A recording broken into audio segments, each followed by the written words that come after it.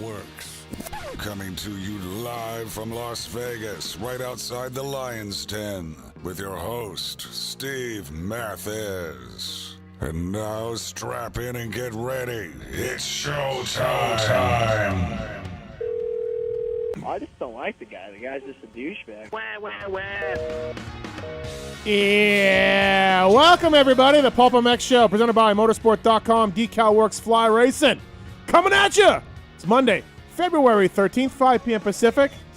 Thanks for watching. Thanks for listening. We got a banger night lined up. We do. We absolutely do. Cooper Webb is on. Alex Martin will call in. Lucas Mirtl will call in. Got some good guests tonight. Cooper Webb with a fantastic race in Tampa, man. And is he back? Is this it? Is this the start of a run?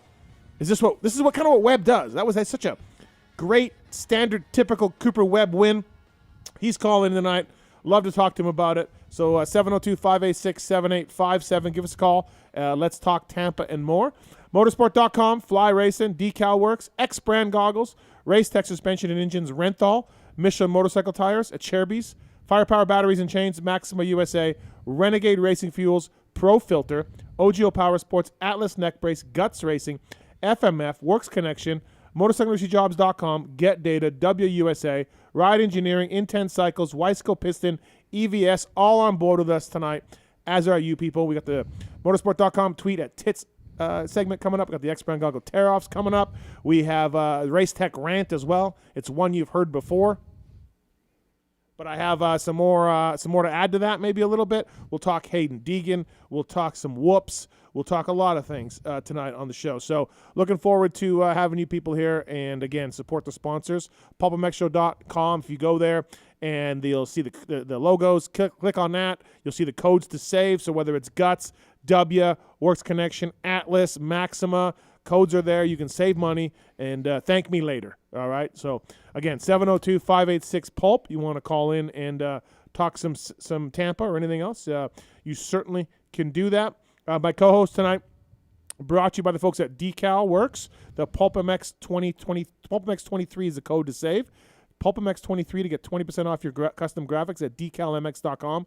The Decal Works guys have been around for a long time, voted number one many, many times from reader surveys on Racer X and more. Decal Works number one for many reasons. The Red Bull KTM guys use them for their graphics, from beginners to seasoned vets, race teams, project builds, magazine tests. Their mission is to cater to those who love to ride, upholding their true definition of quality, service, and knowledge. We had Sean from Decal Works in here last week in the studio as well with Kiefer. And so please check that out. Decal Works, proud to bring you our co-host all night long. He's from Maxima USA. He used to be a good 250 Supercross rider. He's been in a few times before. Trevor Reis, what's up, man? How are you? I'm good. How you doing? Thanks for coming in. Yeah, looking forward to it. It's been a little while. It has been a little while, I feel. You're here for the AIM show, which I haven't been to in a number of years, but there's a motorcycle show up here. So it seems like a lot of people are coming up. Parabinos is coming up. Yeah. I mean, Paul can, from Renthal, when he can come up, that means a big deal. Yeah. There's something going on. Yeah. Paul's in the mix. Yeah, right? yeah, absolutely. Clayton's coming into our show later on. He's from 100%, so he'll sit in later on in the show. But we went on a nice mountain bike ride today. No crashes. No crashes today. Yeah, two wheels the whole time. Yeah. So that's we're off to a better start than last year, right? God, you told me before the ride that you hadn't been riding much as usual. Yeah. If anybody of our listeners will know, they'll know that you're just an animal. You're riding a regular bike, an acoustic, as we call it. And you were like, I haven't been riding that much. I don't know if I'll, be on you as much or whatever. Well, you were pretty good again. So, you're still really great on a mountain bike. Yeah. I mean, I guess I started rolling out the excuses early, right? You did, I haven't been riding much and this and that. Brought a bigger bike this time. Yeah. But it actually felt pretty good today. The trails were fun and flowy, a little bit better than the stuff we rode last time, in my opinion. Yeah, so, less rocky, right? Yeah, absolutely. Yeah. So it was a good time. Yeah, good times. You ride the Intense Primer too, so you're an Intense athlete. That's like I think that's the third primer that I've had. So I've had Intense bikes for probably the last 7 to 8 years. So the Sniper and the Primer. So love their bikes. They've been great. Yeah, absolutely. Use the code too to save, by the way, at Intense. Just check it out on the website. How's things at Maxima? Good? Yeah. You guys busy? Yeah. I mean, like everybody, it seems like every day we're fighting for a little bit more. We got a lot of new stuff that we're working on this year. We've kind of took a step back from, what we enjoy doing, right? Like the development, the Maxima, that, his goal was to build the baddest product that was on the market, right? Like, and that's carried on to what we do now. I mean, that's our goal every single day is, hey, we want to separate ourselves from the competition. We want to continue progressing products that we already have a lot of success with, but how can we keep developing them? And I'm sitting there. Are more there? I think I am. I think he needs to get to where he's does it once, does it twice, does it 3 times, and that starts to change. Okay. Because I think But he hasn't been able to do that, right? Yeah. But he hasn't. So, like, if we go back to Houston the weekend before, and I think if you flip the script in the heat race. If Eli beats him like that in the heat race, I think mentally he can't rebound from that in the main event just yet. Okay. Where Eli, he goes out, he feels a little bit uncomfortable. He's okay getting second. He goes back, he makes changes, he comes out. He's not even thinking about that heat race anymore. Yeah. And I mean, he like that, in my opinion, was like a statement race from Eli. Yeah. Hey, it really was. You had 1 and 2. I'm right here. You were a second whatever it was in the heat race. It a lot faster. It didn't matter anymore. It's 20 minutes plus 1 now, and I'm ready to race you to the end. And I think just mentally they're in a little bit different places right now. You were a main event guy, so I mean, you were a good 250 Supercross privateer, like I said. So I'll bow to you a little bit on that. But I mean, I just think that, like, I don't see any mental issues from Sexton. I just see him, going in the groove in the whoops and getting sideways, which could happen to anybody at any time. Yeah. And he goes down. But, I mean, you have a point, like, and Stu and all that. I just see a rider error, and he picks his bike up and he gets second. Yeah. And I don't know. I mean, maybe not. Could be a combination of a mental mistake, missing the mark, or just an unfortunate situation where wheel gets a little bit out of, But I mean, to your point, it's an unfortunate situation. Okay. Houston, an unfortunate situation that he couldn't back it up, right? Yeah. So can look at it from all kinds of different angles, but until and you won't really get the truth from the riders. I think we know, but I think that it's a little bit of I mean, we all know the mental side of it. It's huge. It's big. It's everything. Yep. So, I interviewed Chase after the race, and I said this on a review show. I give him 100% props. He faces the media. Yeah. He talks about openly, honestly, about issues and what happened, and he's like, I don't think this was a mental thing. I think I just made a mistake, and it happens, and but again, riders tell themselves whatever they need to. Yep. And he was like, talking about how quick he was in practice. He's like, I don't know why I bother. It's just a dick measuring contest, He's told me that. And then, like, I give Chase Sexton a lot of – I didn't talk to him after Houston, but I imagine I could have. Win or lose, he faces the media, faces the thing, and is not – and gives good answers and thinks about it. And you know what I mean? Like, he's a real pro that way. I would agree. He's a professional, and – he doesn't shy away from it. He comes out, he owns exactly what happened, and knows that those are the things that he needs to work on. He's not looking to blame anybody else. These things that you hear from riders and regroup. And I honestly think he's the next guy. Like, I believe he will win titles. Mm-hmm. But I think it's, and you've seen it over the years where there's just those veteran guys that are on their last year or two of racing, and you have the up-and-comer, and maybe on paper, in qualifying, raw speed, maybe they are better, but when it comes down to racing that main event till the end, they're not able to beat those veterans just yet. So, I think when you start moving those guys, when those guys move on, when Eli retires, I think if Eli's not in the series right now, I think Chase is in a little bit different headspace, and that's just my opinion. Yeah. But I think he knows that no matter what, that guy's 95% of the weekends he's going to show up and he's going to race me till the end. Right. Interesting. Speaking of professional, directing the camera over there, holding things down, building the app, working diligently. You want to try that one more time? No, I don't, because you will. Well, we're already going to make a drop out of it, so I mean, if you want to go for it again. Working diligently. I can't say it. What's wrong with me? Dill. This is my new favorite segment. Gent. Lee. Dill. Gent. Lee. There you go. Okay. All right, got it. We're very proud of you. Thank you. Yes, you're welcome. I won't even play the other Travis Marks. What's up, Marks? Happy to be here. Thanks for having me. Are we back up? Maybe. Oh. I don't know. You said the internet dropped. Or Dude, something. like it disconnected on the stream and people are yelling at me, even though I came in and did the same exact thing I do every week. Okay. So right. Suck my balls, everybody. Okay. Wow. Yeah. Wow. Strong. That's customer service we have Yeah, here. Yeah. yeah. Well, PulpMX Fantasy has absolutely ruined him for customer service. So. I think it's ruined all of us. Yeah. Ruined Maxima too. Yeah, it's my bedside manner is out the window. Sorry. But yeah, I think we're good. All right. So. Okay, good. Taking your calls over there, holding things down, 702-586-7857. Really going for Employee of the Year. The Tits Legendary. Tits, what's up? Yes, hello, hi. Took my mom golfing on Saturday. I was at the race. My wife was working, and Mr. Legendary stepped up and took Debbie golfing. It was an experience, and we could probably just leave it at that. Did you count her strokes closely? I kept an eye on most things, and there were a few times where I kind of had to lead her and say, so that was a 7, right? And then she'd say, yep.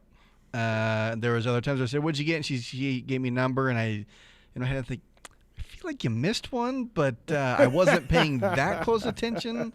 But there was nothing on the line. She also likes to cap it at 8, almost no matter what. No, that actually is even on a par 3. Yeah, there was a number of 5s she gave herself, so 5 over. Which is fine because at a certain point there is pace of play. So she caps it at 8, and this moves on. She could probably use a putter on every hole because every hybrid she hit was essentially like a putter. She's rolls 70. on out. I'm aware of that. I mean, you got to cut her some slack there. She's not going to long drive it. She did make me feel really good, though. Like, whenever I'd hit the ball and actually went into the air, she's like, wow. Yeah, that's what I'm talking about. What a... Big hitter Pete. That's what she was calling me. Wow. What an employee over there. Yeah. What a guy. Yeah. I mean, we can just give him the title of Employee of the Month now. Okay, we can do that. Or of the year. Thank Employee you. of the Month of the Year. Of the year? That's it. Yeah, Yes. the month of the year. That's good. Jason Thomas coming up here My fault. on the...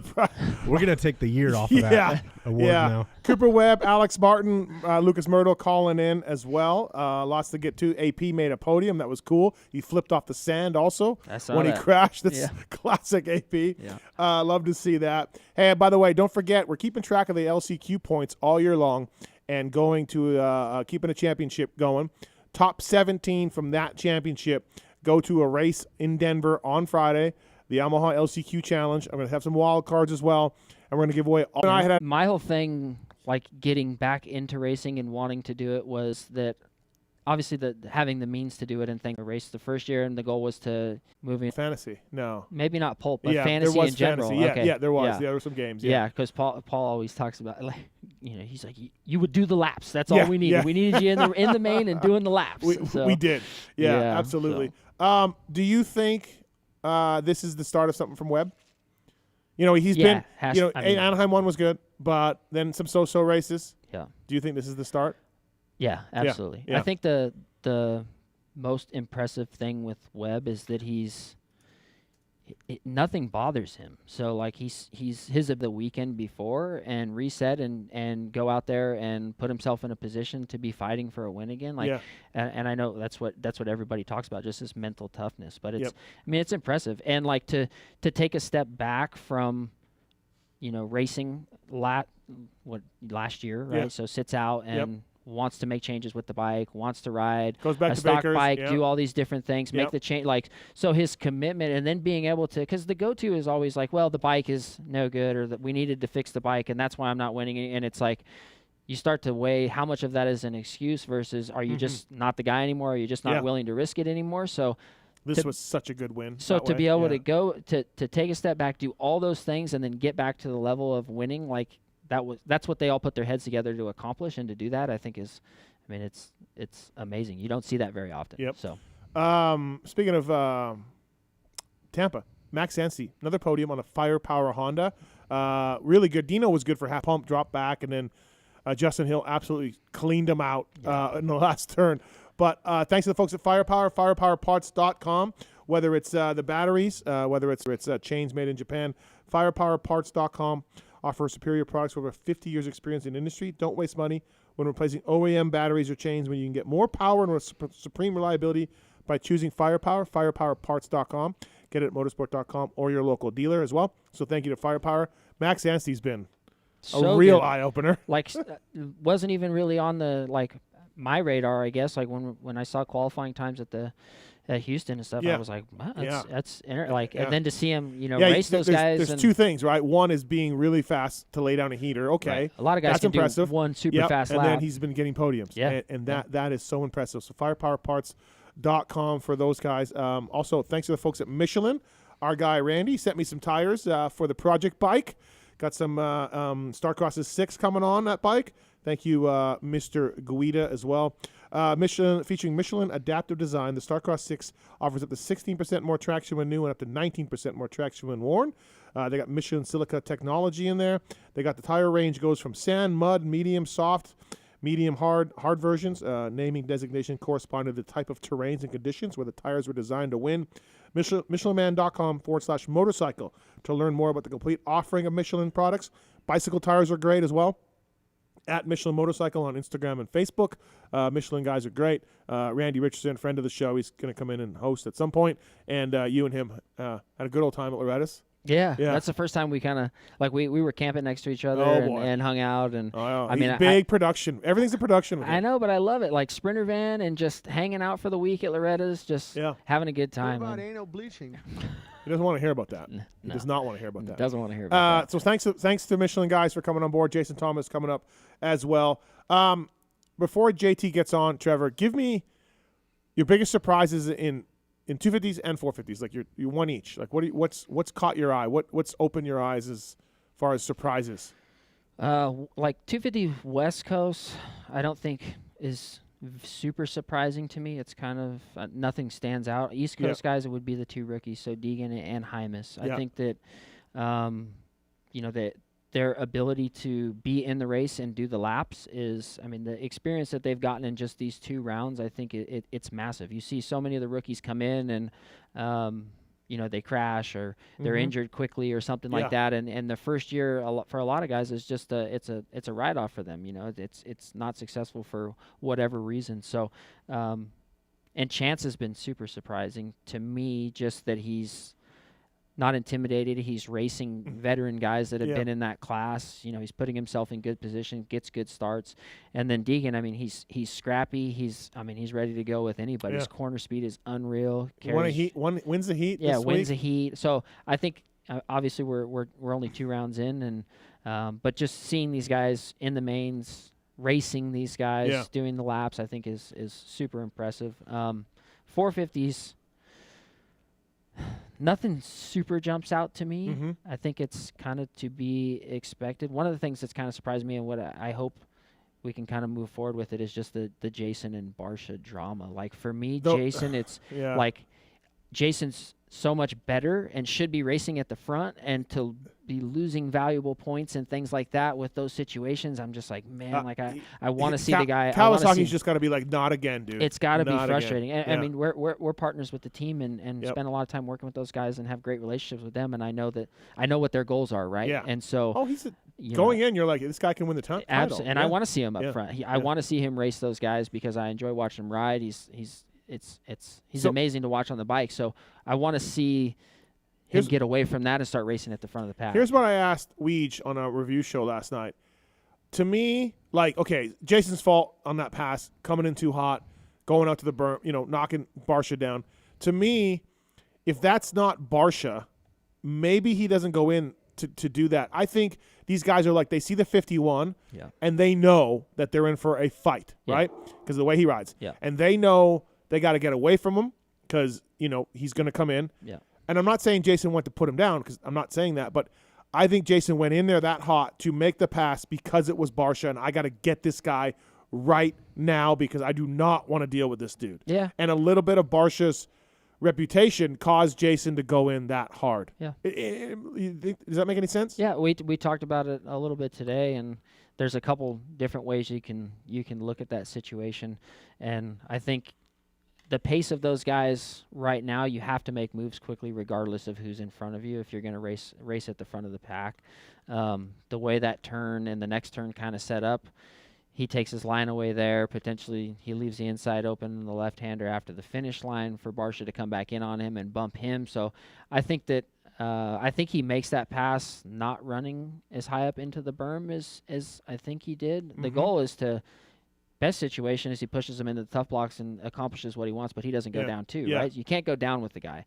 But anytime I think these guys are trying to get around Barcia, there's urgency, of course, and then also to get around him and put enough time on him to stay away from him to where you're not going to get bumped back into. So Wilbur is a buddy of ours, friend of the show. I don't know if I've ever seen him as mad after the race as I did this weekend. Really? And I don't think it was mad at Jason. I think it was mad at the shit happened again to us. Innocent victim, but it happened. And then Mosman got taken down by Hunter.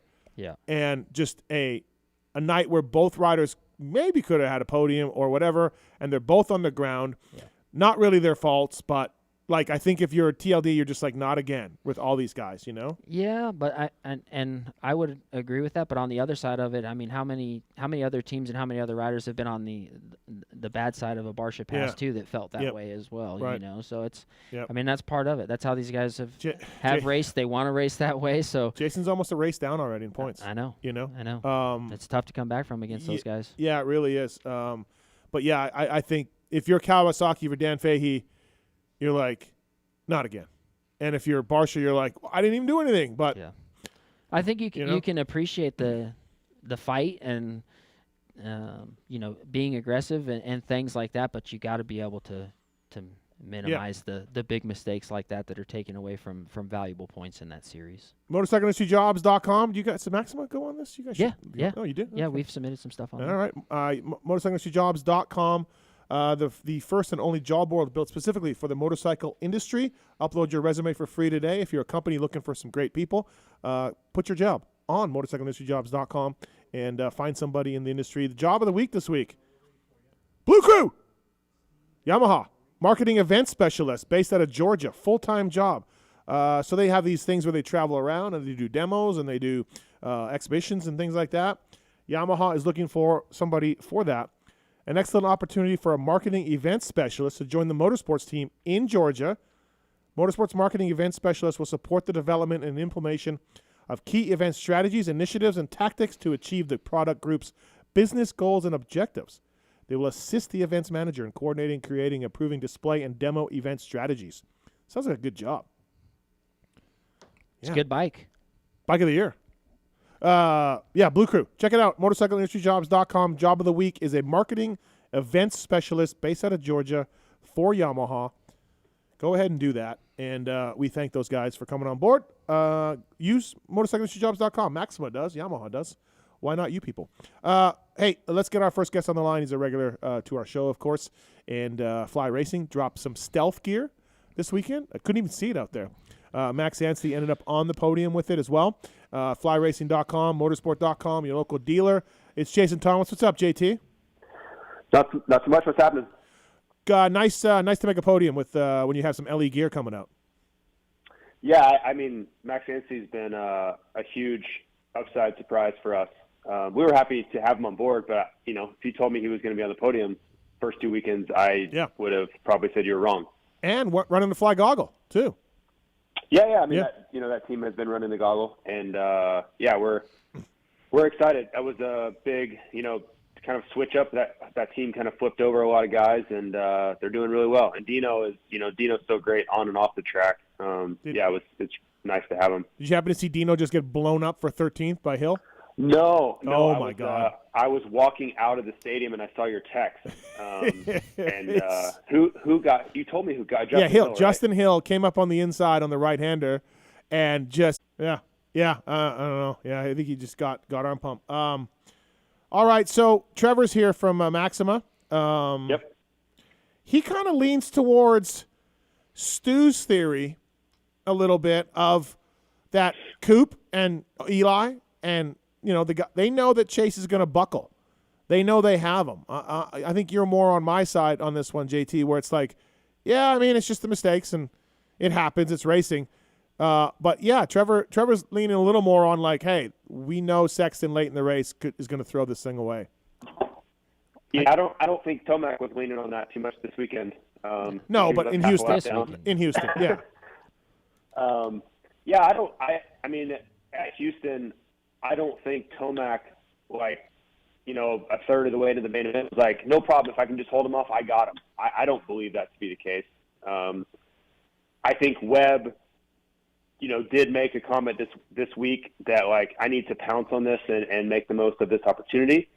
But I don't think Tomac, like, is going, man, if I just pressure Sexton, he'll fall apart. I don't personally believe that. I think Webb may be a little bit more.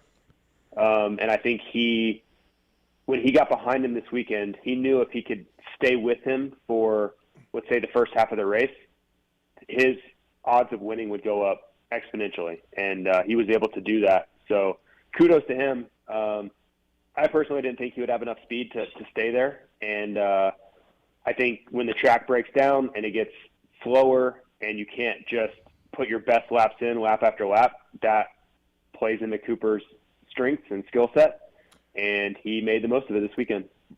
I think I guess it's more, not so much buckling. Like, I don't think that, if I rephrase it a little bit, it's more so that I think they know if they're in the fight towards the end of the race, like JT's saying, their opportunity, I think, to win, that the chances go up. Whether it's a small mistake, big mistake, whatever it is, lap, who knows? But they know if they're within that 2 seconds, 3 seconds, if they can fight with the guy to the end, that their opportunity to win the race will go up. And I think that I would.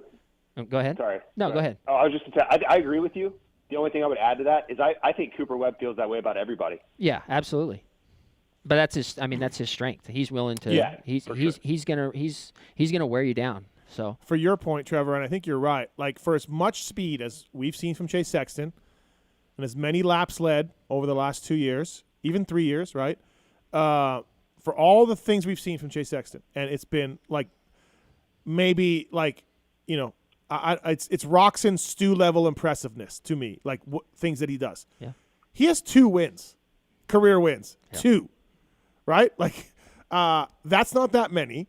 And your point, Trevor, about if he can rattle off 2 or 3 in a row and get the feeling of closing the deal, maybe we see a different Chase Sexton. Yeah, you know? and that's in any sport, anything like that. It's like you got to get the ball rolling in the right direction. To now, it's where instead of those thoughts at the end of the race, it's now that I'm going to finish this thing, right? And so I rewatched the main today again, and Coop almost went down. Holy smokes. Oh, yeah. That was closer than maybe I watched it yesterday before the Super Bowl, just kind of quickly, and then I watched it again today, and I'm like, oh, shit, that was almost big. It was close. So props to Webb for, and even Ricky's like, I don't think that, Ricky said, I don't think that does it, or something like that. You know what I mean? They like, thought it, it was, yeah. But that was damn impressive. Which ride was better, JT? Tomac in Houston or Webb this week? Because Webb, I mean, Chase did crash, right? We don't know if Webb would have got him. And last week, like, Sexton was 1-3 away at times. Like, he got close enough to be a second or so. And then Tomac, you know, held him off and regrouped and had that win. So it's splitting hairs here, but which win is more impressive? I don't know which one's better. I think Tomac had the more difficult task, though, to get beaten down in that heat race like that and then face the same situation an hour later for a much longer race that you're now supposed to hold him off, and then somehow find the mental fortitude to do that and then be able to pull back away. It showed me a lot. That's not discrediting Webb. I just think Webb's race was a little bit easier because he just basically could sit back there. You know, his toughest task was I need to find this guy's pace, and if I can do that, if I can get him to the late laps, I have a shot at it. So he didn't make a pass. You know what I mean? Like, he never really showed him a wheel or made a block pass or anything. He was just kind of sitting back there, and Chase made the mistake. So, I mean, they're both really impressive, but I think that Tomac's was a much more uphill climb than Webb's was. Was AP flipping off the sand the greatest thing we saw all weekend? It's pretty good. Pretty good. I think everyone on a motorcycle that day echoed that sentiment. Fuck you, sand. Yeah. It was great. Listen, I don't know what you thought of Sand, Trevor, when you raced, or even if it was around back in any West Coast races you did. I don't know. Seems like West Coast had never had much. I can remember maybe literally one or two tracks that had some, but it's never that white sand. If they want to bring it back in a straightaway like this weekend, I'm all for it. Loved it. Yeah, loved it.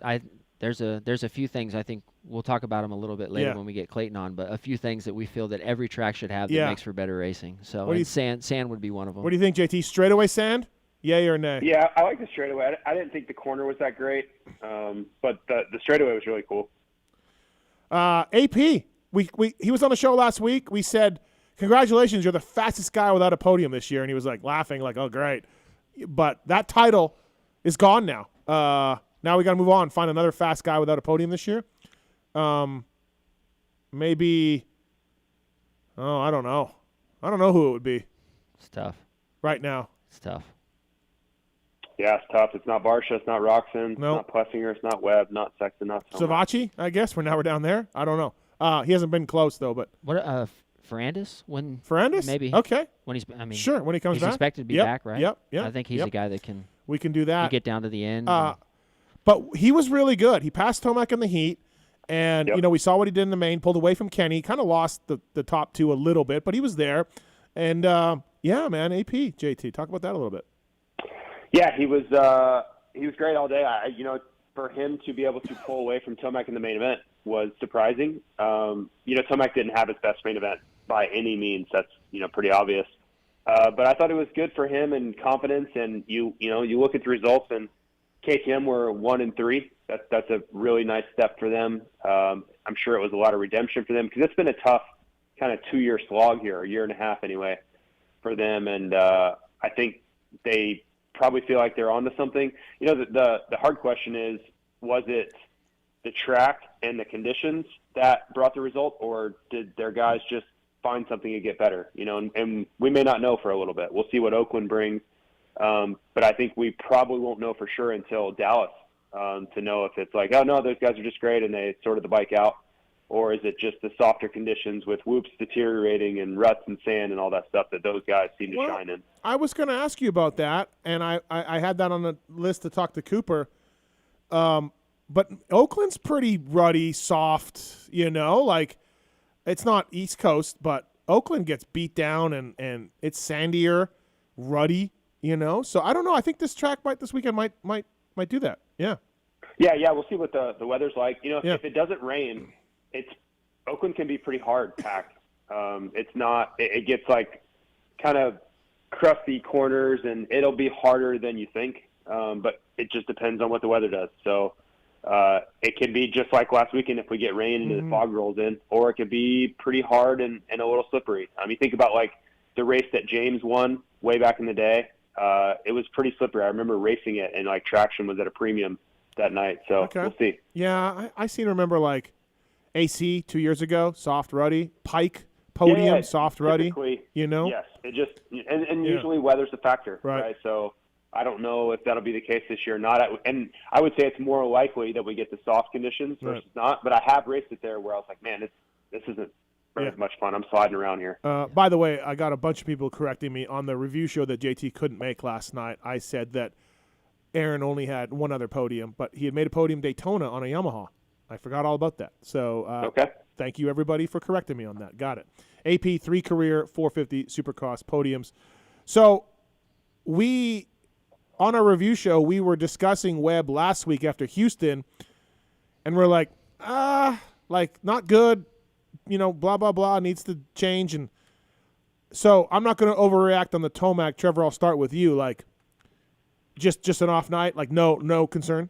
Like this is nothing. This is a blip. I think so. Yeah. Same thing with I would compare it to Eli's ride this last weekend. I don't. No, I meant Eli's ride this weekend. Oh, this weekend. Yeah, compared just to a blip. Webb. Just a blip. I thought we were comparing to Webb's ride. Well, compared to Webb's ride in Houston, we talked about Webb's ride in Houston where he was off pace and. Yeah, I think it's just. A blip. I think for both those guys, Eli especially, like later in the career, and if he's uncomfortable, we know he's not willing to go out and risk it to that, to the level that some of these other guys are. And I think Webb's kind of in that headspace too. Like he just wasn't the guy that night. He wants to be there for the whole series. He knows those rounds are going to come where he's going to be racing up front. So how do you minimize the damage, move on, feel good about the next weekend, make changes if you need to? And I don't think they have a ton of second guessing going to weekend on what happened the weekend before. I don't think this weekend for Eli has any effect on him going into Oakland. In his mind, he's going to go out there and bike feels good in qualifying, bike feels good in the heat race. He's comfortable.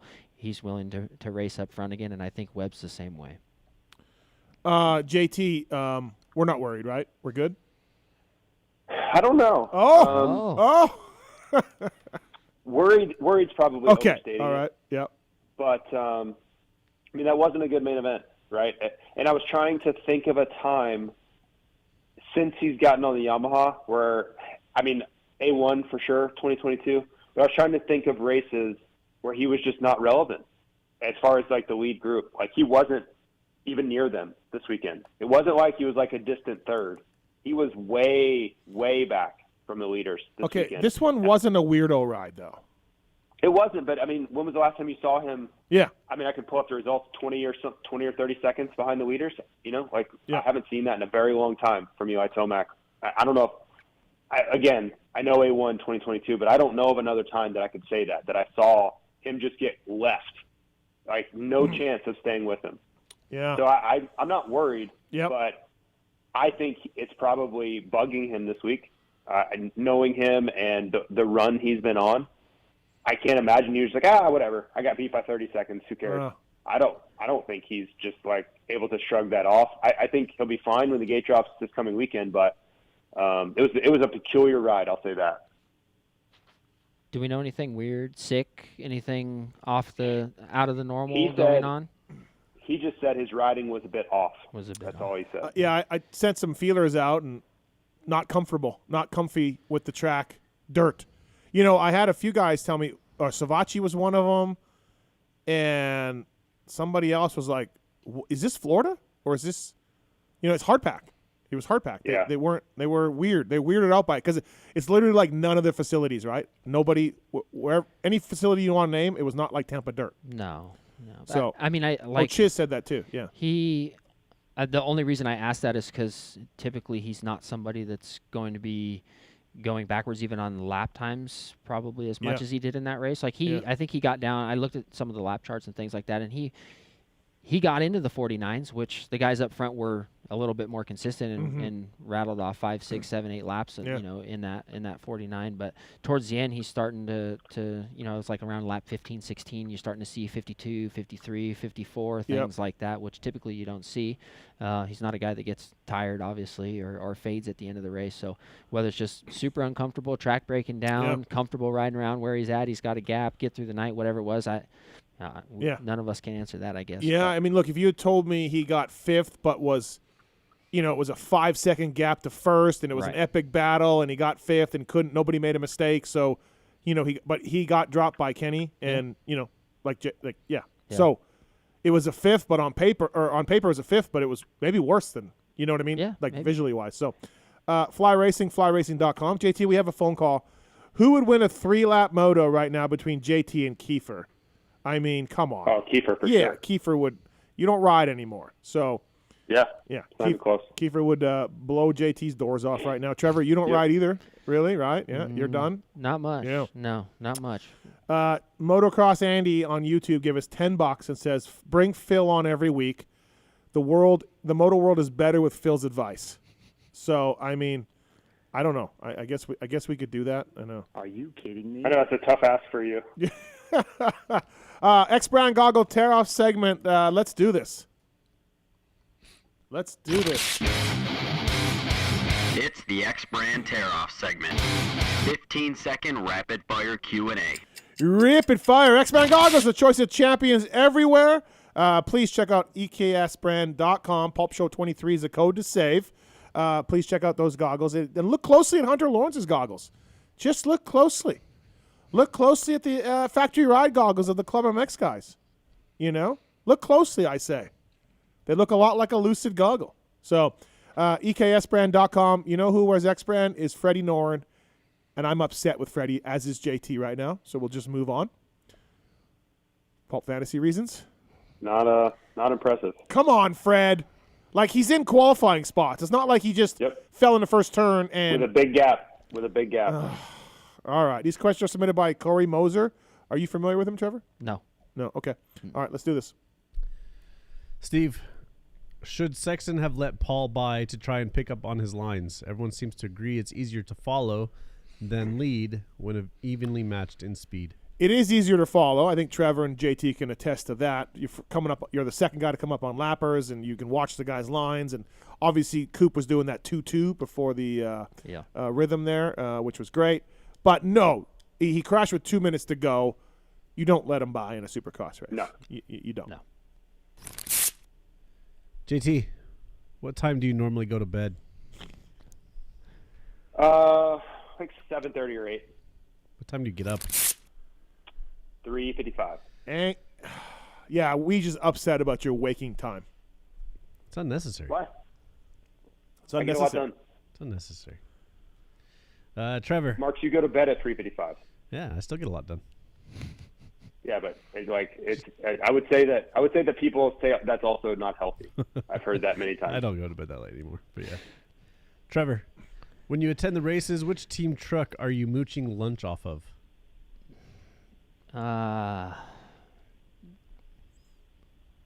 Heartbeat Hot Sauce, I think, is the title sponsor. Yeah. Ryan Clark's team. Yeah. Solitaire.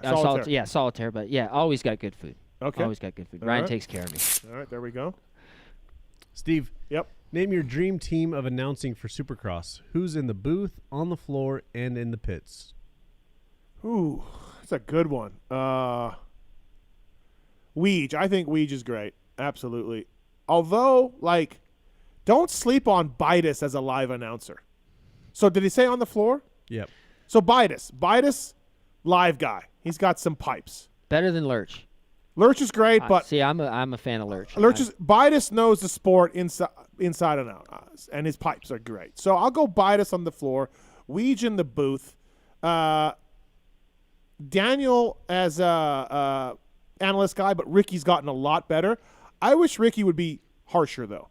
He's still scared to really put it out there. The guy's a 15-time champion.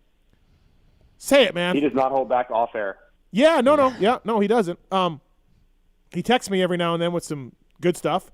He just doesn't want to offend guys, but he's Ricky Carmichael. So that's fine.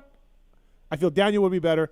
Put JT down on the floor. It's a good job by last summer and this year as well.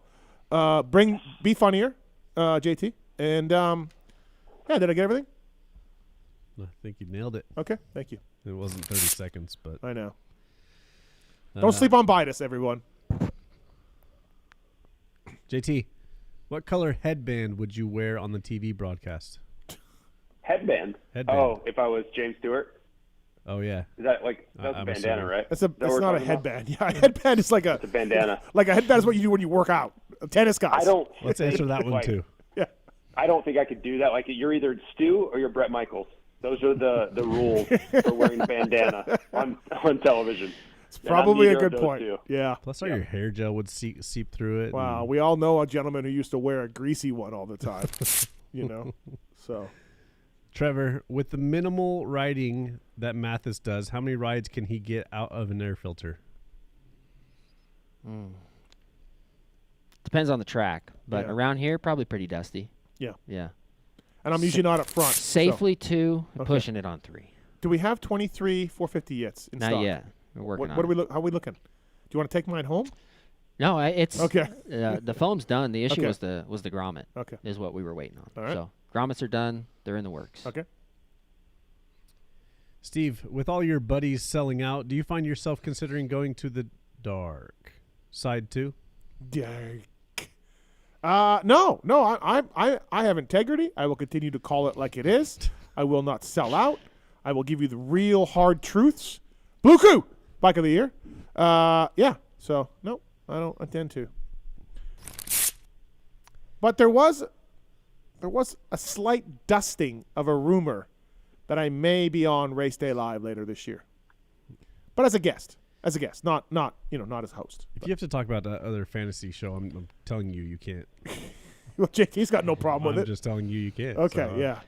JT's no problem. Uh-huh. Listen, I'm just a good actor. I went to Juilliard. I didn't show you any of my real emotion. The Oakley promo for JT and the Rocky Mountain Fantasy just. I felt like I was being punked back-to-back weeks. I can't wait until JT actually has to make his picks on race day. What do you think? Who's a wild card, who's JT? your wild card? They're going to have me narrate a Vince Freezy tribute at some point this season. That would be amazing. JT, what's a next good step for Deegan to take?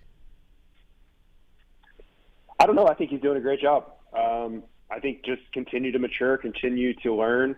I still think he's taken a lot of risk, which is it's part of going fast, I guess. But that'll come with time. He's going to have to, I think, smooth out a tiny bit as he finds the pace. Because this is what I mean by that. If you watch a guy like Hunter Lawrence, he's doing the laps at the same speed and he doesn't look sketchy. To me, Hayden still looks a little sketchy, and he's just going to have to get more comfortable with it. So that'll come with time and maturity, though. All right, last one. Trevor, who had a bigger loss, Styles or Sexton? Styles. What's he talking about? I just read the questions. I don't know the Styles one. Thrasher, I think is what he means. Yeah. I don't know, man. I'm sorry. Yeah. No, for me, he's drunk. He's drunk. Thrasher, for it to go down. I mean, Chase made a mistake, right? For Thrasher to lead the whole main event and lose it in that last turn, I think Thrasher's a bigger loss in that situation. Are we worried at all about the cumulative side of this for Chase? Yeah, we touched on that a little bit. We're stacking them up a little bit. I know. Yeah. At some point, you keep saying it's whatever, learn from it, but it's like, man, this has happened a lot. Like, you go back to last summer, crashing on the last lap, like it's... He's got 2 wins, and you can just think of so many times where he was the best guy, and he's got 2 wins. Think about, Lakewood. There was another national where he did it, Motocross of Nations qualifying race. This season's troubles. There are a bunch. If you were looking for an angle to take there, you don't have to look very far. Yeah. But you know what? I told Trevor earlier, he's facing the media and he's explaining things and he's breaking it down and he's being honest. And I give him a lot of props for that because a lot of guys would just be hiding in their truck. Yeah, I'm a huge fan of his maturity level in taking this stuff on. Yeah. I'm just purely looking at it, trying to be neutral as far as just the facts, right? Yeah. Like, man, he's done this too many times now. Yep. Russell says Russell gave us $9.99 on YouTube. Thanks, Russ. Appreciate that. I guess it's all working now, Marks. I don't know. You screwed it up. I guess. I don't know. This Russell says riders get paid to score points. Do you think the day will ever come when AMA pays points for qualifying? Trevor, what do you think? I don't think so. JT, should we give a point for fastest qualifier? I don't. Well, I guess not to cut JT off, but I don't think it's. I don't think you can. Okay. I just think that you have the ability in qualifying to have a clear track. You can control variables a little bit different to go in and put in, I guess, the fastest lap. So I don't think allowing a point there would be a good decision. JT? I don't know. See, to me, the only reason you do that is because you're trying to validate the qualifying. And I don't think we have a problem with qualifying validation, right? The people that are coming, they either come to qualifying or they don't. The promoter's not losing any money if they don't show up. That's the problem with why MXGP is doing it. That's why Formula One's doing it, is because they want fans there the day before, and they want the ratings, and they want people to care about the qualifying. We don't really have that issue right now, right? If we ever went back to a 2-day motocross system, then maybe we could. Maybe we would have that situation. But for right now, I don't really see a reason. I think I've seen more people this year at qualifying, there early watching than probably ever. I mean, Anaheim 1, the whole lower level was full of people there watching. I think, us guys that have been around it forever, we enjoy that part of it. Like, we want to be there and see those first laps from those guys. You watch the C practice, all these things that we go to, sit in the stands and enjoy. And, I think more people are catching on to that, hey, I just spent X amount of dollars to watch the race at night, but if I get there early, I have the ability to move around, sit wherever I want, sit lower, and watch these guys come out and practice. So I don't think we have, like he said, an issue with people coming to watch qualifying. All right, JT, are you back in Oakland, or what, are you back on TV? Yep. Okay, all right. Weege is back. Weege is the new Urch. Oh, yeah. And I'm back, and Daniel goes to the booth. Daniel goes up to the booth. Oh, wow. Just sellouts everywhere you look. Absolutely. Couldn't agree more. Fantastic. Thanks for calling in. Appreciate it. Thank you, man. See you guys. All right. See ya. That's Jason Thomas. All right, thanks, man. Wants to get that outro. Good stuff, man. You got it in. You're welcome. Is he with you? Yeah, it's a team effort over here. Yeah. He brought you to Pulp. You're welcome. Yeah. Renthal, the Works Fit tool, is the best place to learn and determine what bend you are looking for. Compare all Renthal bends and put your bike and compare the OE bend to optional Renthal bends. Input another brand's bend if you want in a custom DIMS field. The tool will draw that bar to allow you to compare that way. Also, inventory locator, championships. They have a page on the site dedicated to tracking the championships, and a fraction of a second, a few grams, a couple of millimeters, it all counts. Welcome to the winning world of Renthal. What bar bend were you? Renthal. 997s. 997s? Yeah. Okay. Yeah. The undisputed global leader in manufacturing design since '69, Renthal has become notorious for relentless obsession of detail and quality through their commitment to produce the finest products on the market today. Renthal.com. Thank you to those guys for coming on board with the show. And if chances are you've used some Renthal product, then you know the quality of it. Renthal brings you our next guest on the show. This gentleman, we just spent 20 minutes talking about what a great day he had and a race he had at Tampa, and we're really stoked to welcome him on the show. Brought to you by Renthal. It's Cooper Webb. What's up, Coop? How are you, man? What's up, Steve? All is well. Can't complain on this Monday. Dude, you are back. That was such a Cooper Webb win, and I gotta admit, Coop, when Sexton grabbed it, I'm like, he's gone. Like, this is what he's been so good all day, and dude, you just would not let him go. And then, as the race went on, I turned to Lewis Phillips, and I'm like, I think Coop's gonna get him. Dude, this was so your race. Yeah, it's the way it works.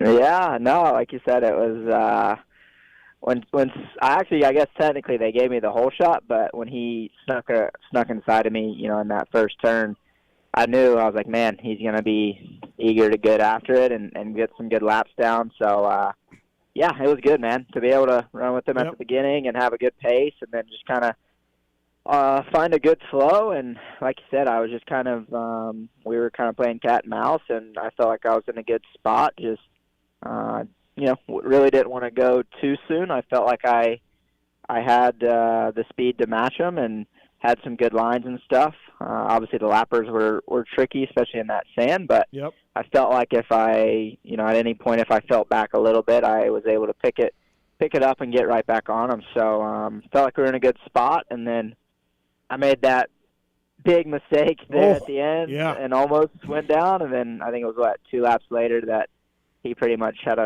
the same thing happen and went down. But like you said, I felt really good. I felt, it was the first time that I felt like I had really good speed and could run whatever the pace was. So like I said, it was a good win. Get a monkey off the back a little bit and get that ball rolling, hopefully. You've won 2 titles in a shit ton of races, so I don't know. Like, does it still? You broke a long winless streak with this one. Does it make it special, or does it make it a little nicer because of this, or it's just another win because you've won so much? Like, is it different?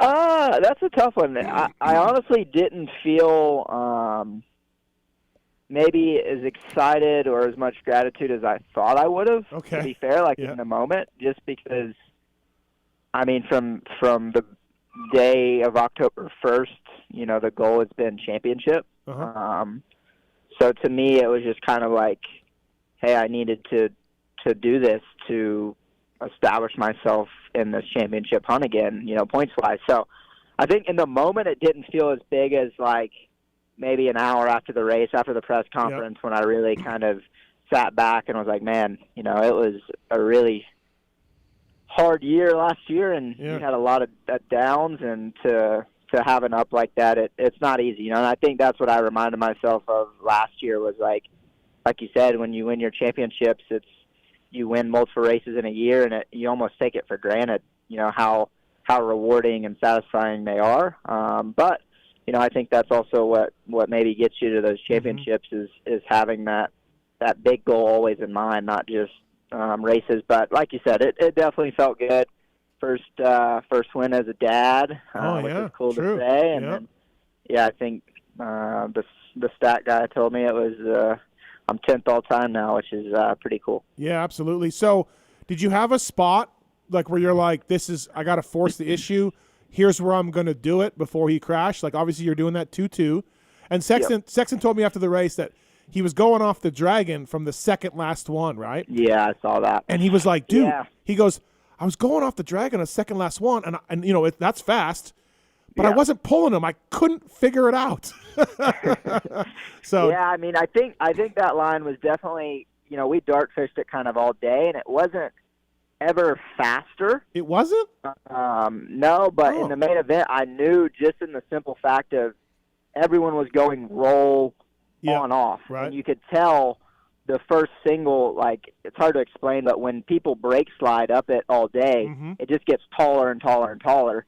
And then, the single going down the backside had a lot of acceleration bumps. So I just kind of knew, hey, this line's going to probably end up being pretty good. At the beginning, it really wasn't that I think it was very similar, but by the end, I think it would just kind of give me a good slingshot, you know, and staying out of the rough stuff into the Dragon. And then, like you said, he was going from the top, or the second to top, and I was trying to get as wide as I could over it, but maybe just didn't have the legs to quite do that line. But that's where my spot, I was going to really try to force it there if push came to shove. You know, I think we opened that turn up to get as much momentum into the sand as we could, but if you're close, you can come in hot there. Or he kept kind of going back and forth on the sand. You know, I think the inside got fast at the end, and I was just going to maybe go wherever he wasn't, you know? Yeah.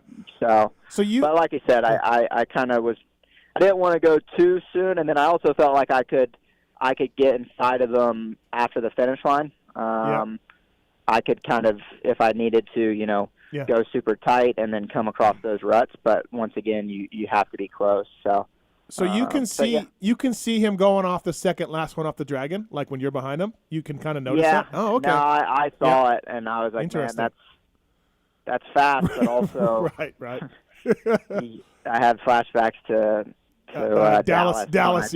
When I tried it. You got a good point though. Like, him being longer legs and taller, like he's got no worries on that kind of stuff, or you do, and vice versa for cutting down in turns. Kick there, might not be great for me, but no, for sure. Everyone obviously has their strengths, and that was a pretty cool line. Yeah, that was okay. So interesting. That's real racer knowledge when you talk about going roll and then and on off, or roll on off and being taller because of the brake sliding. Yeah, good. Never really think of that. Yeah. So that's why you're a racer, Coop. 702-586-7857. You got a question for Cooper Webb on the PulpMX show, brought to you by Rental. You got a question, Trev, for Coop? Yeah, Coop, what's happening? Trevor. Hey, man. How are you? Good, man.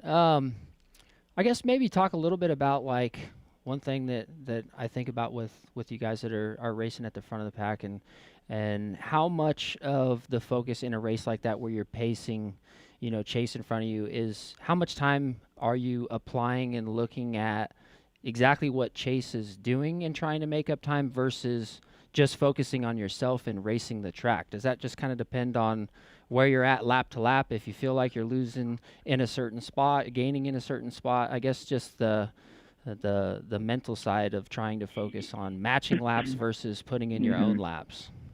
Yeah, I mean, that's the difficult part right there. Like you said, it's I think it depends. Like I said, for me, I felt like I was in and we use the term flow, but you know, like the track was coming pretty easy for me in the sense of, you know, I felt like I had good lines. I was doing good in the sand. I could turn down. I could go up. I felt good in the whoops. So for me, it was actually a more comfortable race, you know, to where at the beginning I knew I had to go fast, and that was the main mindset of just like, no matter what, stay on his wheel. And I was able to do that. And once, you know, about lap 5, I kind of knew, you know, you can only really sprint X amount of laps. You know, obviously we're doing fast laps, but I feel like Chase is really good at those and him and Kenny are very good at those first few laps, just going for it and trying to get a lead. And then, if you're able to ride with a 2-second lead versus a 1-second lead or whatever it is, you're just a bit more comfortable out front for sure. You can't really hear the guy. You can, when you're coming out of a turn, you can see the guys coming in. You have a little bit of room in case you do make a mistake. So I think for me, after about lap 8, it was I knew what lines were working for me. I didn't really change many lines. I felt good in the whoops, like I said.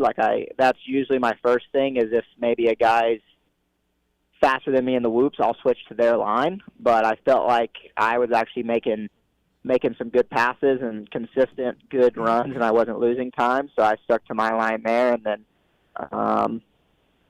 I think basically at that point you're just kind of like, in my mind, I'm sticking to him and just watching. Like, hey, what's his tendencies? Is he railing the tops? Is he starting to cut down? Is he struggling if he cuts down? Is he making any mistakes? You can kind of see when guys start to get tired too, like the body, the technique maybe goes away a little bit. So, like I said, for me, it's just it's very rare in our sport, but you have those nights where you're in a good zone, and that's where I was. Yeah. I was just like, I was almost just like Steve said, like in that predator mode where it's going to be a late pass, but obviously he went down, so it would have been definitely a good battle for sure. Yeah. But like I said, I felt like even after my mistake, I made a huge mistake and lost that lap alone. I think it was like 2 seconds. Yep. And by the next lap, I was already back there. So, but I think the hardest thing that's been happening lately, and it was honestly same at San Diego, is the lappers have been tough. We're on the shorter tracks. We're obviously going fast, and yep. with that sand, it just you kind of went where guys weren't, and with all the 90s, you had 90s at the two edges, the guys can't really move out there, and then the whoops were wide, but everyone was kind of taking, either that far left, middle, or just right of the middle, and we're all doing the same rhythm. So to me, that's almost like a battle within itself, especially when you come up on guys that are that they're in their own battle. Then you're really kind of give or take. So it's tough, though. I mean, that's obviously part of racing, is the racecraft and the brain a little bit. So it was good, though. I had Chiz in fantasy, and he was way too nice getting lapped. He lost a bunch of spots because he's so adamant on getting out of the way. Damn Chiz. Yeah, well, that's what's tough. I mean, I've talked to the guys about it, and vice versa. Obviously, they don't want to impact the race, but there's purse money and there's positions to be made, and we lapped quite a bit, and I think we lapped into the top 10 even again this weekend. So it's tough, and that's where it's there's really no right answer, right? No, I think one of the things that I've brought up is just make it to where if the blue flag's out, you can't get past and you can't pass. Mm-hmm. But then it's like, our flaggers maybe aren't the best either. I've seen them out for 4 laps in a row sometimes or something, So, but it's tough. I think there's guys that are battling and trying to make money. So, and there's guys that are greasy about it. You see them. You see guys are like, slow down because you're coming up, and then the guy behind them just and that's the shitty thing. Yep. I've seen it both ways, and that's where maybe if something like that, who knows what the right answer is, but I think it is tough. I think if you get lapped twice, black flag. I've said that for years. If you're down twice, get off the track. We'll mark you at 17th or 19th or whatever. You know what I mean? For sure. But I don't know if they want to do that. But the track gets worn. You're down 2 laps. Pull it in. Bro. I think, I mean, I talk to A-Ray more than any of them, but I think A-Ray off this track sooner the better anyway. So. What you broke up there? What'd you say? I was just saying, I think the guys that have put it in the main and are maybe get in the lap multiple times, they probably want to get off the track just as bad anyway. They'd be all right with it. Yeah, no, that's true, right? We got some phone calls for Cooper Webb here, brought to you by the folks at Renthal. Are you okay? Look, everybody hates the sand. All you guys do. Are you okay with straightaway sand sections? Can we have that? I thought it was great.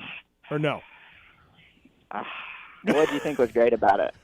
Just the doubling in and tripling out and whoops and stuff. I like all that. That was cool. Come on.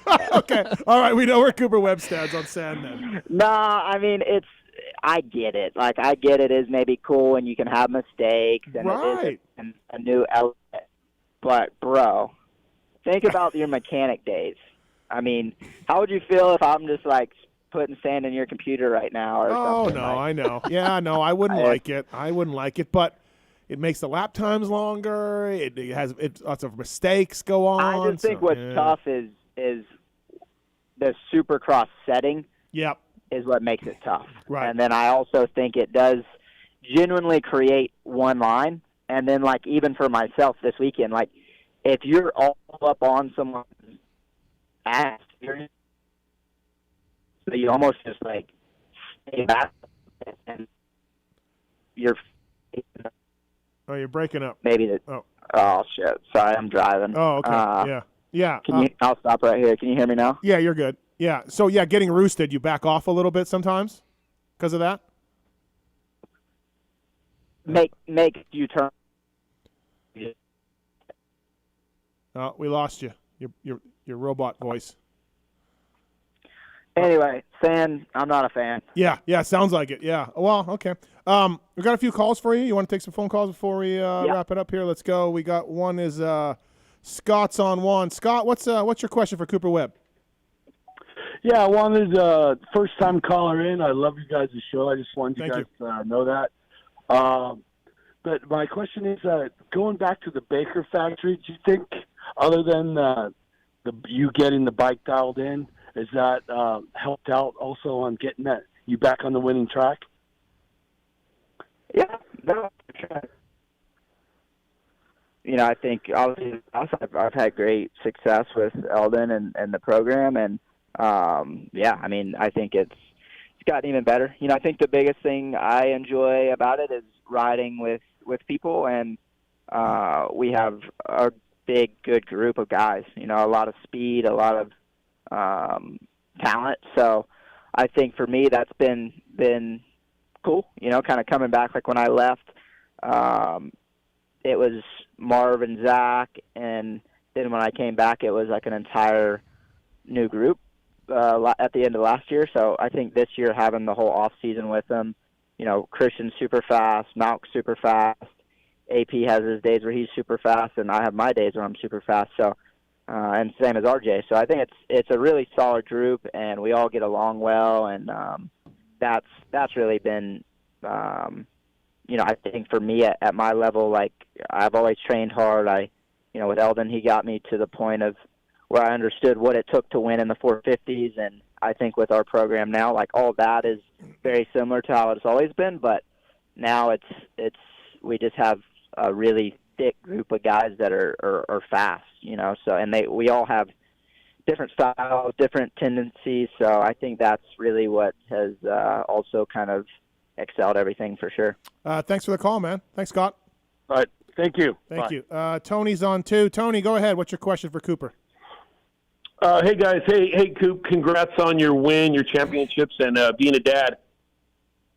I appreciate that, man. Yeah, definitely. No, I'm a big fan of yours. You're probably my biggest fan. I've liked you ever since, like, Monster Cup years ago when you first got on a 250, and you wouldn't let Bowers push you around. You're like a new school Damon Bradshaw. Your mental fortitude and your determination is awesome.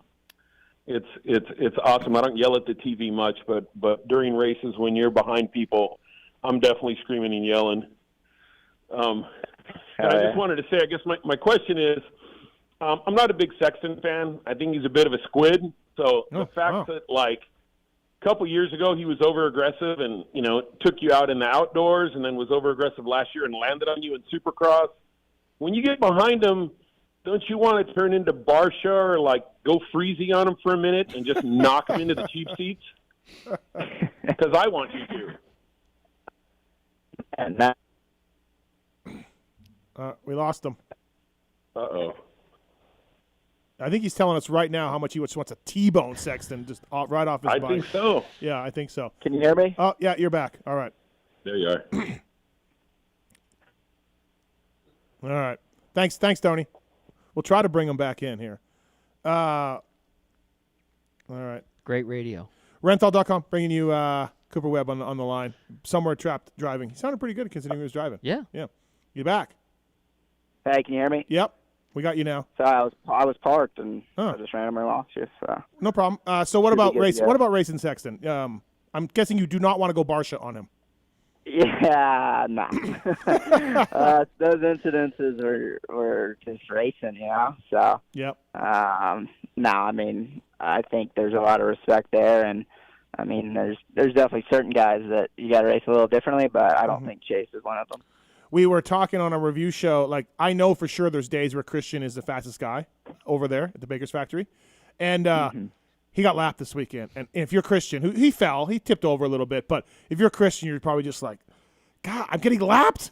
I was faster than this guy on Wednesday or whatever, right? Like, yeah, that's the difference in in where you're at as a two-time champion and where Christian's at, first year in the class.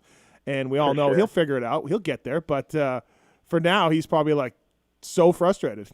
So, yeah, I mean, it's hard to say. Obviously, I just kind of talk to him throughout the week. You know, on race day, we're always on our own. But yeah, I mean, it's a tough sport, tough class. It's, I mean, shoot, if it was up to speed, I don't think I would ever win. It's not a bad point. Gus is on 3. Gus, what's your question for Cooper Webb? Gus, Coop, we're back. What's Congrats, up, man? Yeah, man. We're back. Look, so you've created this niche where you're really known for your racecraft and your late race charges, and I hope it's a while before you retire. But when you finish up, have you thought about becoming like a coach or like getting in a training role? Yeah. I mean, obviously, like I said, the goal right now is to race and hopefully race for plenty more years to come. But it's definitely something that I enjoy. Even now, I like helping out, whether it's the younger teammates or guys at Eldon's, or just I've met a lot of the younger guys just throughout the years, being at the races and stuff, and I definitely enjoy helping out anytime I can. I think that's something that it does excite me. The training, I don't know if I'll really want to be involved with that at any capacity, but I mean, maybe coach somebody or help somebody. I do feel like I do have a lot of, like you said, knowledge when it does come to more just race day and that kind of stuff. And I feel like I'm pretty good at analyzing tracks and stuff like that. So, yeah, would definitely love to do that someday, at some capacity, and think I would really enjoy it for sure. So after you won the other night, what did Phil text you? What did he say? Phil actually only texts me when I like suck or something. Imagine that. Yeah. Yeah. So no, but he's always. We have like a group chat, and he's always pumped. Everyone's always stoked in that. But yeah, I mean, he usually is the first to text me. Like, I got more text after the heat race from Phil than I did the main. So pretty typical. Was it like advice, like lines and things? Because that's what he seems to like. It was just like WTF. Okay. All right. Yeah. I'm sure it wasn't to jump the jumps. I know he wasn't telling you how to go through the rhythm. Yeah, well, that's the best. Is like I try to give him advice, and then he tries to give me advice, and we just don't listen to each other. So Brayton said that he started telling him last year about Supercar stuff, and Brayton's just like, Phil, I know what I'm doing out there, and Phil's like, I'm just talking about the starts. I know you're better than me. I'm just talking about the starts. So, it's pretty funny. I'm excited. Phil's back this weekend. Yeah. He's back, baby. Yeah. Thanks, Gus. Thanks for the call, man. God bless. Yeah, he's back. He's, we jumped the jumps at A2, so I think we're good there. We're back, Well, the best part, I mean, just typical Phil. jumps the triple in the last main, does that rhythm every lap, and there's a hay bale on the landing. Like, I know. Had he been doubling, he wouldn't have crashed. He just destroyed himself. Like, dude. And it was Cole Thompson sending the tough block from another lane. It was, what I mean? Like, it wasn't even, and then he just dies. That's just karma from some time, 100%. How about they put the lights on his bike as if he's really going to lead a lap? Yeah, and then he guys leads out there just green lighting. right. Dude. The best was, I think none of us even knew about that feature. No, and we're all like, "What is this? Like, is Phil's bike gonna blow up, or like, what is happening?" No, it's so suited Phil. We loved it. It couldn't happen to a better guy than having that guy lead laps and have lights on his bike. And then you also, I don't know if he told you, he hit RJ in the air. And just also weeded there too. So. Yeah, but that was, he said it wasn't his fault. No, nothing ever is. No, nothing ever is. So, all right, man. Well, hey, thanks for calling in. I really appreciate the time. Congratulations, great win. And yeah, it's 4 points now. What happened to this big lead Tomac had? Right, like we got ourselves a great title fight now. This is awesome. So yeah, no, like you said, it was a great night overall, and just. Yeah, to start the year the way we have, and I think that's, like I said, where we're at. Where these, our class is tough. We have a fifth the weekend before, and then a win, and you're right back in it. Yeah. So it's gonna be a fun season. Us media need to stop overreacting when you just get a distant fifth in Houston, and we're all, what's going on, and then you just have a vintage race the next week. We gotta calm down, all of us media guys. Yeah, but you gotta do your part. I guess. Yep. Thanks for calling, man. Thank you. Yeah. Thanks, Steve. Thanks, guys. Appreciate it. That's Cooper Webb, everybody. Renthal.com. It's a good interview. He's always a good interview. Yeah. Always. It's hard not to think he's back. Like, the dirt is going East Coast, right? We're going to Oakland this weekend, obviously, but we're going east. Daytona he's good at. Tomac is really good, but he's also good. And I think he's been slowly building to this last weekend. Yeah. Where, like he's talking about, like he was, like he's the flow, right? Like he was starting to feel comfortable. He's going where he wants to go on the track. He knows he's making up time. He knows he's better in certain sections. Yeah. And isn't it gnarly? Like, as fast as Chase is, and you've raced it, how fast these dudes are. Yeah. As fast as Chase is going, Coop's on the phone saying, I could reel him back in. I felt comfortable that if I made a mistake after the whoops, I could get. And that's what's what's scary for a guy like Coop, is that if he feels like he has advantages on the track, I mean that's where he starts clicking off some wins. So like, you can just reel a guy in. I mean, he was confident in making that mistake in the whoops, that even with 2 laps to go and losing 2 seconds, that he was still going to be in that fight to win that race at the end, whether he goes down or not. And I think he said, that rhythm that he was doing that Chase wasn't, was the spot where he was looking at. But I think what you do, if Chase doesn't fall, you use that rhythm to get close, and then you bonsai the sand, right? It was going to be that section of the track, either that right-hander or left in the sand, from what it sounds like. Right, so it's going to be the best opportunity. Absolutely. Trevor Reis here from Maxima USA. Pulp20 is the code to save. Suspension clean, contact cleaner, MPPL, chain lube, pro filter. All the above. I mean, whatever you need. What am I missing? Well, obviously the 4-stroke oil, 927, Super M. Super M. It's a great one. Dude. It's a great one. Pulp20 is code to save, MaximaUSA.com. EVS Sports, did you ever use EVS? I did not. You did not? No. Over the last 30 years, EVS has established themselves as the leaders in innovation technology when it comes to designing protection gear for today's riders. Hampshire, Chiz, Pastrana, all wear EVS when they race, ride, or whatever Travis decides to do that day.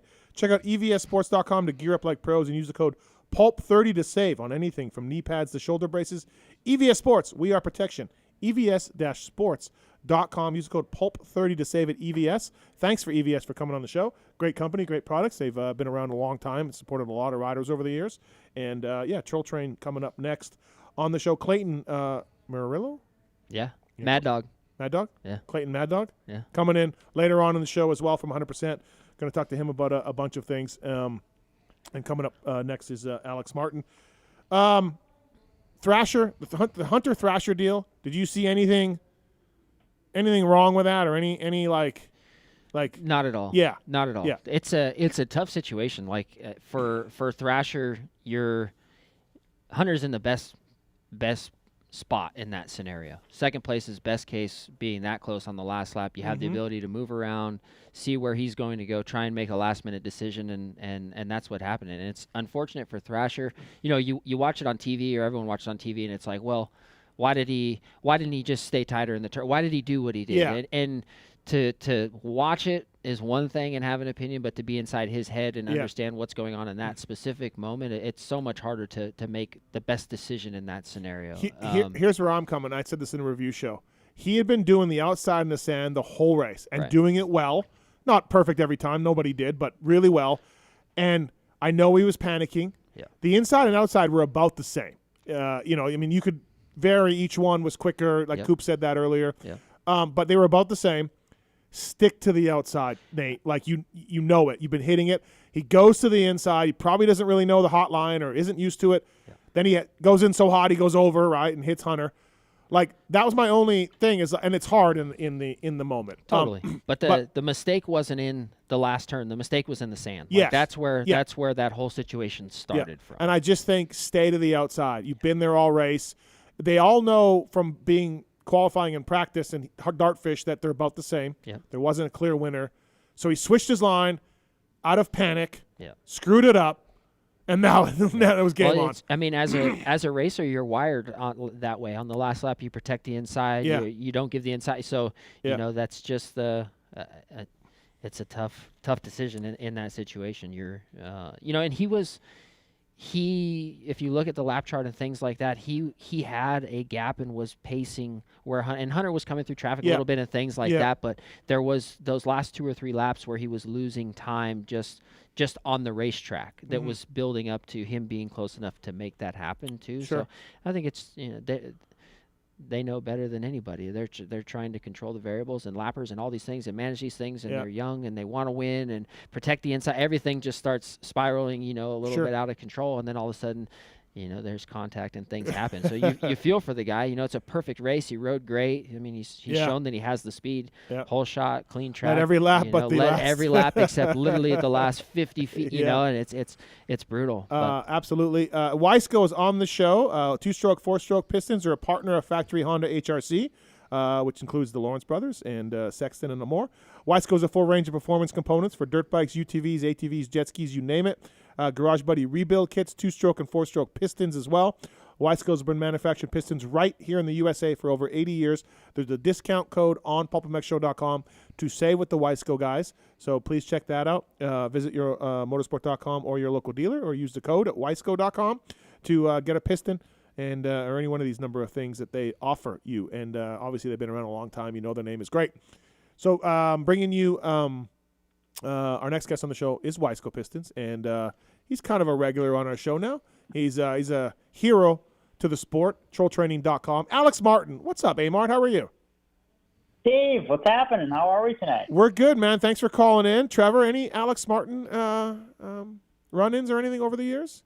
No, run-ins. No? Okay. We were kind of, I mean, I remember was similar racing. Because Troll Train would have been done west. Yeah, he would have done west when you would have been there. Yeah, all right, okay. Absolutely. Just checking, make sure that we didn't have beef from back in the day or anything. No okay. beef. All right. No beef. Troll Train, well, let's start with this. The Thrasher Hunter Lawrence thing. What's your take on that? Like, I weighed in that, you know, Thrasher was going outside all race. He should have stuck there. And what's your take on all of that? As if you're Nate Thrasher, Troll, and you know a guy's getting you, like, take us through that. I mean, are people saying it's dirty? No. Nobody's saying it's dirty. But okay. Because I'm like, I mean, I could not believe Hunter came back to win. I mean, that was impressive. You know, and like I thought Thrasher had it in the bag. I mean, typically all of his wins come like he gets a whole shot, he checks out, he's gone. And he had that one in the bag. So I imagine Bobby Reagan was not too pumped with that one. But I mean, a really phenomenal ride by Hunter, though. I mean, he was kind of head and shoulders. I mean, it took him a long time even to get into second, and for him to get up to even be in contention for the win, I was kind of surprised. Like, they didn't even show it on the broadcast till that last lap, and I was like, oh my gosh, he's right there. Yeah. Have you had instances, either have you ever been Hunter or have you ever been Thrasher in those situations, either in a heat or main or anything?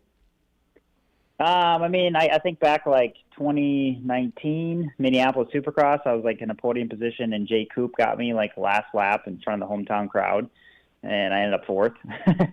So yeah, I've been in those situations before, and it sucks. You know, it definitely sucks. But I mean, it is what it is. You know, you try and do your best throughout. You have 15 minutes to try and get away from the guys or get a gap. You know. Yeah. I mean, I'm sure Thrasher was laying in bed that night. Like, he probably messed up in a rhythm section or something. And, like, literally, if he hadn't made that mistake in a rhythm or wherever it was at that point in the main, he probably would have won. Yeah. So. Where are you at with sand sections and Supercross? Oh, I love them. Yeah? All right. Yeah. You're good with them. Yeah. Millville whoops. Yeah, no, exactly. That's what I was watching Jer, your brother, and he did look good in the sand section. So there is that. Yeah, outdoors, here we come. What's your thoughts on Jeremy's rides the first two rounds? We probably should have had a fourth in Houston, but he crashed almost, and then Hayden Deegan got him, and then this week a fifth. So where are you at with Jer's 5.5 to start the year? I mean, I think it's solid. You know, I think for him, going to the club thing, it was a big change in his career from being like he's basically been a factory guy his whole career, right? Yeah. Right from the get-go in 2013. So I think for him, it's a little been a mind shift. You know, he's just been plagued by injuries these last couple of years, and I mean, obviously for him, he wants to be better than a 5.5 to start the year, but like he's healthy. You know, he's moving forward. Like he's able to go ride his dirt bike tomorrow and try and get better. So, like, as a brother, like, I'm just happy that he's doing what he loves and he's healthy.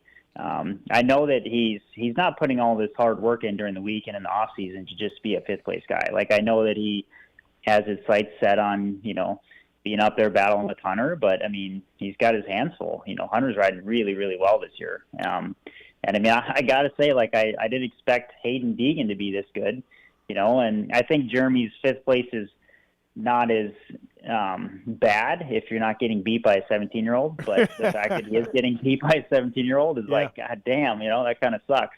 It's definitely a little knife to the ego. But I mean, all in all, I'd say he's in a good spot. He's healthy.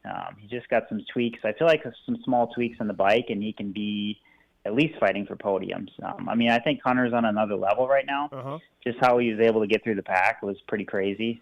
But I think he can for sure be up in podiums. And yeah, I don't know. We'll see. I saw Jer on press day. He's like, you know, I put the Pulp Show on the other day. And I'm like, what? He's like, yeah, I had some driving to do. I listened to the show. I didn't listen all the way through, but he's like, yeah, good stuff. And I'm like, I did not have Jeremy Martin listen to the Pulp Show on my bingo card. That's for sure. He doesn't seem like a podcast guy, you know? Well, you know, he's coming up on 30, Steve. So yeah. You know, people change. People change. He called me last night, like 5 minutes before the Super Bowl. Was like, hey, what's your YouTube password? You know, and then actually I was pissed. I shouldn't have given it to him, Steve, because like Phil uses my YouTube, Phil's dad uses my YouTube, and then now I gave it to Jeremy, and I got kicked out, and I couldn't even watch the Super Bowl last night. Oh, dude. Phil. Too many people. Yeah, nice job, Phil.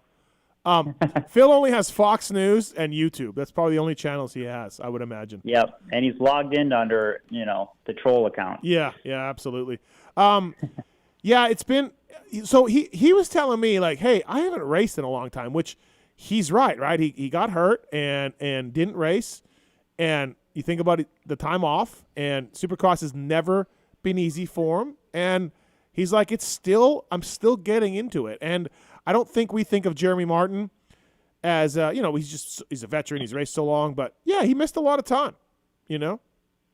Yeah, no, that's what I mean. Like, you kind of got to look at the whole picture, and he's missed so many races the last few years. Like I was kind of complaining about being tired or whatever in the summer, and he's like, dude, what are you talking about? And I'm like, Jeremy, I've raced 30 450 races last year. That's more than you've done the last 4 years combined.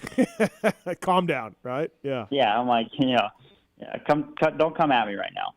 Yeah, no, absolutely. Hey, we talked about Sexton not being able to catch Tomac in Houston, and, you know, he was so good all day.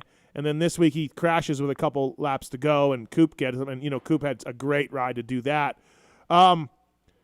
Is it? And just from the outside watching in, Alex, is this a failure by Sexton to win the last two races, or like just amazing rides by Coop and Eli? Where are we at? I mean, I think Chase is phenomenal. Like, I was watching him in Houston in practice, and I mean, I don't know if there's many people watching him like in that last practice session, but it was like unbelievable the speed that he had. I got back to the club semi. I was talking to B. Hoff, and like we both were like, that was like some next level like James Stewart speed. What I saw there in practice in Houston, and it seems like Chase isn't really carrying that over to the last, especially the last 5 minutes of the main event. You know, whereas like Eli's veteran, you know, skill set seems to come through. And like Cooper, for whatever reason, like you just don't want that guy behind you 5 minutes to go in a main event. Like that's the worst thing. Like when, because actually Stu on the podcast was kind of talking about, he's like, I don't think Coop's going to be able to catch Chase. And I'm like, dude, if he can just stay close, like it's bad. It's bad news for Chase. And sure enough, you know, and he almost went down in the whoops there with a couple laps to go. Yeah. But yeah, I mean, I think Coop's really dangerous right now. You know, looking at, like, I kind of thought he was out of the title hunt, and now after last weekend, he's 4 points down. Like, it's like he's right there, you know? Yep. No, absolutely. It's 4 points between first and third. So, yeah, we got ourselves a title fight right here. It's good. Yeah. It's going to be really, really interesting. Alex Martin on the show, brought to you by the folks at Weiskell Piston, trolltraining.com as well. Please check that out, whether you're an up-and-coming amateur racer, a vet rider, an off-road guy preparing for a 3-hour race, a pro motocross guy like Grant Harlan or A-Ray. Trolltraining.com. Send questions in. Sign up for a program. There's different price levels, different programs. Alex and John Wessling will be in touch with you via email and however else they can to help you be a better racer. So please check out trolltraining.com. And Troll Train, it's going well for you and John, Troll Training. Yeah, thanks, Steve. It's been fun. I've got to go to the first, 3 races out of 5 or whatever we're at. There for Troll Train athletes and there for my brother in Houston. We also did I flew to Houston with my mom, and we were partaking in the MX Sports Feld kind of promoters meeting on Friday, which was like literally 8 a.m. to 5 p.m. So yeah, I feel like I'm kind of wearing a couple different hats nowadays, and bench racing pretty hard on the weekends. It was kind of fun to watch. I'm actually enjoying like sitting on the couch watching this year. Yeah, someone asked me, could Troll Train fill in for Mitch, like, because it's been hit by injuries, and I'm like, no. Alex is in the Jason Thomas category of former racers, like completely done.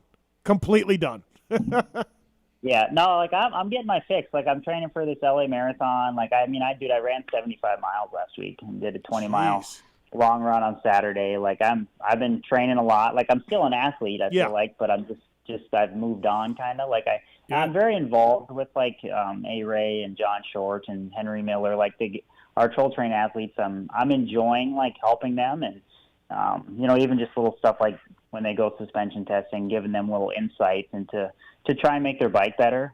I enjoy that, and it's kind of fun to have like the things I've learned over my career to like pass that down to these guys. Yep.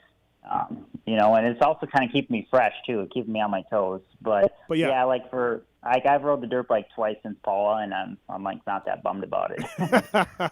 Yeah, I think that was going to be my question. Like the transition of moving out of racing, it's different for everybody, and it comes with different circumstances. But it's cool to hear, the transition for you is getting you involved in running and doing other things that you can compete at. Because I know for myself, it's like you go away from, and I didn't race it at that level, but you still have that competitive nature, right? Like going away from racing, I have to find something else that I want to progress at or learn and try and be successful at. And for me, that was getting on a bicycle and doing some different things. So and I think Dunn just struggled with that, right? He's got involved with Geico. He's done this. He's done that. Now he's back. The reality sets in, and I'm sure for Alex too, when Anaheim 1 rolls around or whatever the first race was, going to be, East Coast, West Coast, whatever it was, and you're not there and you haven't put those long days in and been preparing for it, and it kind of sinks in. So it's cool to hear you're finding joy in different things and still finding ways to be involved. And good for you, man. Mm-hmm. Yeah, no, that was my biggest thing. Is I was worried I was going to wake up every day and just be stuck at Millville, twiddling my thumbs, nothing to do. And I feel like it's been far from that, and like talking to the guys each day, the athletes for training, it's fun because like I said, I'm still offering insight and being involved, but I don't have to wake up every morning knowing that, I have to put my boots on and helmet on and go hit like a quad or Supercross triple. Like I just don't have to take that risk because like I took that risk for 15 years at a professional level, but like a lot longer really. And so especially with Kels, like Kels is due in April 8th. So I mean, we got a little boy on the way, so that's something exciting that I'm looking forward to too. So. Yeah, that's awesome. Congrats on that. Yep, and I don't know if you saw your phone, Steve, but I sent you some videos. Yeah, from the other day. I saw that. Snowcross. Yeah, snowcross around Millville. How was that? Yeah, it was the first time in like probably 35 years. The factory skidoo boys came down, and we basically, me and Pete and Arsa motored around Millville on these factory skidoos. 145 horsepower. Did you jump the finish line and all that, or no? No way. I jumped the catapult and I almost ate shit. Those things are heavy, man. I know. It kind of scared me a little bit. They were like, I don't know, 400 plus pounds, and like I felt like a complete beginner squid out there at first. but you were jumping something, huh? Yeah, I mean, I jumped the catapult, but I was a little nose high, and I almost went over the bars, got a bloody nose. But we buffed out, and we kept going the rest of the day. So how much snow is covering enough to cover it? Like deep? Like it's deep? I mean, it was pretty warm today, so a lot melted. But last week, it was like we had about 10 to 12 inches. Okay, yeah, that'd be cool to go around Millville on a snow. I mean, those top guys. Was the guy you were with? Was he jumping everything? Was he flying? Oh yeah, he's unbelievable. Like I had a whole new respect for him because like he jumped everything on the track, and like I was looking at these jumps, Steve, that I've jumped since I was on a 65, and I'm like, nope, I'm not doing it. I couldn't figure out the balance. Like I didn't know. I was telling the guys like I didn't know what the sled was going to do. Like I couldn't predict it. Yeah. So like after almost crashing the catapult, I'm like, I'm out. That's pretty cool though to do that around Millville. That'd be pretty sweet for sure. Mm-hmm. Hey, we got some phone calls for you on the line, and some people wanted to talk in general about some different stuff. But going back to Hayden Deegan, yeah, he's been really impressive. 4.4 to start the year, and I'll talk more about him later. I want to talk to Trevor about it, but the kid's the real deal, I think. Like the real deal. Like obviously, there's a lot of people that don't like the vlogs and don't, the hype and Brian and Metal Militia, and there's a lot of stuff around Hayden that people don't like. But from what I've seen on the dirt bike track that I cover, this kid's got it all. He's not flashy, no heart kind of kid. I'm impressed, Alex. Yeah. I hate to say it too, just because I feel like a young kid kind of has to pay their dues, right? But yeah. I mean, if you take away the YouTube channel, the social media, I mean, really good on Brian for doing that at a young age. The kid's literally got just as much Instagram followers as Kenny Roxon. Yeah. Like I saw one of his Instagram posts and he like had more likes than like Eli Tomac and Chase Sexton combined. And right. He said 17, but like if you look at just his riding, like he's honestly pretty phenomenal. Like, I mean, not for nothing, but my brother's a 2-time champ outdoors, yes, but like he's going toe to toe with my brother in a 250F main event. Yeah. In his second ever Supercross, like, that's not an easy feat, and it may make my brother feel like a complete pile, but like, Hayden, like that's phenomenal at that age to be there. I mean, it's pretty impressive, really. Yeah. Because I feel like it takes a couple years for most of these guys. You see them year after year, these rookies come up and like they struggle, they crash. It's like it takes a while to learn the whoops and even just on like you can get it dialed in practice during the week on your local practice track, but to show up and race, like the transitions are notchy.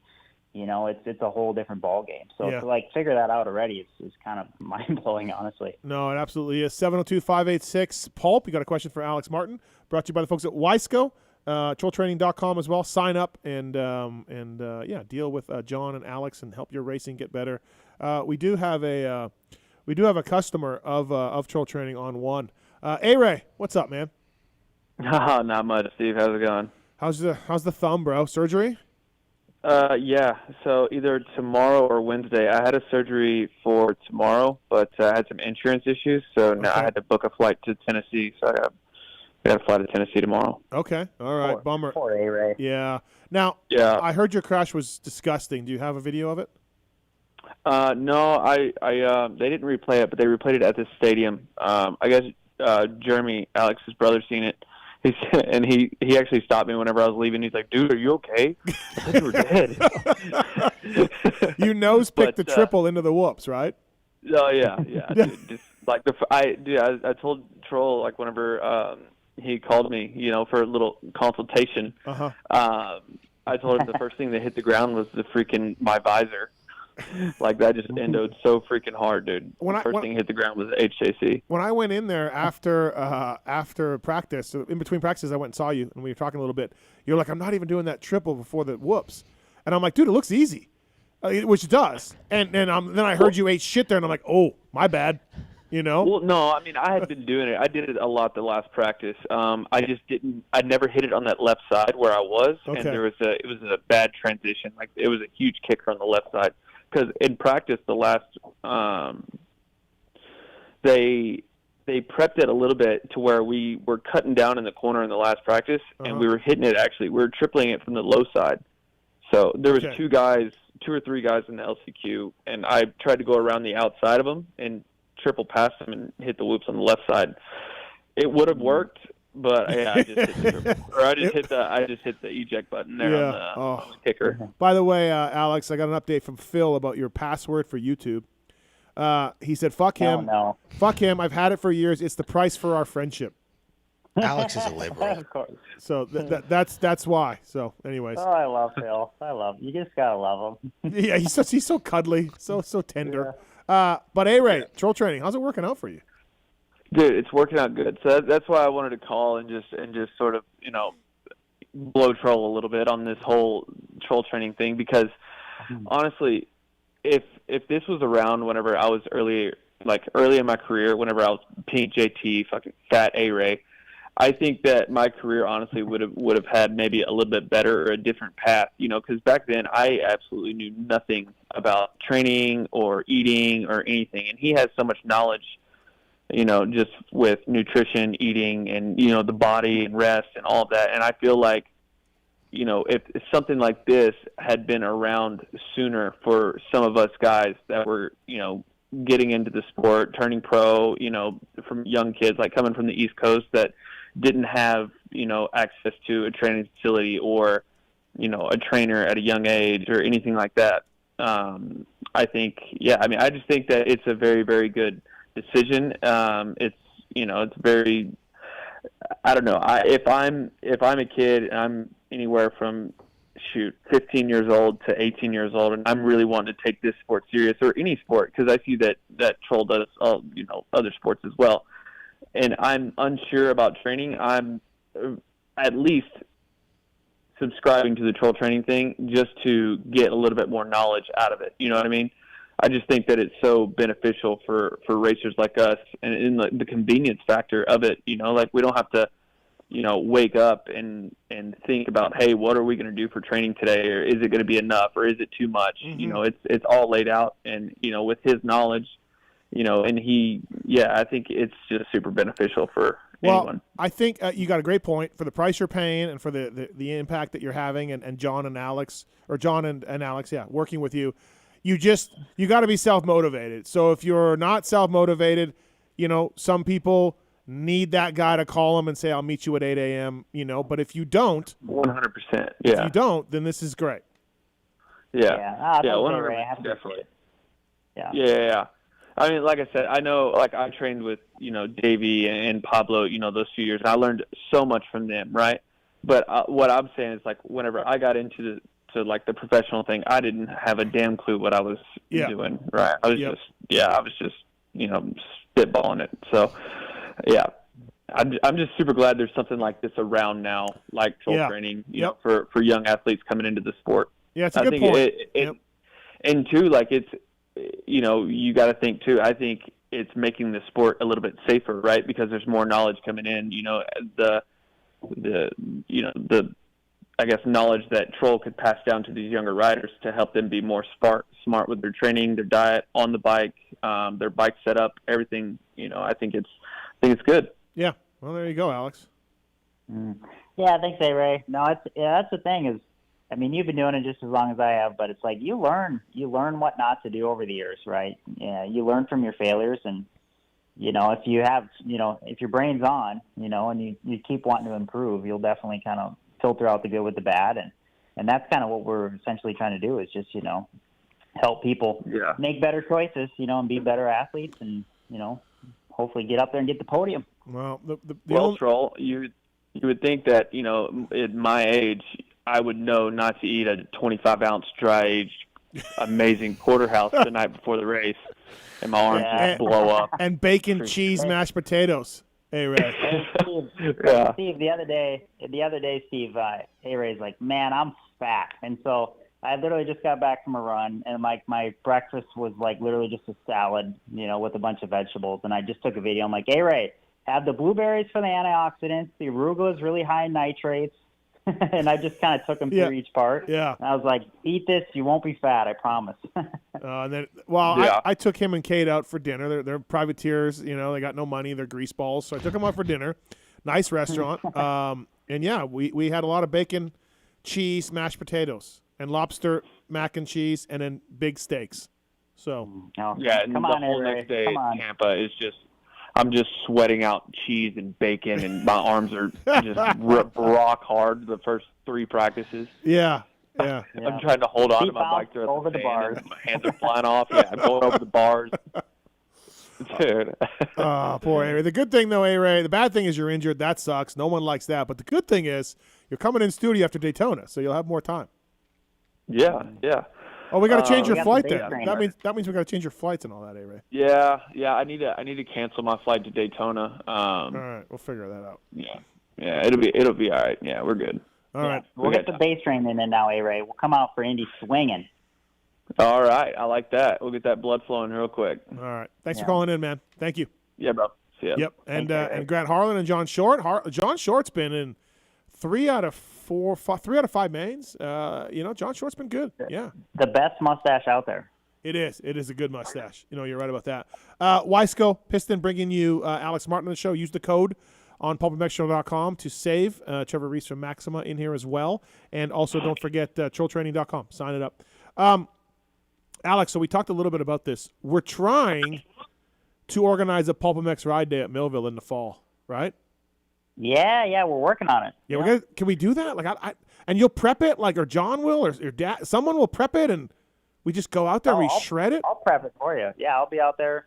We got to nail down the day. Whether it's a weekday or a weekend. It's a weekend. September, October. Yeah. Okay. Weekend. What's the latest you go till? I think their last race is like the first weekend of October. Okay. And then they have a banquet October 28th weekend. But I mean, you could technically ride there sometimes into beginning to mid-November. Yeah. Imagine Millville, Trevor, just all to yourself. Never been. It's the best track on the circuit. Trevor, you got to come. I know. Yeah. I know. Kiefer wants to come out. We'll bring some Michelin demos and Yamaha demos, and come on out. I think it'll be fun. Yeah, I mean, honestly, Minnesota in the fall, September, October, it's beautiful. Yep. Like the leaves, if you time it right, the leaves are changing. You get a lot of colors, and it's just a nice, cool. Like we had the COVID National in Millville. Yeah. I remember it was like 38 degrees, I think, the first practice. Yeah, well, that's what got me thinking about it, because I've talked to Tim a little bit about doing it at Redbud, and it was the Nationals in the fall at Redbud. I'm like, this is amazing. This is so nice. Weather, track, held moisture, So, yeah, I'd like to try to make it out, and we can I don't want to make it just open to everybody because we'll have 8 million people there. We got to make it, I don't know, somehow small. Well, I mean, you gotta. There's a decent pulp following in Minnesota. So, I mean, I even saw a week after Phil dropped his merch line, Filthy Crew. There was people walking around the local Millville race with Filthy Crew on. Those idiots. So I'm like, all right. Okay. Well, we got to figure it out. Let's try to do something. Yeah. I'll talk to Pops and we'll get back to you. Yeah. It'll work out. Something else I wanted to ask you about, Alex, is you've been around the sport a long time, where you went from 15 lap mains to 15 minutes, and vice. Same thing in 450s, obviously, which you did 20 minutes last year, but just 15 laps to 15 minutes. I was an advocate for minutes because we had some 42-second lap times that were 15 laps, and you guys were done in 9 minutes, 8 minutes. I don't like that. I don't think if you're a fan and you pay the money, you should see the stars battle for 8 minutes, right, or 9 minutes. I don't like that. But I almost coming around now, watching these mains, seeing how bad the track is, and if anybody doesn't know, I mean, Trevor and Alex can speak to how bad these tracks get at the end of these races. And it's maybe a little unsafe. It's also really, really hard to maintain your pace. There's a lot of guys by the end that aren't really pushing because it's such a long way. Alex, should we go back to like laps, but not more than 15 and more than 20, but not the minutes? Where do you stand on that? Well, I think the 250 main is the right amount of time, but I think 20 minutes plus a lap is a little much. I mean, some of those 450 guys are doing, upwards of 26 to 28 laps, right, for 450 main. And, I mean, the track is the 450 main, like that's probably the gnarliest tracks I've ever raced in my life last year. Yeah. in 450 Supercross. I mean, it was ridiculous. Like even to the point where like Indianapolis Supercross with all the ruts, like I was literally going like roll double over the Supercross triple the last couple laps. I didn't want to jump the Supercross triple. Like, the easiest jump out there, But like, and then in outdoors, like both classes race 30+2. So I don't know why it's always been different for Supercross, but I feel like 15 minutes is fair, but 20 minutes plus a lap is pretty gnarly. So maybe the way the track breaks down. You know, you could say it's somewhat of a safety issue because sometimes like the wood will pop up and stuff like that. So it does get a little sketchy. Yeah, the tracks get hammered, and I don't know. I was the one yelling, let's not do laps anymore. The races are too short. We have these but I start watching these things and I'm like, dude, it looks a little sketch. Yeah. So plus, take it from me, like I did 17 of 18 or whatever last year. They're freaking long. Yeah. Like, the 450 main is a long time. I would rather do a 30+2 outdoors than a 20-minute Supercross main. Right. I'm a fan of laps. Yeah. I wasn't a big proponent of time when they switched over to that. Right. But the 250 main isn't as bad like Alex is saying. But yeah, on the 450 side, I think you have. At 20 laps, I think you have better racing, and I think you have a safer racetrack. Yeah. You can start getting into those 23, 24, 25 laps, and that's when guys are really settling in and just going through the motions or just surviving or whatever it is. But I think at the 20-lap mark, you know exactly what you're – I think it's just mentally it puts you in a little bit different position. I've never raced the 450 main event, but I think if you understand exactly how many laps you need to do, so I think as a racer you probably enjoy knowing it's going to be laps as opposed to not knowing if I'm going to do 25, 26, or 27, depending on what the pace is, what the lap times drop, all these things. It's just another variable that I think they would prefer to maybe go back to laps. But that's just my opinion. No, I think we should start thinking about it. Yeah. I like Trevor's point too. Like you kind of settle in for like the 450 guys. Like there's a period of time in that main event where there's not much happening because people are just surviving. Where the 250, like the shorter main, like you kind of can charge the whole time. Right. You don't settle as much. So it might make racing a little more interesting if they just chop the 450 main down to 15. Maybe like 20 laps and 27 laps. That's a big difference. Yeah, you know what I mean. In time on the track. No, for sure. Norman's on 3. Look, if we're gonna pay the 250 guys, almost as much as 450 guys at the upper end of things. Jet's making over $1 million. Hunter's going to make over $1 million. Like, if we're going to pay these guys that kind of money, let them do the same amount of laps, as like make the classes the same. The whole idea is the 250 class is a regional beginner class. Let's make it lesser laps. Let's divide the coasts, which all in 1980s and 1990s was a great point. That's gone. Yeah. These guys are working as hard as 450s. They're getting paid almost the same. They're getting treated the same on TV. They're getting all the benefits, Let's just make them the same. Then make them 2 classes equal, So I think if you go to 15 laps, though, it's not enough. Whereas 15 minutes typically ends up being close to 20 laps for a shorter track. Yeah. We got a call on 3. Norman wants to talk to Alex. Norman, what's up? What's your question for Alex Martin? Hey, we were just listening, and I heard he was riding a snowcross on the Millville track. Yeah. Boy, that's like a Minnesota dream for all of us guys, all the snowmobilers up here. Okay, so Alex, can you open Millville to snowmobile guys to come and pay their money and ride around the track? Oh, yeah, that have to be approved with the higher ups, aka my parents. Well, I thought you were going to be in charge. Ain't that what you retired for? Yeah, he's in charge. No, he's in charge.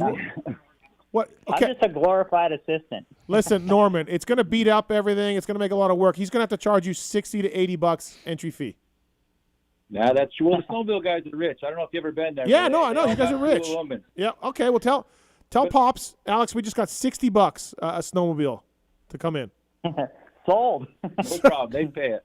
There we go. All right. I think we got a new business venture from Millville going on. Hey, actually, I don't know if a lot of people know this, but the state snowmobile trail actually kind of meanders through the property at Spring Creek. So they kind of it goes right by like Mount Martin and stuff. But the other day I was kind of on my cross-country skis flip-flopping around, and I came across like probably 10 guys that were just all over by the start line with their snowmobiles smoking cigars, just having a good old time. Oh, you can do that? You can just ride down from Mount Martin to go to the starting line?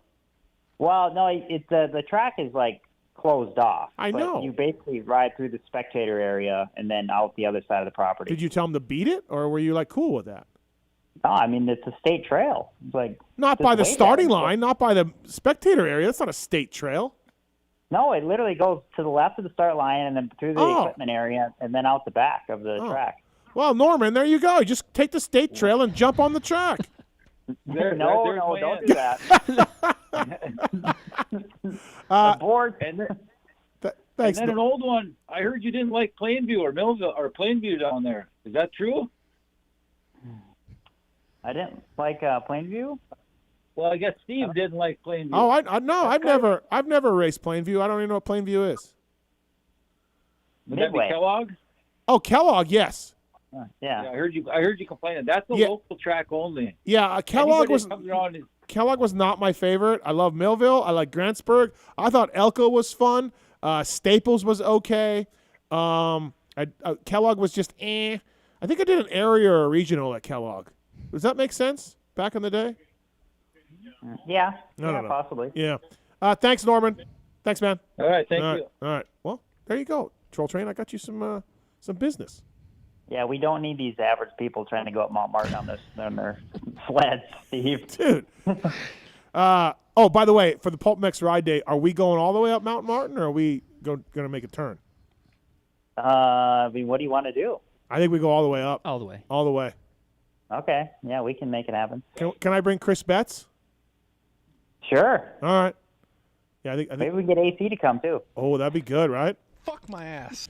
All right, we got a Tomac question from Kyle. Kyle, what's your Tomac question?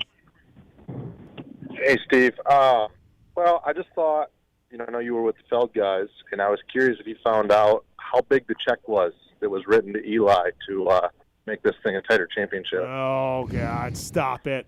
Yeah, it was definitely a different Tomac ride for sure. What do you think, Alex? What do you think? You think he wasn't feeling it, I guess, huh? That was weird. That was a weird Eli ride. I think we kind of forget because he's been so good the last year that like he does occasionally have those weekends where it's just like I don't know, like he just prefers to move on, Yeah. I don't know. Maybe he was out riding his snowmobile out in Colorado all week and didn't ride his dirt bike at all. There you go. Thanks, Kyle. Thank you. Yeah. There was the time Eli said his arms were really sore, and then he was pounding fence posts in all week, and John was like, why? So he was like complaining about his arms, so who knows? Maybe he was doing that again. Trolltraining.com. Give him a follow. Call him up. Check out the website. Anything else for Alex Martin, Trevor? No. All right. Just, glad to hear things are going well. And maybe we'll run into you soon. Yep. I'll be around. Thanks, Troll. Appreciate the call. We'll talk soon. Good luck with everything, and we'll call you. You're gonna call in here every once in a while and give us your take on the Supercross series. So be ready. Yeah, thanks, fellas. Appreciate it. It's always fun getting on the Pulp Show. All right, and then let's work on that ride day. Yes, sir. Yes, sir. Listen, I'm bringing you we're gonna pay you to come ride Millville. So this is a business opportunity. Do I need to call? Do I need to call Greta? No, I got it, Steve. I can handle it. Okay, all right, fair enough. Thanks, man. Thanks for calling. All right, thanks, guys. Have a good night. All right, thank you very much. That's Alex Martin, everybody, brought to you by the folks at Weisco Piston. Dude, snowmobile up Mount Martin? Yeah, gnarly. And then just... Have you ridden one? A snowmobile? Yeah. I'm from, you have to, I'm from right? Canada. Yeah. But I guarantee you I haven't, like, they were all beat down and crappy back in my day, so I haven't ridden, like, a modern one. Right. They're probably a lot better. Suspension and comfort, you know? I think it would be really easy to go up Mount Martin on a modern snowmobile now. Sir, have you been to Millville? I have not, but I've ridden modern snowmobiles, and I can tell you they're very impressive. Do you know the steepness of Mount Martin? Doesn't matter. Oh, wow. Guess who's going to go up Mount Martin on a snowmobile? I'll do it. It's legendary.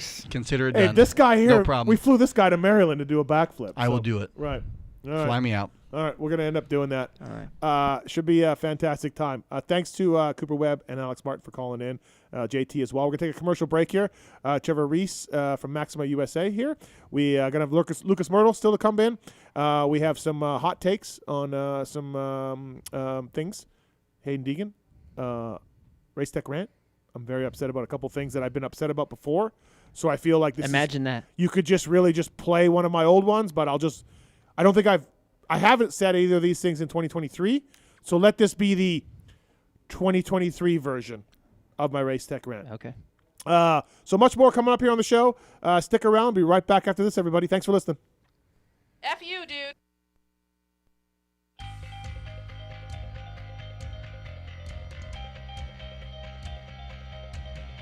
At motorsport.com, our ride started in 1999 with a commitment to making your next ride your best ride. We take pride in having a huge selection of gear, accessories, and OEM parts for moto, street, off-road, ATV, and UTV. Riding is what connects us and makes us a family. From the track to the trail, tarmac to open roads, we're all connected because we ride. And that's what motorsport.com is all about. We've got your back. Our unrivaled and dedicated team of gearheads are willing to go that extra mile. No gimmicks, just high-quality parts, the best customer service in the industry, and free shipping on all orders over $79. Our passion at motorsport.com is to ensure your next ride is your best ride. This is our invitation to you, from riders for riders. Visit us at motorsport.com.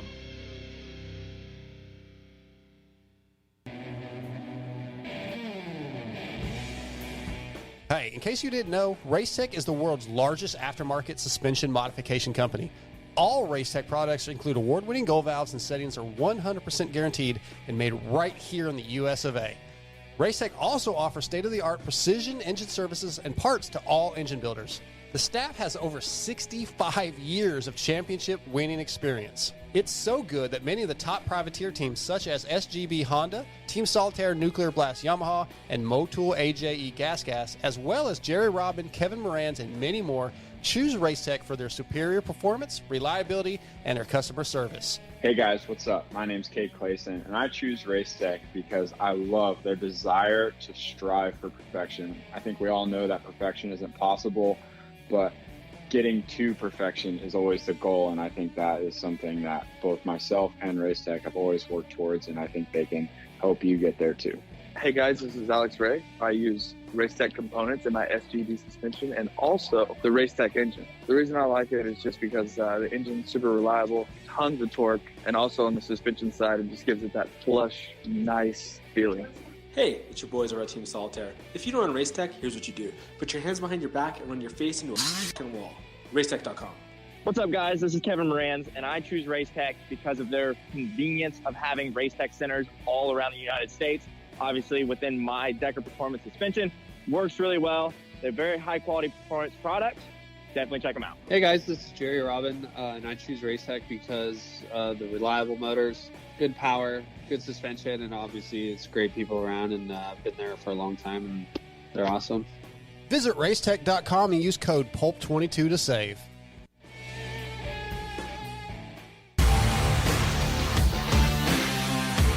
Love the guys at Works Connection. They continue as a 10-year sponsor of this show because, yeah, just like you, they're committed to the sport. For 33 years, they've been designing and distributing leading-edge performance products like Elite Axle Blocks, Elite Clutch Perch Pro Launch Start Device for performance, radiator braces and skid plates for protection, along with a shock pump, a tack, hour meter, and more for maintenance.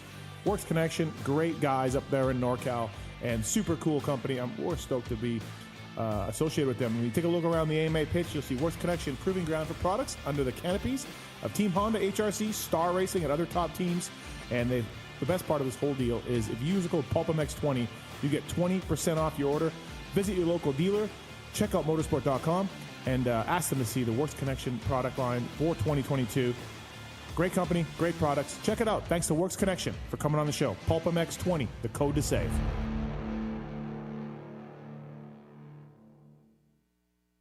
With over 80 years' experience manufacturing power sports pistons right here in the USA, Wiseco has evolved into a full range of performance components for dirt bikes and other power sports machines. Whether you ride a 2-stroke or a 4-stroke, Wiseco has a variety of pistons from reliable forged replacements to the performance-focused Racer Elite series. Wiseco offers race-proven components for the rest of your engine, too. From Garage Buddy engine rebuild kits, clutch and valve train components, USA-made Racer Elite connecting rods, and their CB4 thermal protection line. Wiseco is proud to be a technical partner with Factory Honda HRC for the 2023 Supercross and Motocross, driving professional-level product development that gets passed down to you. Visit your favorite online or local dealer or wiseco.com to find products for your machine.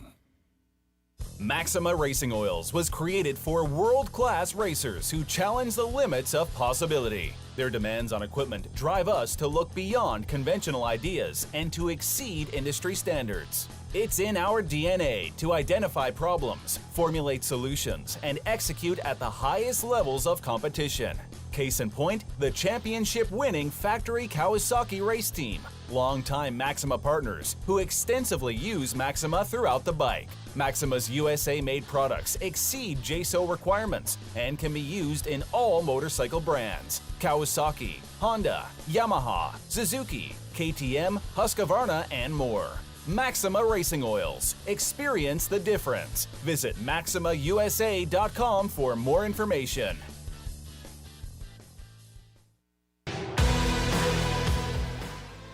In 1990, my dad, Jamie Gregg, started Guts Racing.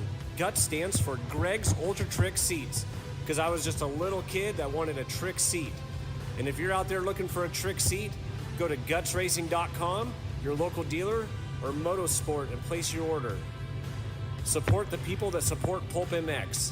You can use Pulp 2022 for 20% off at gutsracing.com.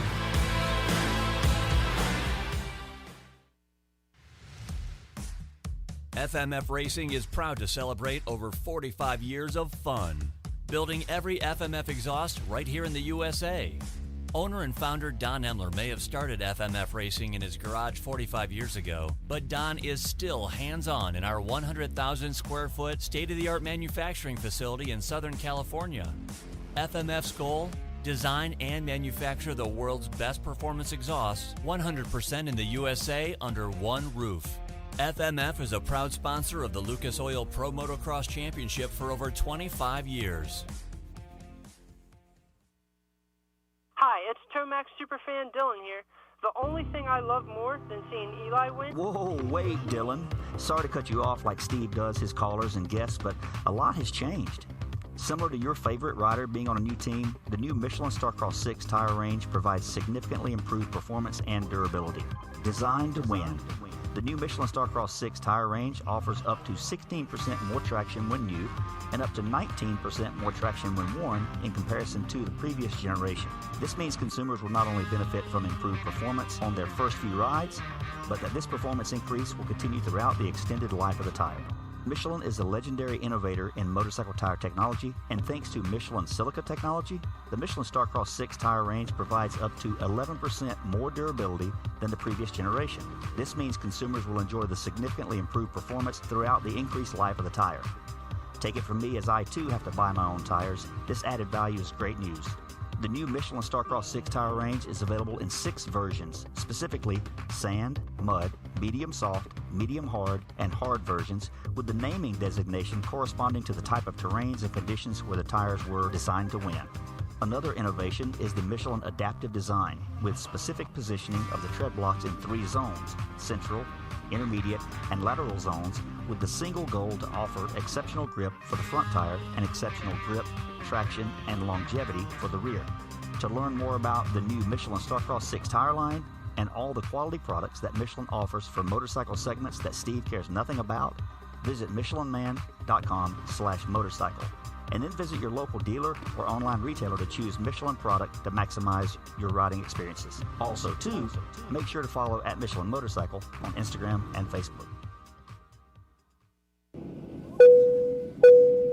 Attention riders! Welcome aboard the all-new Atlas Vision. We hope you enjoy the added mobility, quicker flight time, and additional views. Please follow along as we outline the safety features of this revolutionary device.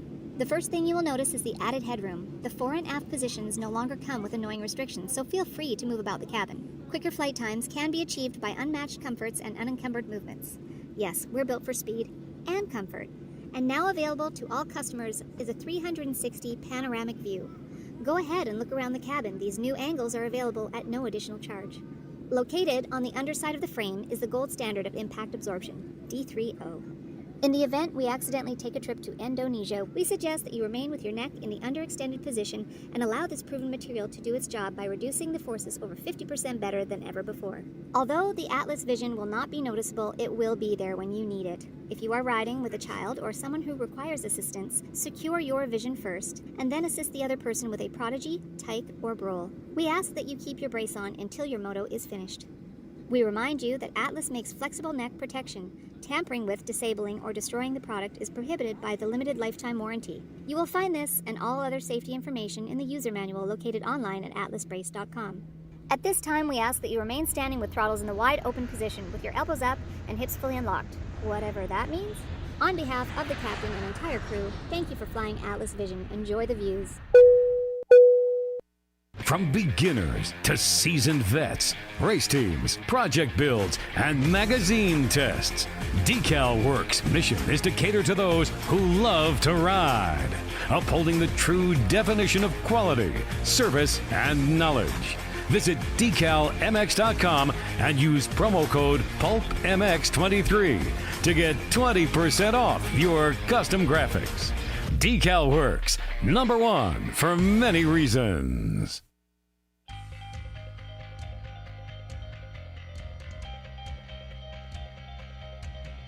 At motorsport.com, our ride started in 1999 with a commitment to making your next ride your best ride. We take pride in having a huge selection of gear, accessories, and OEM parts for moto, street, off-road, ATV, and UTV. Riding is what connects us and makes us a family. From the track to the trail, tarmac to open roads, we're all connected because we ride. And that's what motorsport.com is all about. We've got your back. Our unrivaled and dedicated team of gearheads are willing to go that extra mile. No gimmicks, just high quality parts, the best customer service in the industry, and free shipping on all orders over $79. Our passion at motorsport.com is to ensure your next ride is your best ride. This is our invitation to you, from riders for riders. Visit us at motorsport.com. Maxima Racing Oils was created for world-class racers who challenge the limits of possibility. Their demands on equipment drive us to look beyond conventional ideas and to exceed industry standards. It's in our DNA to identify problems, formulate solutions, and execute at the highest levels of competition. Case in point, the championship-winning factory Kawasaki race team, longtime Maxima partners who extensively use Maxima throughout the bike. Maxima's USA-made products exceed JSO requirements and can be used in all motorcycle brands: Kawasaki, Honda, Yamaha, Suzuki, KTM, Husqvarna, and more. Maxima Racing Oils. Experience the difference. Visit MaximaUSA.com for more information. Hi, it's Tomax superfan Dylan here. The only thing I love more than seeing Eli win... Whoa, wait, Dylan. Sorry to cut you off like Steve does his callers and guests, but a lot has changed. Similar to your favorite rider being on a new team, the new Michelin Starcross 6 tire range provides significantly improved performance and durability. Designed to win, the new Michelin Starcross 6 tire range offers up to 16% more traction when new and up to 19% more traction when worn in comparison to the previous generation. This means consumers will not only benefit from improved performance on their first few rides, but that this performance increase will continue throughout the extended life of the tire. Michelin is a legendary innovator in motorcycle tire technology, and thanks to Michelin silica technology, the Michelin Starcross 6 tire range provides up to 11% more durability than the previous generation. This means consumers will enjoy the significantly improved performance throughout the increased life of the tire. Take it from me, as I too have to buy my own tires, this added value is great news. The new Michelin Starcross 6 tire range is available in 6 versions, specifically sand, mud, medium soft, medium hard, and hard versions, with the naming designation corresponding to the type of terrains and conditions where the tires were designed to win. Another innovation is the Michelin adaptive design, with specific positioning of the tread blocks in 3 zones: central, intermediate, and lateral zones, with the single goal to offer exceptional grip for the front tire and exceptional grip, traction, and longevity for the rear. To learn more about the new Michelin Starcross 6 tire line and all the quality products that Michelin offers for motorcycle segments that Steve cares nothing about, visit michelinman.com/motorcycle. And then visit your local dealer or online retailer to choose Michelin product to maximize your riding experiences. Also, too, make sure to follow at Michelin Motorcycle on Instagram and Facebook.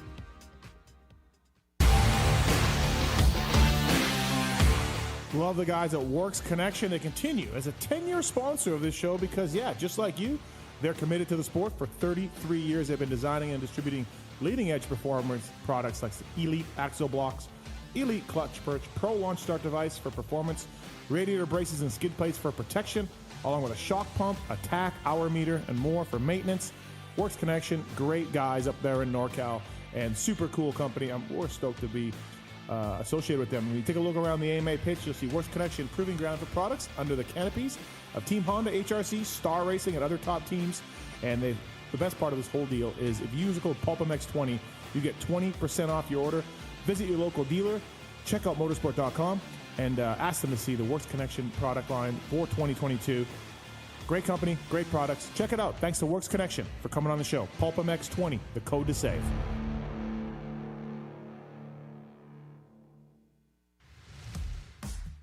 FMF Racing is proud to celebrate over 45 years of fun, building every FMF exhaust right here in the USA. Owner and founder Don Emler may have started FMF Racing in his garage 45 years ago, but Don is still hands-on in our 100,000 square foot state-of-the-art manufacturing facility in Southern California. FMF's goal? Design and manufacture the world's best performance exhausts 100% in the USA under one roof. FMF is a proud sponsor of the Lucas Oil Pro Motocross Championship for over 25 years.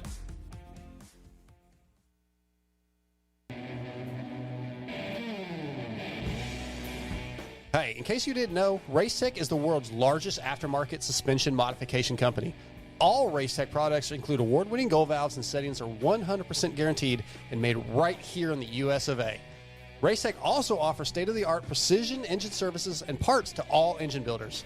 The staff has over 65 years of championship winning experience. It's so good that many of the top privateer teams such as SGB Honda, Team Solitaire Nuclear Blast Yamaha, and Motul AJE Gas, as well as Jerry Robin, Kevin Moran's, and many more, choose Racetech for their superior performance, reliability, and their customer service. Hey guys, what's up? My name's Kate Clayson, and I choose Racetech because I love their desire to strive for perfection. I think we all know that perfection isn't possible, but getting to perfection is always the goal, and I think that is something that both myself and Racetech have always worked towards, and I think they can help you get there too.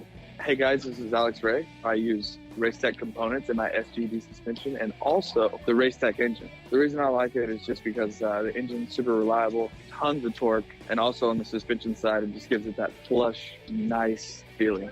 Hey, it's your boys over at Team Solitaire. If you don't run Racetech, here's what you do. Put your hands behind your back and run your face into a wall. Racetech.com.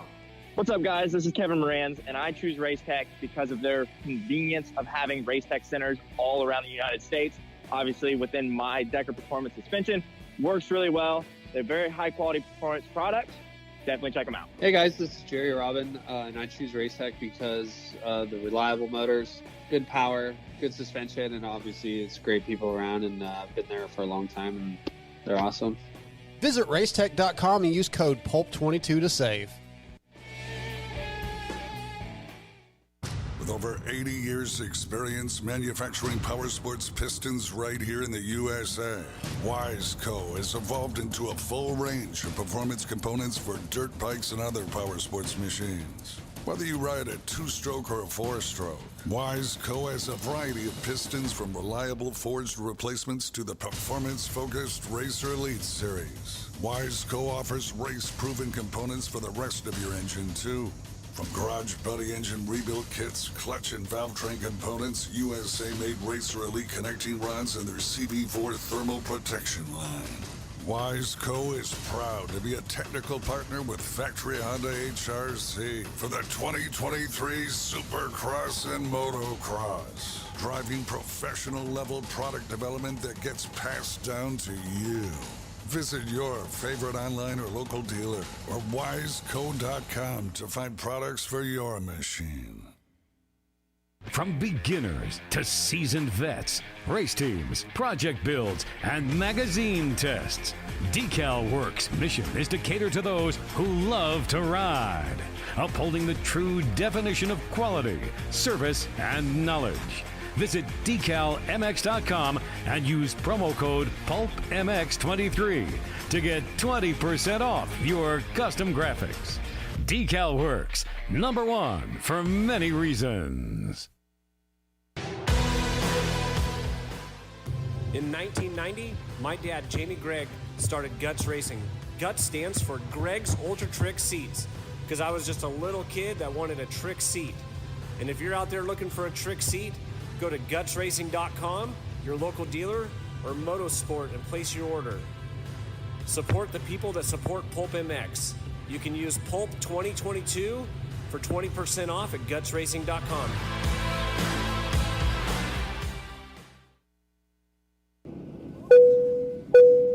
Attention riders! Welcome aboard the all-new Atlas Vision. We hope you enjoy the added mobility, quicker flight time, and additional views. Please follow along as we outline the safety features of this revolutionary device. The first thing you will notice is the added headroom. The fore and aft positions no longer come with annoying restrictions, so feel free to move about the cabin. Quicker flight times can be achieved by unmatched comforts and unencumbered movements. Yes, we're built for speed and comfort. And now available to all customers is a 360 panoramic view. Go ahead and look around the cabin. These new angles are available at no additional charge. Located on the underside of the frame is the gold standard of impact absorption, D3O. In the event we accidentally take a trip to Indonesia, we suggest that you remain with your neck in the underextended position and allow this proven material to do its job by reducing the forces over 50% better than ever before. Although the Atlas Vision will not be noticeable, it will be there when you need it. If you are riding with a child or someone who requires assistance, secure your vision first, and then assist the other person with a Prodigy, Tyke, or Brole. We ask that you keep your brace on until your moto is finished. We remind you that Atlas makes flexible neck protection. Tampering with, disabling, or destroying the product is prohibited by the limited lifetime warranty. You will find this and all other safety information in the user manual located online at atlasbrace.com. At this time, we ask that you remain standing with throttles in the wide open position with your elbows up and hips fully unlocked, whatever that means. On behalf of the captain and entire crew, thank you for flying Atlas Vision. Enjoy the views. Welcome back, everybody. PulpMX Show presented by Motorsport.com, Fly Racing, and Decal Works. We're back. Lucas Mirtl, Super Agent to the Stars, coming up right away. Trevor Reis from Maxima in studio. And, we got a lot more to talk about when it comes to Tampa. And coming up this week in Oakland. Boy, it's a long drive for the truck drivers out there. So if you're listening to the show while you drive, props to you, man. Hang in there and put some miles on there. And let's hope Smokey ain't around the corner. Is that what you say? Is that truck lingo? I don't know if that's truck lingo. Smokey? Smokey's like Friday for me. Oh, no, Smokey is like Smokey and the Bandit. Oh, I got you. Yeah. Okay. Yeah. Yeah. So just watch out for Smokies out there around the corner. Makes sense. Big 1040, all you. Big 1040. So thanks for listening. By the way, 7 o'clock hour brought to you by the folks at Off-Road Warehouse. This is an ORW butt patch you see on the back of Enzo Lopes and Phil Nicoletti. among others. So ORW is the place to go for all your truck and off-road accessory needs. I want to thank the guys at Off-Road Warehouse because if you use the code, you can save with those guys as well. And big news for the ORW guys. New store, grand opening in Reno, Sparks, Nevada, this Saturday. 40 Victorian Avenue off the I-80 in Sparks. Win free T-shirts to the first 100 people. Truck show giveaways. Great deals, of course. Use the code PulpMX on offroadwarehouse.com if you need to do that. So, yeah, go to Reno if you're up there. New store. Tyler Intignap. He's up in Reno. Go to the grand opening of ORW. So please check that out. They got stores all across the nation as well. And, Off-Road Warehouse. Use the code PulpMX. Whatever they sell, they install as well. So they do a lot there for your truck. And we know a lot of you people have trucks listening. So Off-Road Warehouse bringing you the best of the best for those things. Also, our next guest, Lucas Mirtl, brought to you by Cherby's, industry leader in aftermarket dirt bike plastics and accessories, with over 40 years of experience and input from current riders like Cooper Webb, AC, Barsha, Anderson, and many others along the way. Cherby's has fine-tuned the products to offer the highest level of performance and protection in the industry. Disc guards, frame guards, chain blocks, replica plastic kits, Cherby'sUSA.com, or follow along on social media at Cherby's USA. So thanks to those guys as well. I'm sure you used your Cherby's back in your day. Yeah, somewhere along the way. For great sure. Stuff. Fits really well. So I wish their vintage stuff went further back than it does. It really, there's a huge market for this stuff, and you can't find a Cherby's plastic for old models. Like I built 5 vintage bikes or whatever by now, right? And I'm looking for a Cherby's, can't find it. So, yeah. If anybody has a Cherby's old stuff out there, hit me up, All right? Yeah. I'm not okay. I need a Cherby's old school stuff. So please check that out. Lucas Mirtl coming up here, brought to you by the folks at a Cherby's. We got the Race Tech Rant coming up. We got the motorsport.com tweet at Tits segment, of course. Trevor Reis in studio here as well. Just kind of killing time because I see that our guest is on the line and he's talking and they're talking back and forth. I don't know what's going on. So just trying to kill time. What do you want to talk about? Oh, he's there. Okay, there we go. A Cherby's bringing you our next guest, super agent Lucas Mirtl. What's up, Mertz? Hey, man, what's going on? I'm good. How are you? I am excellent right now. Can I get Mirtl on the line? Sorry, what was that? I'm in a car right now. It's a lot of wind noise. Can you say that again? I just want to get Lucas Mirtl on the line. Is this like an actual radio show, or is this like a scam? No, it is an actual radio show. What's the fucking... Oh. So the last 2 numbers are 4-6. Nobody can read your writing, Steve. We're going to have to work on that. Can you type it out next time? That's great. So he had no idea what was going on? That guy sounded like he was Australian, right? No, he didn't. Yes, Not he at did. all. No, he did. Not at all. How did we call the wrong he's guy? just like, what? Yeah, he called the wrong guy. Incredible. Interesting. Did anybody think that guy sounded like Australian? Yes. No. Trevor? It was loud. Trying. It was loud. He was now trying to sound. Now Tits went from he's sounding Australian to now he's like, it's loud. All right. But how did he know? Radio show. He had questions. How did we get that far? Tits must have said this is a radio show. I was over here listening. Point, he said, "Is this a scam or is this a real radio At that show?" point, you think Tits would be like, this guy doesn't really know what's going on. I don't. What was he saying? Dude, I heard Marks? him over there talking to him. He's like, "We're ready for you." You could tell there was some pause, and Tits would say again, "Yeah, we're ready for you. Steve's ready for you. We got Trevor Reis here in the studio." And then there would be another pause, and he'd be like, "Yeah, Mirtl, we're ready for you on the Pulp show." I could tell it wasn't going well. Why would you send that guy through? I mean, I think it was worth it at this point. Employee of the month. Yeah. Employee of the month. Yeah, he's of the year. Of the year, yeah. Employee of the month of the year is losing it. All right, let's bring you our next guest, the real Lucas Mirtl. What's up, Mertz? Steven, how are you, mate? Thanks for having me. We just called the wrong number, That's Australian. and the guy was not Australian, and Tits put him through, and the guy was so confused. That must be my phone number from ages ago, and this guy, I guess, is so over it. Oh, really? Yeah? Yeah. I've heard a few people go, "Hey, like, whoever's got your old number is just not a fan of you."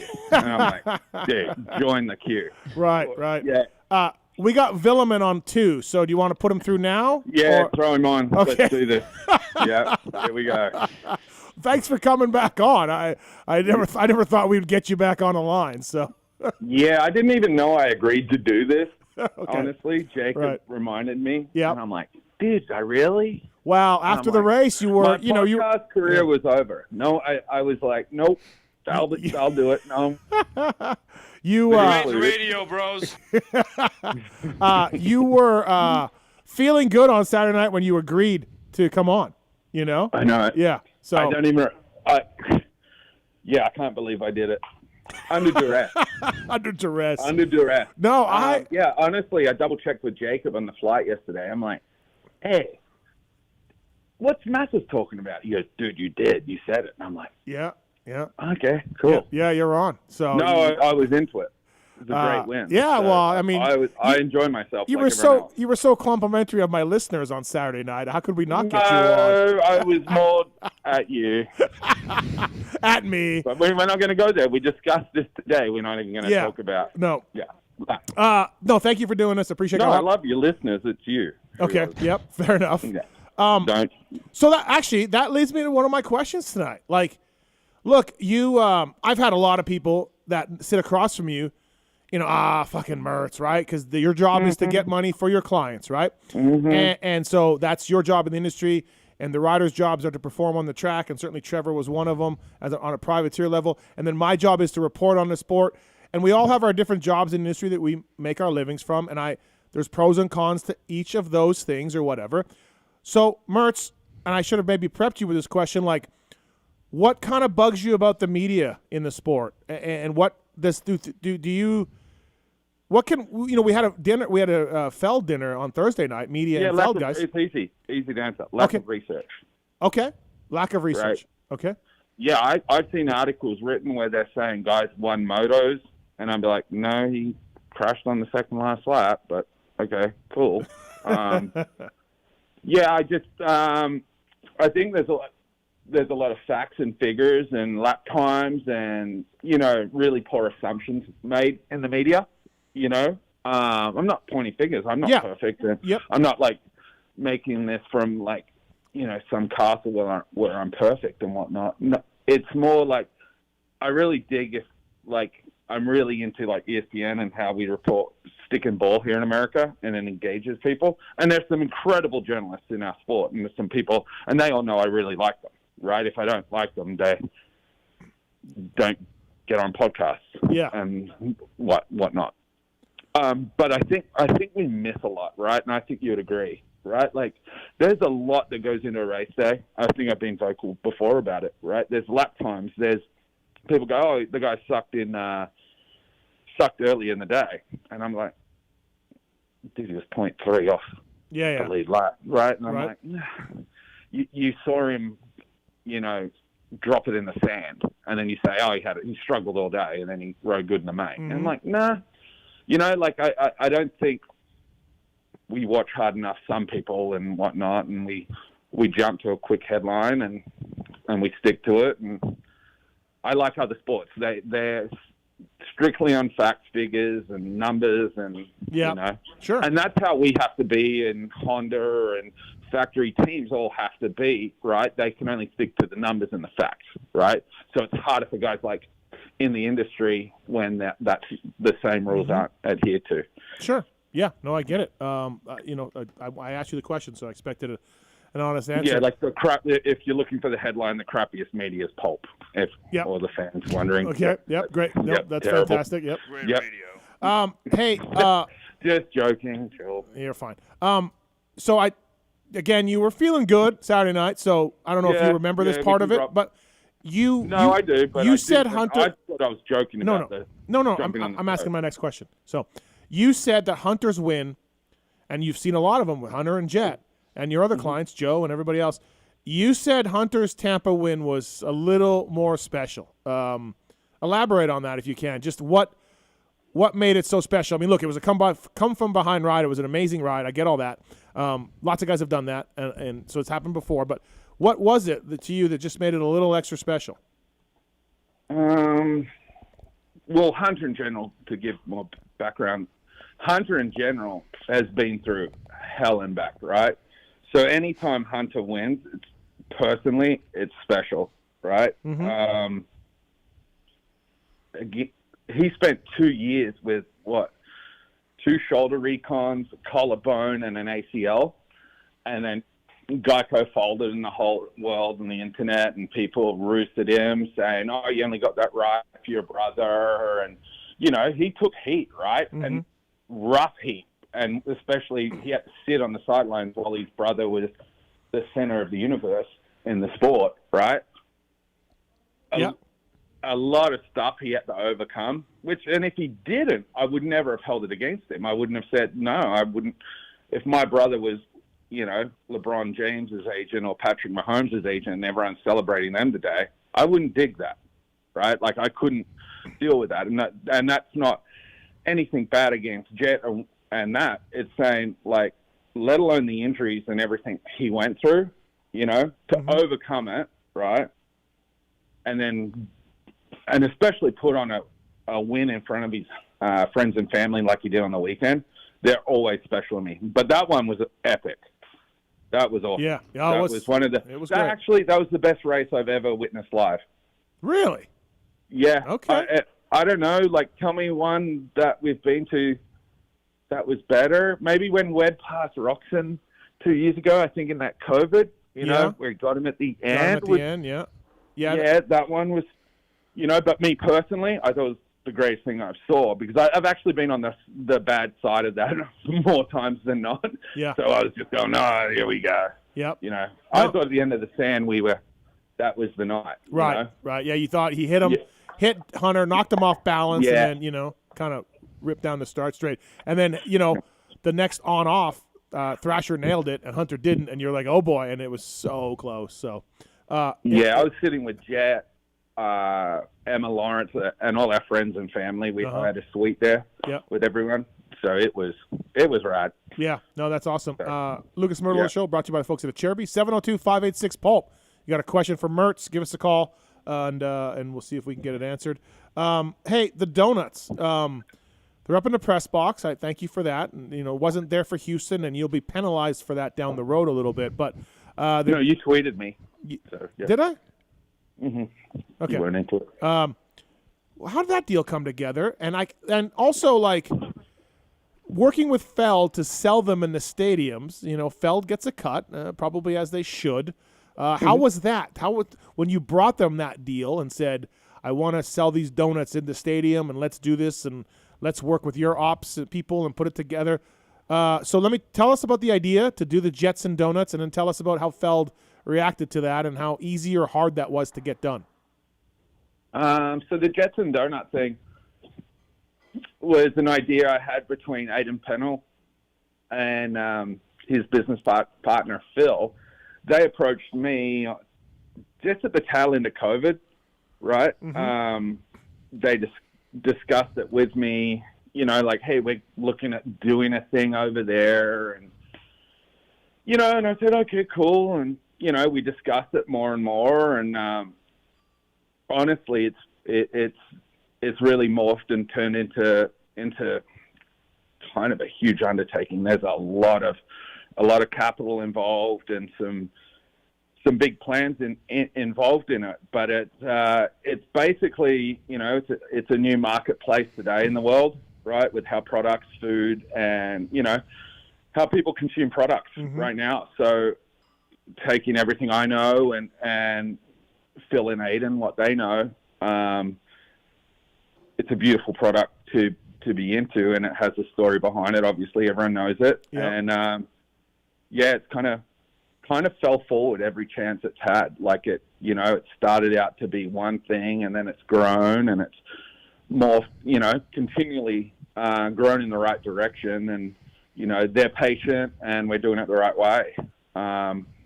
Great people around, so it's epic. As far as the Feld deal, me and Feld have been talking for years on different stuff and how to carry the sport, and really work together. Davey as well, and MX Sports, I think. But was it hard to put together, or was it? No, it wasn't. No, okay. I think in the past that there's been a us against them mentality with promoters and whatnot. No, I just don't think that's got anyone anywhere, right, in the past, right? I feel, they deserve to make money. They deserve to make a lot of money because they risk a lot of money to put on these events and hire great stadiums and, put infrastructure in, like the outdoors, like Davey, and they have to put in, a lot of money, and they make great money too. I'm sure. I don't know the numbers, and it's none of my business, but I can see people's complaints with it. That's normal. It happens, but at the same time, early on, I don't see the benefit of us being us against them. I think there's everyone working together can grow the sport, right? We're not getting into that conversation, but it can grow and be better than it was. And, I think if everyone shares in the profit and shares in the growth of, different verticals that are born from our sport, we're in a better place. So they've been super receptive. It's been good. Okay. Yeah. Dave and Kenneth Feld, like as far as the donuts and, Davey Coombs and everyone at MX Sports, we were doing it earlier last year. We did more with MX Sports to kind of break down this barrier than originally with Feld. Okay. All right. Yeah, fair enough. No, I just don't view it's easy. They're open to it. They're open to it, but you've also got to have the right client that can carry it, right? There's a big investment that gets made before anything's ever sold. And I see different people can complain or say, hey, why can't we do this? Like, hey, they're all for it. Who's going to wear the cost? Who's on the hook? Right. If this doesn't work, well, we're losing money, right? Yep. You can't expect Feld to, give me all the profit, but take all the risk. It's just, entry-level business, right? Like, it takes money to make money, and you're going to have to, believe in that you can carry the cost and carry the retail of it. So, how close are we, or I've heard we are close, but maybe you can confirm this. Are we close to getting merch trailers for riders in the pits, like set up next to Honda and so forth and so on? Like the merch deal, the merch deal you guys have isn't great. I don't think, unless you got a better deal than I know of others. Like, it can be better for the athletes. Yeah, for sure. Always can be better. Trust me. I negotiate hard to make it better. Like, I'm not trying to be, I'm all on one side or I'm all on the other side. But it takes a bit of knowledge on, retail, and you've got to buy X amount to, make X amount, right? So I think it comes down to, like, how much you're willing to invest on yourself to make it worthwhile, right? Like, apparel is the worst game in the world, right? Selling T-shirts and that, and we do really well with it, but it's still like, mate, you can sell, let's use round numbers, $10 million worth of apparel, but it can cost you $7 million, right? Right? But then the next order, you got to buy $10 million, and then you only sell 4. You're done, right? It is like you can have an instant win and then a big loss. So to relate it to merch trucks, right? Who's wearing that cost, right? Well, who's going to put up the cost? Who's going to wear the XLs that didn't sell? Who's going to wear all the smalls that didn't sell, right? All of a sudden, your profit's gone, right? It's tricky. Yeah. Right? Yeah. If an athlete can sell them from their, like a privateer, I'm all for it, right? If he can produce X amount and then make pure profit. But if we're involving a promoter and a retailer and a stadium, the stadium takes a cut too, right? Once you start adding all those in, and plus the cost of your product, I mean, the profits are getting slimmer and slimmer. And unless I sell, right, 500 shirts to 1,000 shirts, it's not worth my time. Yep. Not even for Jet. It's not worth our time. Yep. It's too much of an outlay to not hit big numbers. So, especially with just how commerce works within stadiums and promoters. But I don't know. I think they would be open to it. It's just, man, can you move enough product to make it work? Yeah. Right. Yep. No, that's a good point for sure. And I think a lot of people don't know that until they're inside it. Right, and go, oh yeah, one failed shirt. Like, hey, I've got $2,000 worth of these shirts in my garage. Yeah, I mean, on a much smaller level, I buy my merch. I don't want to do the print to own stuff. There's no money in it, so I buy my merch, and I'm stuck with a bunch of sizes right now in one style. I missed the mark. So I'm on a much smaller level, but yeah. So I would be all for like the privateers, right? Like, hey, they should be able to, right? Because I don't. And if they can do small quantities and that $40, they take home 30 of it and we're not splitting it, right? I'm all for it, right? They should be able to do that, Again, there's different agreements with stadiums and, and whatnot, but everyone could do it. Yeah.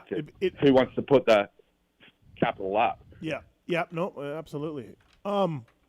Cherubies USA bringing you Lucas Mirtl here on the PulpMX show. So would it be safe to say that 2024 negotiations and on are going on now for riders? Is that safe to say? Yeah. Yeah, probably started a couple weeks ago. Right. On a few guys, for sure. You have Max Volan, you have Joe Schmoda.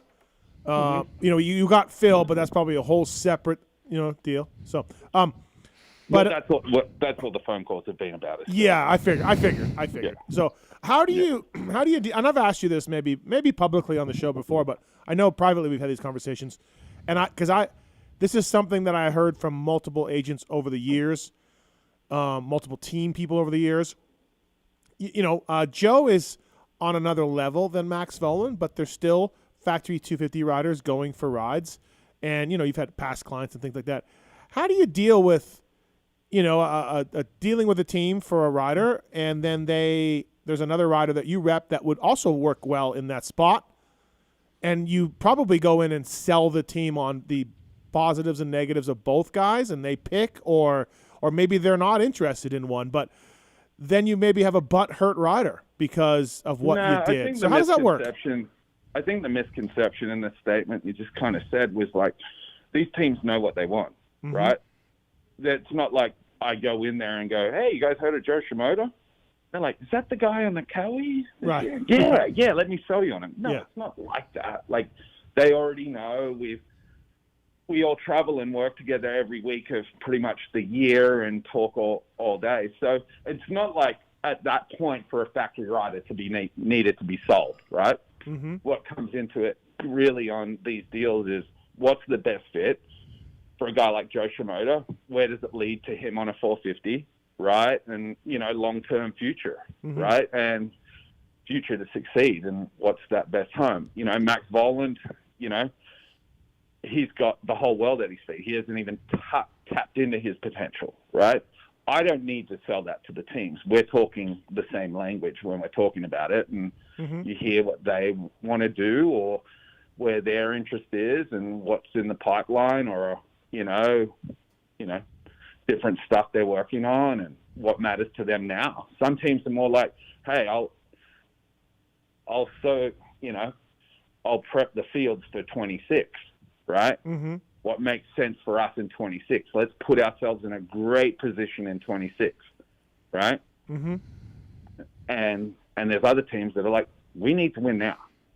Right. So there's always different conversations. As far as selling guys, I generally like to think I don't represent guys. I need to sell, right? Sure. Hey, have you heard of this guy? No, yeah. Right? No, I didn't mean so much that, but yeah.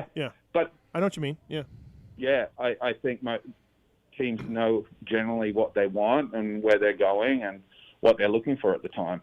Right. Yeah, so stuff's going on now. That's interesting for sure. Oh, yeah. So, when you're at KTM, you can do your clothing deal. When you're at Honda, you can do a clothing deal.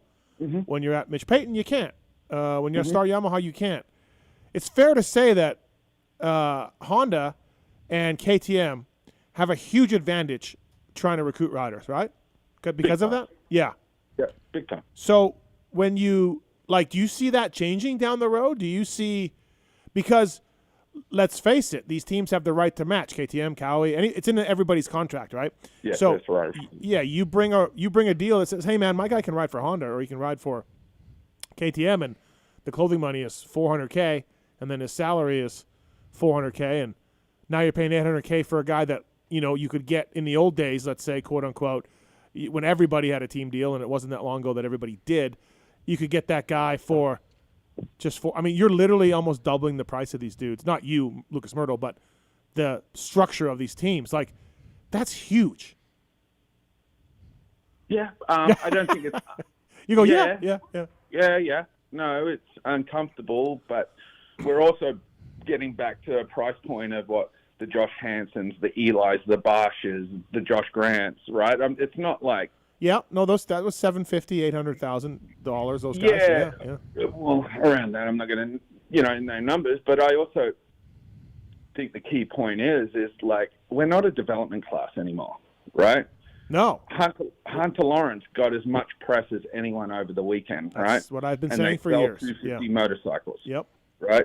And he's on at a more desirable TV time at 9 o'clock or whatever, depends where you are in America, right? He's on at a better TV time. He wins to, I don't think there's a major disparagement between him winning to the value as a 450 rider. Obviously, 450 is the premier class. It's the best of the best. Yeah, but if you look at exposure, not really. Yeah, if you look at the exposure. And, ROI or putting your gear on Hunter Lawrence or putting your goggles on him or, helmet branding or whatever, I think I'll argue, and again, this is for the top guys, when we're talking about these deals and all, whatnot, I think I think manufacturers are going to really have to look at like shoring up that and well, they're going to get mad. They're going to get angry is what they're going to do. They're going to be pissed. I've already heard it from some of them, Yeah. But yeah. No, for sure. If my riders don't get an option at that stuff, they're going to be mad at me. Yeah, yeah. No, I two of us. Absolutely. No, it works both ways for sure. But that's a huge thing for a Honda team or KTM to offer its guys. Yep. Yeah, big time. Yep. Big time. So where's Schmoeder going to go then? Can you just tell us? And I mean, we don't have any listeners, so you can just tell us. Oh, no. Yeah. I haven't even started on Joe's stuff yet, really. Okay. He's hurt right now, which is unfortunate. Yeah. But, so with Triumph coming into the sport and a lot of guys leaving the class there's going to be a lot of rides, especially in the 250 class this year. Well, even 450s, like a lot of guys are up in 450s. It's nuts. Like Barsha's up, Coop is up, I believe Anderson is up. I'm probably missing a few here if I look at the class. Oh, Tomac's going to retire. Justin Cooper's. He is? Yep. Sexton's up. Like, is that your feeling or is that actual? Like, no, I think that's my feeling. I think he's made it pretty clear. He said he wasn't even going to do the SMX races. Okay, I didn't hear that. Sexton's up. Plessinger's up. Like, yeah. I mean, we think Sexton's going to KTM, but the point is there's huge movement maybe coming in 450s. Yeah. Amuki's up. The guys that got a deal, it's easy to name the guys that got a deal. Christian Craig, AC, and that's about it, I think. Right? Mertz? Yeah, I'm thinking. Yeah. Yeah. Yep. So think about that turnover coming in 24 potentially, right? So we could see a lot of it. Yeah, I've argued, Mertz, and you've heard me say this. The 250 class is so broken.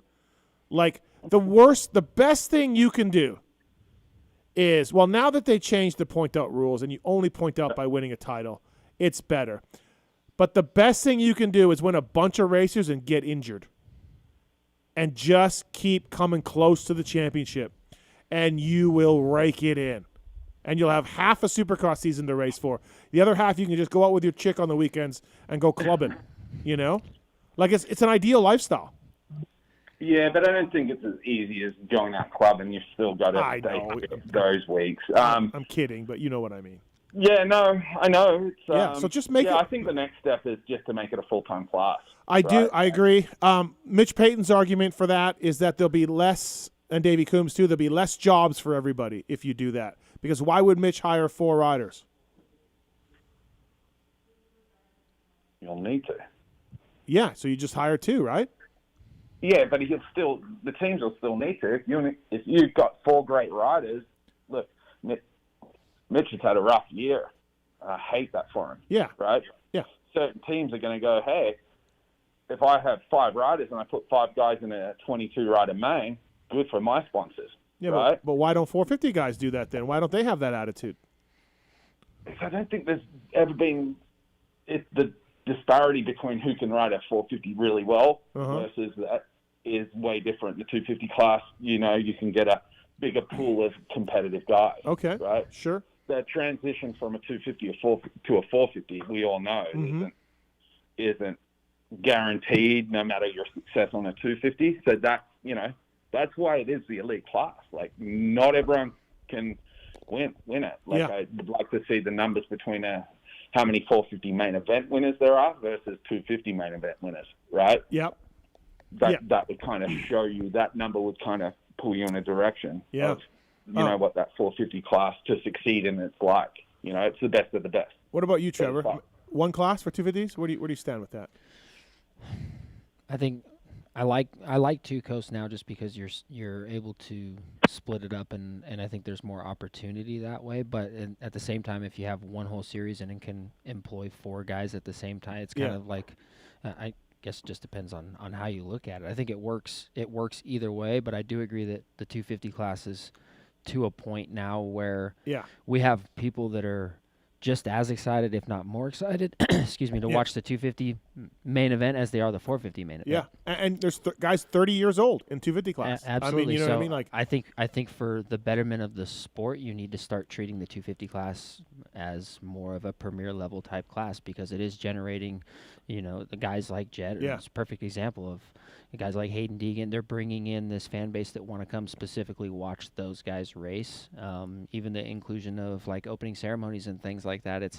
It's 450 guys. It's always been the goal, right? To get through the 250 class, and now you're a 450 guy, and now you get to participate in opening ceremonies. But for the fan base, the betterment of the sport, having these 250 guys included, I think is a positive in that situation. So let me ask you this: if you made it one class, Mirtz, would you ever point out or no? Just make it stay in there as long as you want.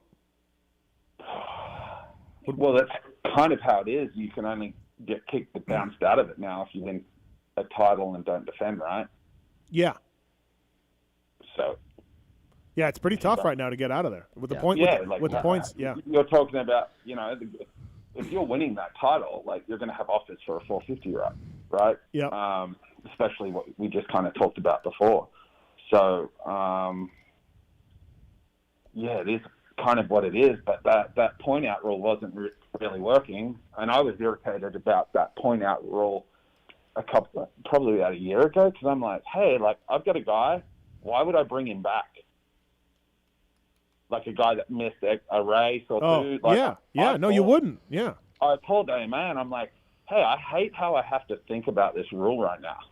Oh, yeah, so he's really good, and he's won 2 races, but now he's hurt, and he can come back for 4, but I'll probably bench him for the last one because why would I lose a year of eligibility, right? Right. No. And I called them, and I'm like, I hate this. Like, why am I in this position? Calling team owners and OEMs going, we're probably not, as it fits, we won't race the last round. Right. Like, that's dumb. It absolutely is dumb. Jeremy Martin pulling out of the series. He's 3rd in the points. He's like, I'm done. Mm-hmm. Like, what? Like, how is that acceptable to anybody? Yeah, I think I had that phone call last year with them. Right. And I, just called them. I'm like, why can I not make sense of this? Why? You guys need to know what I'm about to do on 2 guys. Yeah. Right? Yeah. And I'm like, we've got to figure it out. And I don't have all the answers. I'm not the expert on it all and know it. But again, it's if we just probably, look at it like a professional, proper championship and keep that. If the champions can go up or if you miss a title narrowly and still can get a 450 ride, then go. Yeah. I think the cream always rises to the top. So the guys who are meant to be on 450s and the Jets and, the Shimodas and Bolins or, the guys that will get there and do it, right? Yeah. They'll be just fine. Yeah. And we're about to enter a new era, right? There's a lot of guys that may not do a new deal on their 450s, kind of like what we discussed, but you know. Yeah, it just once you start gaming the system, change it because it sucks. Big for, time. Yeah, it sucks for the I thought sponsors. it was wrong. Yeah, sucks for the sponsors. Like I don't understand how Geico, you know, and Jeremy Martin's taking the dive days. Like if you're the head of Geico, you're like, oh, cool, I'm writing a huge check, and your number one rider just isn't racing because, oh, awesome, great, thank you. I love to sponsor your team some more. Like they didn't care. Yeah, I know. But Geico was left like if you're Geico, well, you know, Ziggy and Jeff, like they're like, okay, how do I replace Jeremy next year? Yeah. Whomever the rider is, we can't. Right. No. Right. For sure. And if he's not winning the title, then they'll get ready for outdoors. Right. Cool. Yeah. Good for you. No, I agree. You're right. Yeah, I wasn't into it. What do you say to? And you can dodge this question if you want. It's fine. But like when other agents complain about you, because they do. Let's face it, you got the Lawrence brothers. You're. I heard the terms of the Hymas deal, and it's really good by you. You know, you got these guys from Belgium. You're working on these guys from Belgium. You know, and some people in the sport, like I put you in the power and influence list that I did, and I had a note that was like, why would you put that guy in there? You know, and I'm like, well, Jet Lawrence is the next superstar, and he's at the races, and he's doing deals, and he's, you know, and I mean, we're friends, so maybe I'm biased, but like, yeah, like, you know, your personality is great. You're a friendly guy. You get it. But I think, is it jealousy or like, is it maybe they don't want to work as hard as you do because you do work pretty damn hard? You know, a little controversial, Mirtz. Yeah, but in the grand scheme of things, right, this is professional sports. Yeah, right? It is. You know, this is what most people don't understand about, you know, from the outside, it looks all bells and whistles and you got it made and whatnot. But we're in a results-based business. My clients are. I am. Right? I could be fired by every one of my clients tomorrow. Right? You go to bed knowing that. You wake up in the morning knowing that. Right? Yeah. You don't get to go, I'm just going to, you know, mail it in today and, you know, and whatnot. So, man, it comes with it, right? There's egos, big egos in play, and some incredible people at what they do at play, and sometimes they don't get their way, or you know, there's a winner and loser every weekend. So you'd be super naive to think that, you know, you're going to make everyone happy. If that's what you want to do, go sell ice cream. People love you. They'll love you every day of the week, right? Yeah, maybe I'll do that. Maybe I'll look into ice cream business. Donuts, yeah. Right? Maybe that's why I'm on the donut thing. Yeah, maybe that's it. Yeah, there we go. No, mate. And as far as my world, you know how brutal NFL baseball is? Yeah. Like, dude. Yeah.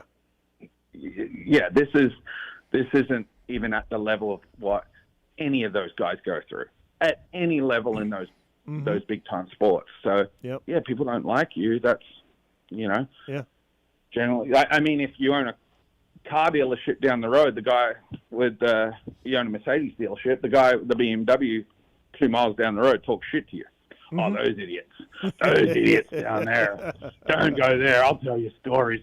That guy over there, he's ripping you off. Right. Car in. Yeah. Don't talk to him. They're idiots. Yeah. Let's talk about this news, whatever, right? Like, that's standard, and I think anyone who's listening to this has, you know, dealt with people not being into it. That's human nature, and, you know, it's eat or be eaten, and, you know, if you can do the right thing, and, you know, and do, you know, be honest and do it to the best of your ability, and, you know, deliver, it should be all work out. Again, right? Like, at the end of the day, do I hate anyone? Not enough. There's one guy at an energy drink company that you may not like. No, I don't hate anyone. Okay. Right? All right. No, like, you know what I mean? Not enough. Like, at the end of the day, I take care of my family, and, you know, anything involves them. This is just business. Yeah. Right? Yeah.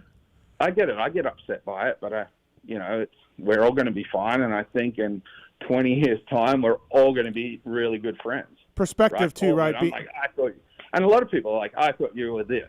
Yeah. Right? And then like, I kind of got to know you're cool. That's fine. Yeah. Right. I would have thought the same. It didn't go your way, or, it's tough. We negotiate. We all, if 3 people are going for one rider, and obviously they can only go to one team or one drink company, the 2 who miss out aren't going to go, oh, I should have done this better. And then Mirtl's a dick. Yep. He sucks, right? No worries. I'll write the email blaming me. Like, I'll do it for you. I already know it's coming, and we'll figure out. Here's how you say it. Yeah, here's what you say. Yeah, it's absolutely fine. I don't want you getting any trouble on my behalf. It just didn't go your way, right? Yeah. No, it's definitely, But if you're going to catch feelings and need to. I think you're missing the whole point, and you're missing the point of how it works in today's day and age in business, right? If you need to go down a road on someone who's doing well, I like to think I'd look at someone doing well and be like, dude, yeah, you can be like, that sucks, right? Or you can kind of go, hey, like, what's going on here? What am I missing, right? Because I wasn't born into this. I don't come from a family in this, and I think you're in the same boat, and a lot of the people. We've all had to figure it out through a lot of mistakes. There's a lot of stuff I wish I could turn back. I look through emails and I see an email from 2014. I'm like, oh my God. chill, super agent. Chill. You told me one time that you were telling an agent, or a manager, a team owner, one time you told me that you were like, look, man, you're going to hate me, but here's what's going to happen. Like, here's what I think will happen. Is, and you're just like, you're going to hate me. And I just was like laughing that this is what you tell, because like I've had dealings with some agents that are horrific liars. You know what I mean? And I'm like, how do you go to bed at night? You're a horrific liar. And I feel like you're like, I'm not going to lie to you. Here's how this is going to go, team owner. And not in a dick way, but as a friend way saying, I got a job. Here's how it's going to go. And you're going to be mad. And you learn that through experience, right? Like, I think in the early years of my career, I thought I could make everyone at the table happy, and they're all my friends, right? Yep. And that led to poor choices, right? Or, I don't want this guy, team owner, to not like me, or I don't want to look like I'm a failure, or I don't want to tell my athlete that this guy doesn't like them, right? And then they find out, and they'd be like, they can't even trust your word, or they were like, hey, you come out looking like shit on this. And I've seen a couple of these new managers and whatnot kind of go down this road. And I was there. I'm not perfect, and, and you never will be, right? That's what it's all about. But look, we're not talking about anything that really should be lied about, right? Yeah. It is what it is. Yeah. We're not curing cancer here. Yeah. No, exactly. I say that all the time. Like, we're talking about dirt bikes, right?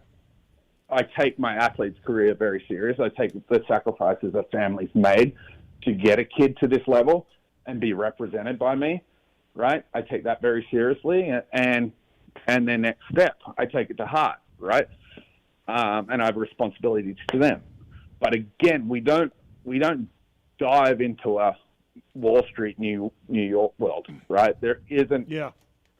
There's just no win. We see each other every layover in Dallas or wherever. Yeah, sure, whatever. We are on the weekend, right? Yeah. So, it is what it is. Like, it's like, we're all trying to make it in a professional sport. There's journalists that don't like you. There's a lot of people that don't like Trevor in the office. Like the guy at Mirtl, probably not into you so much, right? He probably that guy sucks. He's on the Pulp show this week. Like, who's he think he is? This is bullshit. They should sell more oil, right? Like, that's probably what gets said.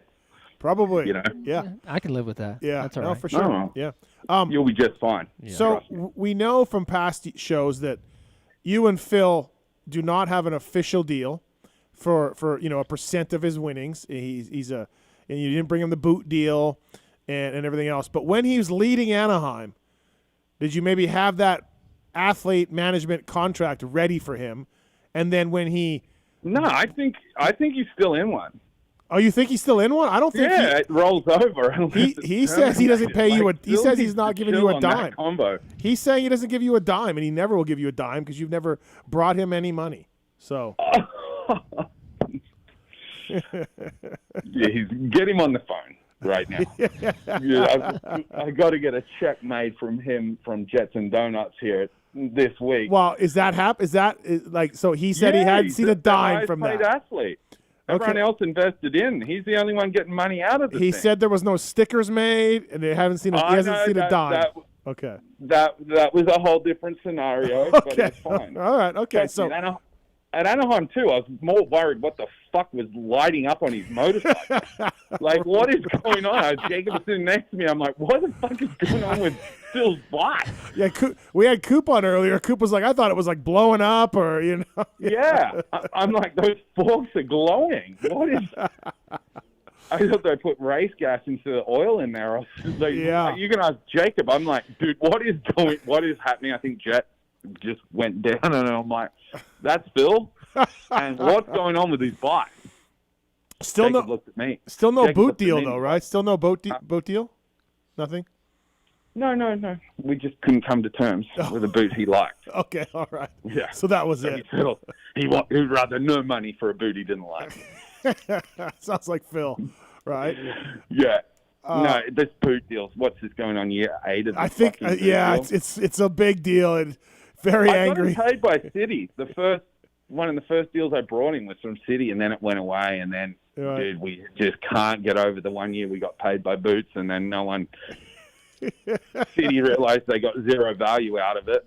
I think, and we've never recovered from it. Yeah. Anyone with the boot company, trying to get one off the ground, hit me up. Yeah, hit him up for Phil, right? Yeah. Well, he's a tough client to have. So. Yeah, no, I love him. He's more of honestly a good friend of mine. Yes, he's a friend to all of us. Yeah. Well, hopefully, I don't know, maybe you can bring him some new deals or something. You got Jets and Donuts, so that's a good deal. Yeah. There isn't enough money I could bring him without. If I brought him $1 million, he'd be like, bro. Yeah. I got to pay taxes on this. Taking that cut out of that? I know, right? And I'll be like, so you don't want the deal? Oh, well, I'm not saying that, but fuck, about time. Where was this 6 years ago? Right. Right. Yep. I'd be like, yeah, so you don't sign it then. I think you're right. Did you give me any more any more specifics on our deal? Like 24 hours away, and I got nothing yet. We're trying to. All you have is a slogan, Mirtl. That's all we need. We can build off that. What's the deal? He wants. There's a young Canadian champion from two-time Manitoba champion. And one times Canadian. Yeah, he's a two-time Canadian or two-time Manitoba champion, Ryder McNabb, the MX2 champion up in Canada. Yeah. Great kid from my home province of Manitoba, and switched to Red Bull KTM up there this year. Wearing Fly, by the way. They're also wearing Fly. Mirtl represents him as well, not just one of Mirt's 40 clients. And Mirtl wants PulpMX to, step up for this Manitoba kid, which I'll contemplate and I'll think about. And, I've helped riders in the past, You right? said you were in. So after the race. This is why I get irritated. I didn't say I was in. You were in. I said I've if you. got jerseys getting printed, sublimated. What the? I said, how big is the logo? People. This is what happens. The agent can't tell me what size the logo is, where it's going to go. I told you, you're just going to be stoked with it. Okay. All right, so just get Peyton to sign a contract for Schmoda and tell him he'll be stoked with it. No, you already know the terms, which we're not getting into. I just said, look, I'll have to figure out the sizes. You'll be stoked on it. But I want the chin bar. I asked about the chin bar. Yeah.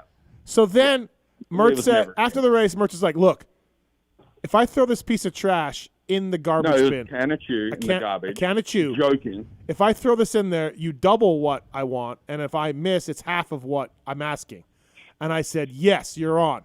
So, seriously, I was sweating a little bit. He was maybe 6 feet away. It was kind of windy. It was an empty chew can. Well, it just gusted up as I threw it. As he throws it, it just hangs a hard left and blows away, and my deal is now half.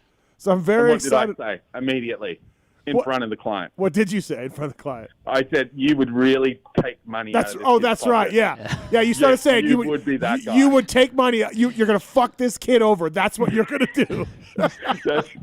It was brilliant. Yeah. It was brilliant. Yep. And the kid's just, and Ryder's just standing there going, what just happened? Yeah. I guarantee you Ryder's walking away. So Ryder is walking away with either a whole new admiration for your talents, or he's wondering, what the hell did I get myself into? It's either one. He walked away. How did that thing go left? Well, we'll see, Mirtl. I mean, I'm waiting for some specifics. So, No, it's the We Ride Together tour. That's right. So, Mirtl, that's his slogan. We ride together, meaning me and McNabb. I like it. You like and it? Mirtl. Yeah. Okay. And me. And Mirtl, yeah. That's Us good. three. All right. Going after a championship this year. Listen, Mirtl, why can't I find a damn insurance policy on any of these riders that I like? Because they all suck. I'm willing. I lost some substantial amount of money on the Super Bowl bets yesterday, and I'm ready to try to recoup via an insurance policy, and I just can't find anything that I like. Yeah, either can I. Okay. I told you, let's find a new broker. I don't know. Okay. I'm over them. All right. Yeah, none of them make sense. They don't. They really don't. At this point, they're going to have me need to win one main event for them to pay off. like at this point, they're getting that ridiculous. Yeah. Hey, Mirtl, Right. Mirtl, if you take if Lucas lines up and qualifies at Daytona, we'll acknowledge it. Yeah. Yeah, I'm over them. Okay. You got a question? I think, Yeah, I think like going back to 40 riders and all like that comment. So my question is I'm not familiar with the agent side of things, but like when you're in a position to represent different levels of riders and guys that are obviously worth different dollar amounts to these teams, or guys that are directly competing against each other, like Joe and say Jet, and I guess how do you go about managing expectations up front, right? Because as a rider, if you're hiring somebody, you're expecting X amount of time or whatever for that agent to apply to getting you your next deal. So how do you I guess set expectations up front so riders are able to understand kind of where they fit from a dollar amount, or what your approach is in expecting what they're going to be worth, and how much time you can apply to them moving forward for a new deal, knowing that, hey, a deal like Jets, he's got all these different things going on. It requires more of your time. So I guess just being able to try and keep everybody happy in that situation. No, it's a good question, right? There's other agents that will only take race winners or former champions and, talk at great length about that. But I consider myself really in the talent development business, right? So when I talk to a young family or a young kid, and it's always for the family, right? The first deal we do, they're not retiring on, right? I'm not retiring on, The first deal we do, and whoever it's with, it's critical we get into it, with the same goals in mind. Right? And the same trajectory in mind, right? Because this doesn't compute unless I produce champions, right? And future 450 riders, right? So their first 250 deal, their first factory deal, right? It's got to be the right deal. And it's going to have to come with, everyone sharing the same vision. Right. So I don't go to a family, or a family doesn't come to me and goes, hey, would you be interested in representing my child, my son? We look at it and go, hey, I won't do it unless I can help. If you've already got the deal and it's one deal on the table, you don't need me. I'm not going to get in the middle of it. You've already got I'll only work with the rider now. And you get to the position where I'm at now and it's not by being selfish or self-serving, right? It's like, if I can't help them, or if they don't need a manager, I'm the first one to say it, right? They've got one offer on the table, right? And it lands there, and I'm like, yeah, that's your shot. That's a great team. It's a great guy. It's your shot. I'm not getting in the middle of it. I'll help if you still want me to help, right? And if I believe in the kid, or if I love what I see, or, right? But I won't do it unless I can actually help. And they need management. If you've got one deal, just sign it, right? I'll send the contracts over. I'll make sure you have options at the end and they're in your favor, right? So you can be in a position to make a switch or, pivot if you so desire, right? That's a part of contract negotiation and reading a current day agreement, right, as an agent. But I'll manage guys that really do need managing, right? And the help I can offer. And it comes with a whole lot more than just contract negotiation. I manage 30-odd athletes' everyday life and personal life, and their development is not just motorcycle races, and I hope they would say that, but turning into functional members of society and understanding the world, right? And regardless, if I take a guy that's destined only to be a 10th place guy and I'm into it, and we're a 5th place guy with 2 race wins, that means as much as the deals I've done with my top athletes, right? As long as we're all in this really together. So the expectation, I'll manage right away. I've been around it long enough, and it's a part of growing and understanding. Like, I'm the first guy to tell a lot of people, you don't need a manager at this point, right? And it's I don't have the time for that. And there's probably 10 riders right now that have begged and just help me. And it's just like, I can't help you, right? If this guy wants to hire you, it's not going to be because of me, right? And that's guys who've maybe on their 2nd or 3rd agreement, or, but mine is to develop talent and help navigate that way to achieve their goals and, have the best people around them. Because it takes way more than a piece of paper that ensures guys winning races or championships. There is a village of stuff that goes on behind the scenes, of physios to doctors to, trainers to practice bike mechanics to facilities to flights and booking, there's so much that goes on, which contributes to, and again, like we talked about Hunter Lawrence's night the other night, why I said it was so good. It's been just so many great people a part of Hunter's career to get it to where it is, that it's one of the best feelings in life, right?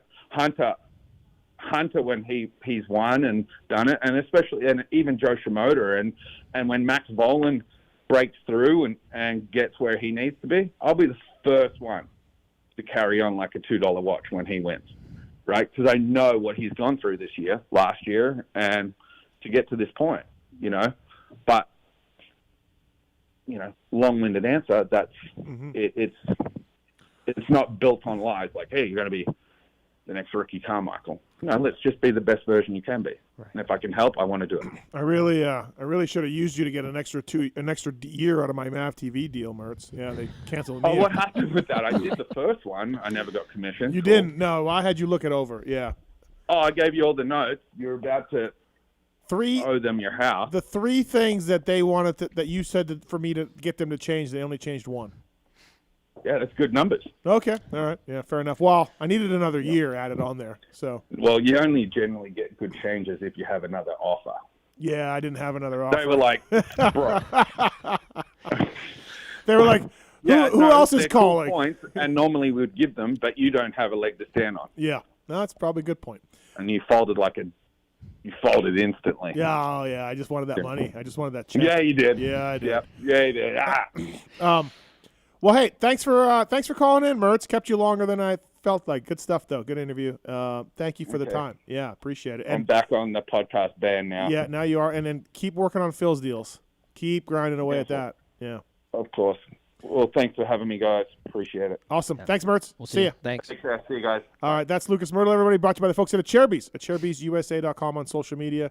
Thanks to Acherbys for bringing Mirtz on the line. Good interview. Yeah. Yeah, it's interesting stuff, right? Cool. You don't until you sit down and you start talking through it, just the logistical side of Yeah. it and personally all Yeah. those things that play into it. You know, The it's a big Lawrences undertaking. are huge, right? Like the deals are huge. Everything's great. I forgot to ask him about the switch to A-Star goggles from 100% for Hunter, which is basically an X-Brand Lucid goggle, you know? X-Brand goggles, choice of champions everywhere. Can I claim that or no? Can I claim that? Maybe I'll ask Clayton that later because he's a goggle guy. He might have an opinion for you. Yeah, maybe. Yeah, maybe I could dig into that. Actually, let's get Clayton on here. Yeah, we may as well now. My Race Tech rant, by the way, will start there. Race Tech Pulp23 is a code to save with Race Tech. Thanks to those guys for coming on board. Suspension work, motor work, they'll have you dialed. Racetech.com. They got Race Tech service centers all across America. They also help out privateers for a long time, whether it's the Solitaire Yamaha guys or Chris Blows used it. A lot of guys used it over the years. Thank you to the folks at Race Tech for making this happen. The Race Tech rant. Hi. What's wrong? You can't hear anything? Nothing. All right, we'll figure that out. Okay, I'll sit here. Sit here. Sit over here. Who knows? I don't know. That headset. You know, it was laying on the floor when I came up here, and it's chanceability that it wasn't me. No. Oh. All right. Oh. How's that? Yeah, All we're right. here. Hey, welcome to the show. Yeah, thank you. Thanks for having me. Race Tech rant. Look, I'm not going to spend too much time on this. If I start spending too much time on this, I'll just get really angry. The live timing. I don't know. I don't know what the deal is. I watch NASCAR once in a while. I watch F1. I watch IndyCar. I'm not a hardcore sit in front of the stands and sit in front of the TV and just dig into this, but I watch enough of it if I'm flipping channels. I've even watched, don't tell JT, but I've even watched some street bike racing.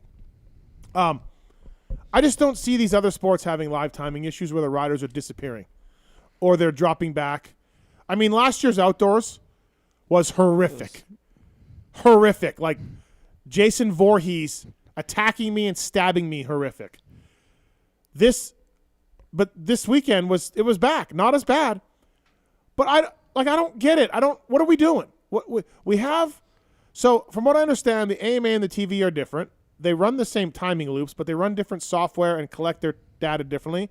Right, Marks? That's right? That's what I've heard, yes. Yeah, that's what we kind of know because we grab our Pulp Fantasy AMA stuff, right? Allegedly. Allegedly. Yeah. Oh, really? Okay. Allegedly. So there's two different timing and scorings, and the TV guys, I mean, you guys watched it. It's just gone. Yeah, it was tough. How does that not, and again, everybody makes mistakes, but I watch other sports and I don't see this happening. MXGP. But where are we dropping, guys? It has to be taking place between segment. It's just loops, right? Yeah, there's loops across. Because it's not like it's happening when guys are crossing the finish line. No, it's happening mid-lap, wherever it is on the track. Right. But you're literally watching, and we're watching someone winning the race, and you look at live timing, and they're in 7th. Right, and then, so it's a loop problem, a specific spot on the track, but why is it nobody else were having that loop problem, right? And I don't, it doesn't make, and again, I don't see this on other sports. I don't see it. Maybe I'm missing it, but. Yeah, can we make a call to NASCAR, to F1, say, hey, what are you guys using? You know? MXGP? MXGP. Yeah, MotoGP. I don't see any of this happening. I mean, look, is it as bad as last year's outdoors? No. I don't know if anything will be, but good God. Yeah, I feel like we had some rounds where there wasn't even anything on the screen. Oh, yeah. No, we had that. Yeah. Nico Izzy Racing. Yeah. Last year's numbers were plugged into guys. It was just – and, Supercross generally has been better. They've stayed above that. They've had problems, but generally they stayed above that. And it was back this weekend. And I'm just like, what is going on? It's really contributing to my Saturday night, heart attack from fantasy. Yeah. When I just see guys going backwards and then, then they go back and I'm like, oh, thank God. Yeah. I don't get it, man. And that's one of the rants. And I've said it before, and it's just amazing. Marks, did we have – so allegedly we take the AMA timing. Yeah. Was that okay? Yeah, it was fine. Yeah, because I had that open at the race while I was tweeting. I don't remember anything going weird. Nope. Yeah, we were fine on fantasy and AMA stuff. Right. But TV was out of whack, yeah. Which is pretty common. You know, when we see the TV being messed up, it's usually specific to the TV.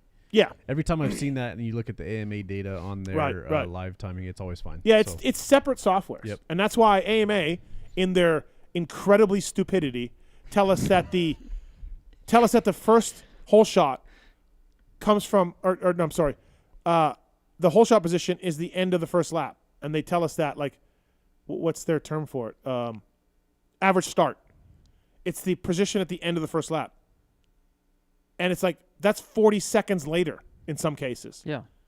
Why can't you tell us what they have on TV, which is the white line, the first transponder picks up everybody right away, and you can see that a guy is 7th, and then when he crosses the finish line, he's 2nd. AMA tells us that's a second-place start. Like, what? What? Am I, so, like, between that and the AMA sheets and not keeping track of Triple Crown laps led and not keeping track of Triple Crowns won and not knowing the whole shot, and then you have the TV timing, I mean, Jesus. Like, are we a professional sport or not? They call it an average? Is that what you said? Average first lap? They'll give you a stat of an average start on the AMA will. Okay. But that is the position at the end of the first lap. That is what they call the start. Why wouldn't it just be average first lap position? I don't know. It's not the start. No, it's not. Yeah. And when a rider makes 5 passes on lap 1 when everybody's grouped together, that's important to know. Right. That's, a very key point. Yeah. But they can't get that. And this weekend, the live timing on the TV, they can't get that either. I blame Daniel Blair, really. That's my main culprit. But that's my one rant. My other rant, I've said this, I don't know how many times, but the fucking tough blocks. Like, what? I did the nets. Okay, the nets are great. We need more of them. But is there just nothing to, like, so 96, you watch the Supercross from 96, they're still using hay bales. I feel like 97, 98 is when tough blocks came in. And, I mean, they just get scattered everywhere on the track. And there's just nothing we can do. Nothing. Like, we just get guys just dying from a tough block, and we can't figure out how to advertise the sides of the track. Like, again, I go to Europe.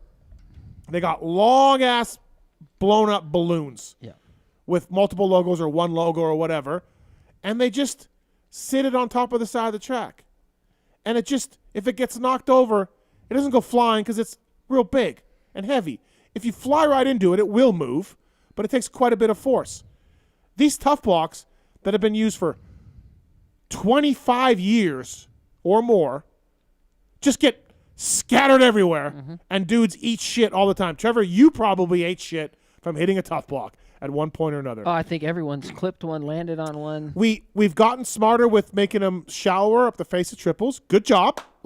Good job. We got some innovation. And there's just nothing we can do. Like, I don't get, like, buy bigger ones. Make bigger ones. Spend some money. Try it out. Lay a 8 to 15 foot tough block on top of whoops. That thing ain't going to come out in front of the whoops. And if it does, you'll see it and you'll be able to move. Some of them, don't they stake them down, or is it just around the turns? I think around the turns. Top of the turns they do. Yeah, they stake them down. Yeah. I have an idea. I came up with the nets. I'll come up with another idea. I've used this before. If you're so married to a square block, which you shouldn't be, but if you are, make a little plastic tray, injection molded plastic. Maxima can probably do it for you.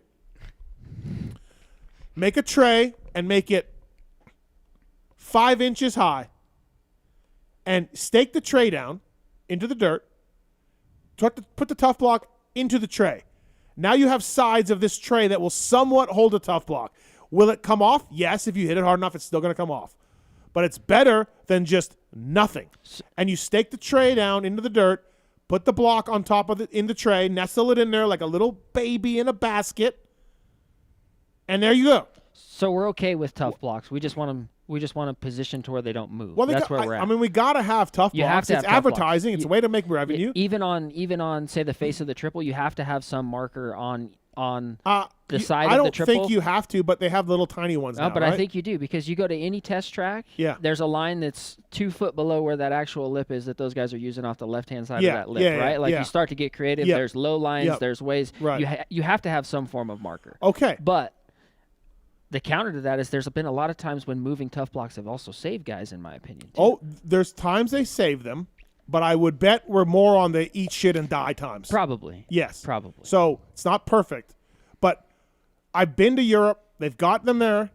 It's just money. I was going to say, it's just a money It's thing. just money. Yeah, I agree. Just spend the money, buy bigger tough blocks, or you know what? Spend a little bit of money and try and experiment with some tough blocks.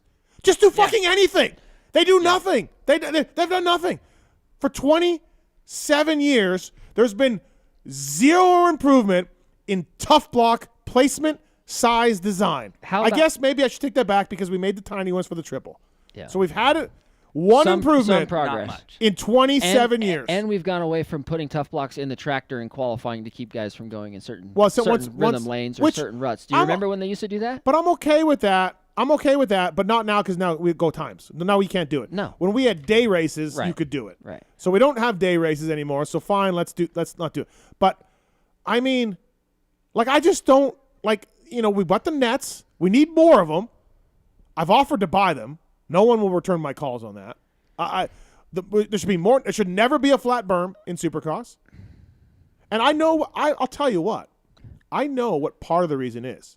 Okay, A, it's money on the tough blocks for sure. They got to, But you can't tell me. Yeah, but what's the investment on tough blocks? The same amount. I think there's a set of tough blocks that are purchased up front, and they make the road show, right? Yeah, They go but everywhere. Here's the separate part. If you need more nets or you need bigger tough blocks and plastic trays or whatever, you need another semi maybe. They've got this thing so down with the load in of the truck. This is why the over-under bridge doesn't make it everywhere, because it costs money to, if there was supposed to be an over-under bridge in Oakland, it won't be there this weekend because that's a whole truck. And they're not driving that truck from Tampa to Oakland. So they'll keep it on the East Coast. So there's no over-under bridge coming in Oakland. You can be sure of that. It's a money thing. And I get it. Again, but we've made so many progress and we got flames and managers' towers.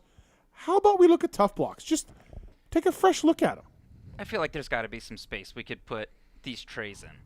And I figure it don't out. know, man. Yeah, I don't know. It's a full production. We can figure this Does out. the tray seem to work for you guys? What's wrong with the tray staked down in the dirt? And you stake it down with a round head on the stake, so it's not going to, you can't. Yeah, that's going to be my thing. Yeah, safety's obviously something you have just to a little assess, round but- stake, put the thing in there. I've come up with ideas all the time. No one listens to me. Some people do. No one important does.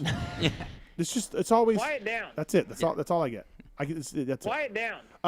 But this is 2023, live timing and tough block rant. Everybody, it's February 13th. It's taken me a month to get into it, but here I am. Here we go. Yep. Here we go again. Here we go again. Like Whitesnake. Yeah. Absolutely.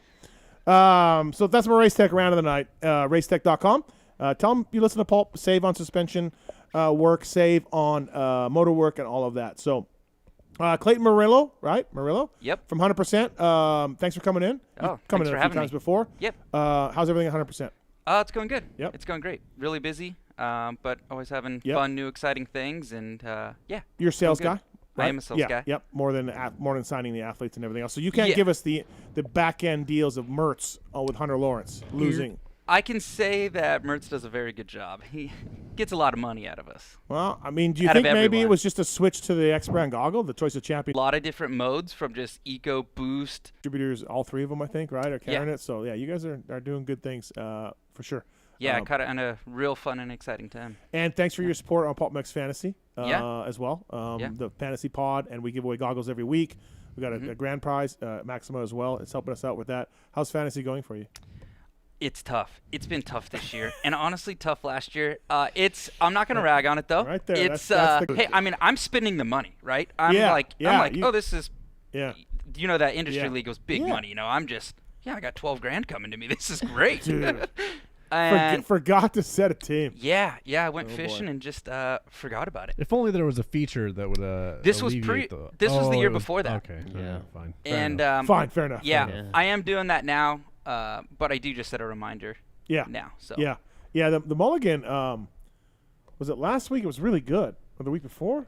I don't know. It's doing better than me. Yeah. So I mean, that's not saying much, to be honest. But Yeah. half my team needed a mulligan. it does its job in saving you from a zero. That's what. That's the point. Marks, what was the most ridiculous? You don't have to tell us the name, but the most ridiculous email we got this past week. We would like the name though. Can I look it up and get back to you real quick? Give me I a thought it would come off the top of your head. Yeah, dude. I was on the fence. I I get was so on the many fence that this are year. bad. It's You like, didn't join? No, I did. Oh, you did? But I'm probably Dan's probably still mad at me about it. But I mean, I joined like day of. I got Why I got you- talked into it. Why are you on the fence? So I played 2 years ago. I had one. I made like $200 in one of the rounds. Yeah. And I'm like, I paid for my fancy. Like, Yeah, I'm good. sweet. I'm good. Last year, brutal. Yeah. This year, I haven't had a race. I finally had all 8. And then this year, not been going well. So That'll happen.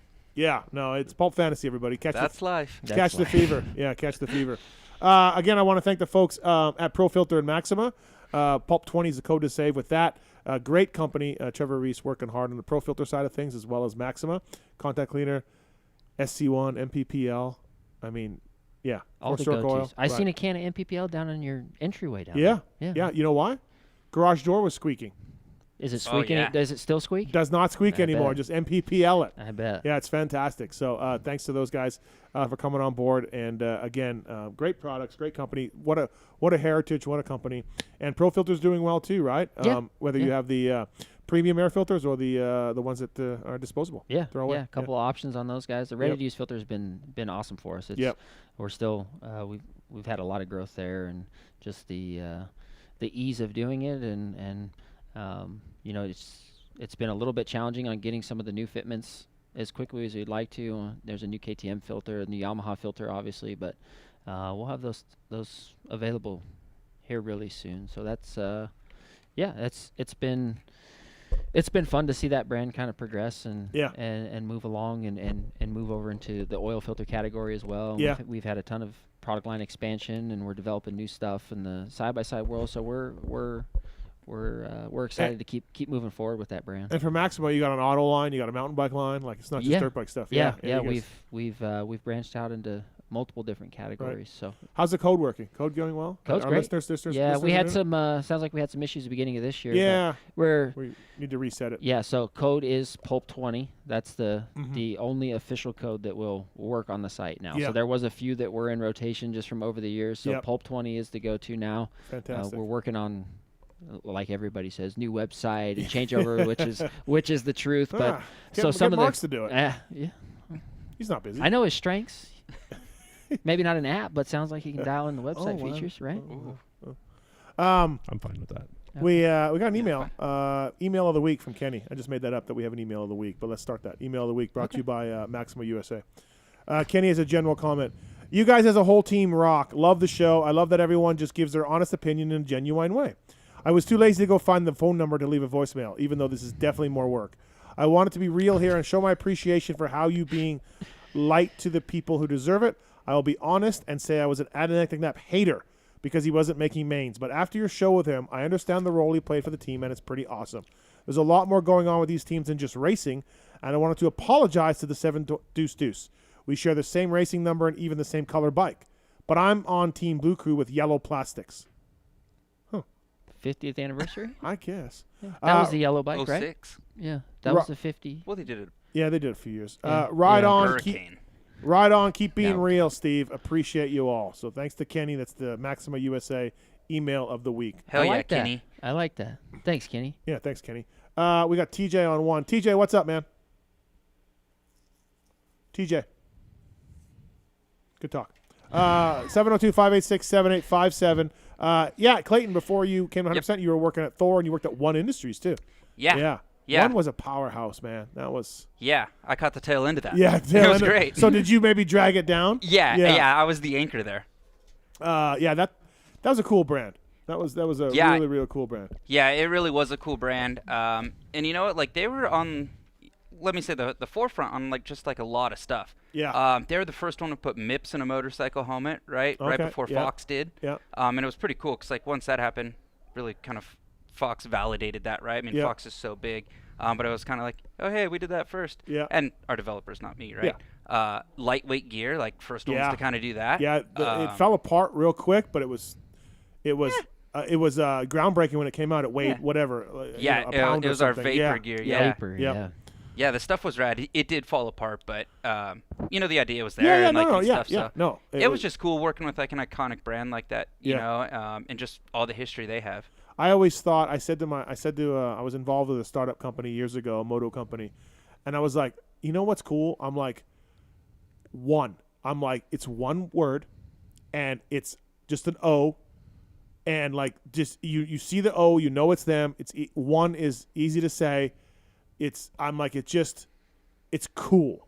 Their image is cool. Their ads are cool, and Mark Blanchard, of course, just a legend, right? But like, I'm like, that's the company that you want to be, that kind of look, just stylistic and everything else. And it didn't work obviously, but that I looked at it that way. To me, like, it almost didn't matter what one was selling. Started with graphics, of course, and branched out into gear and helmets and everything. It almost didn't matter because it was just cool, Yeah.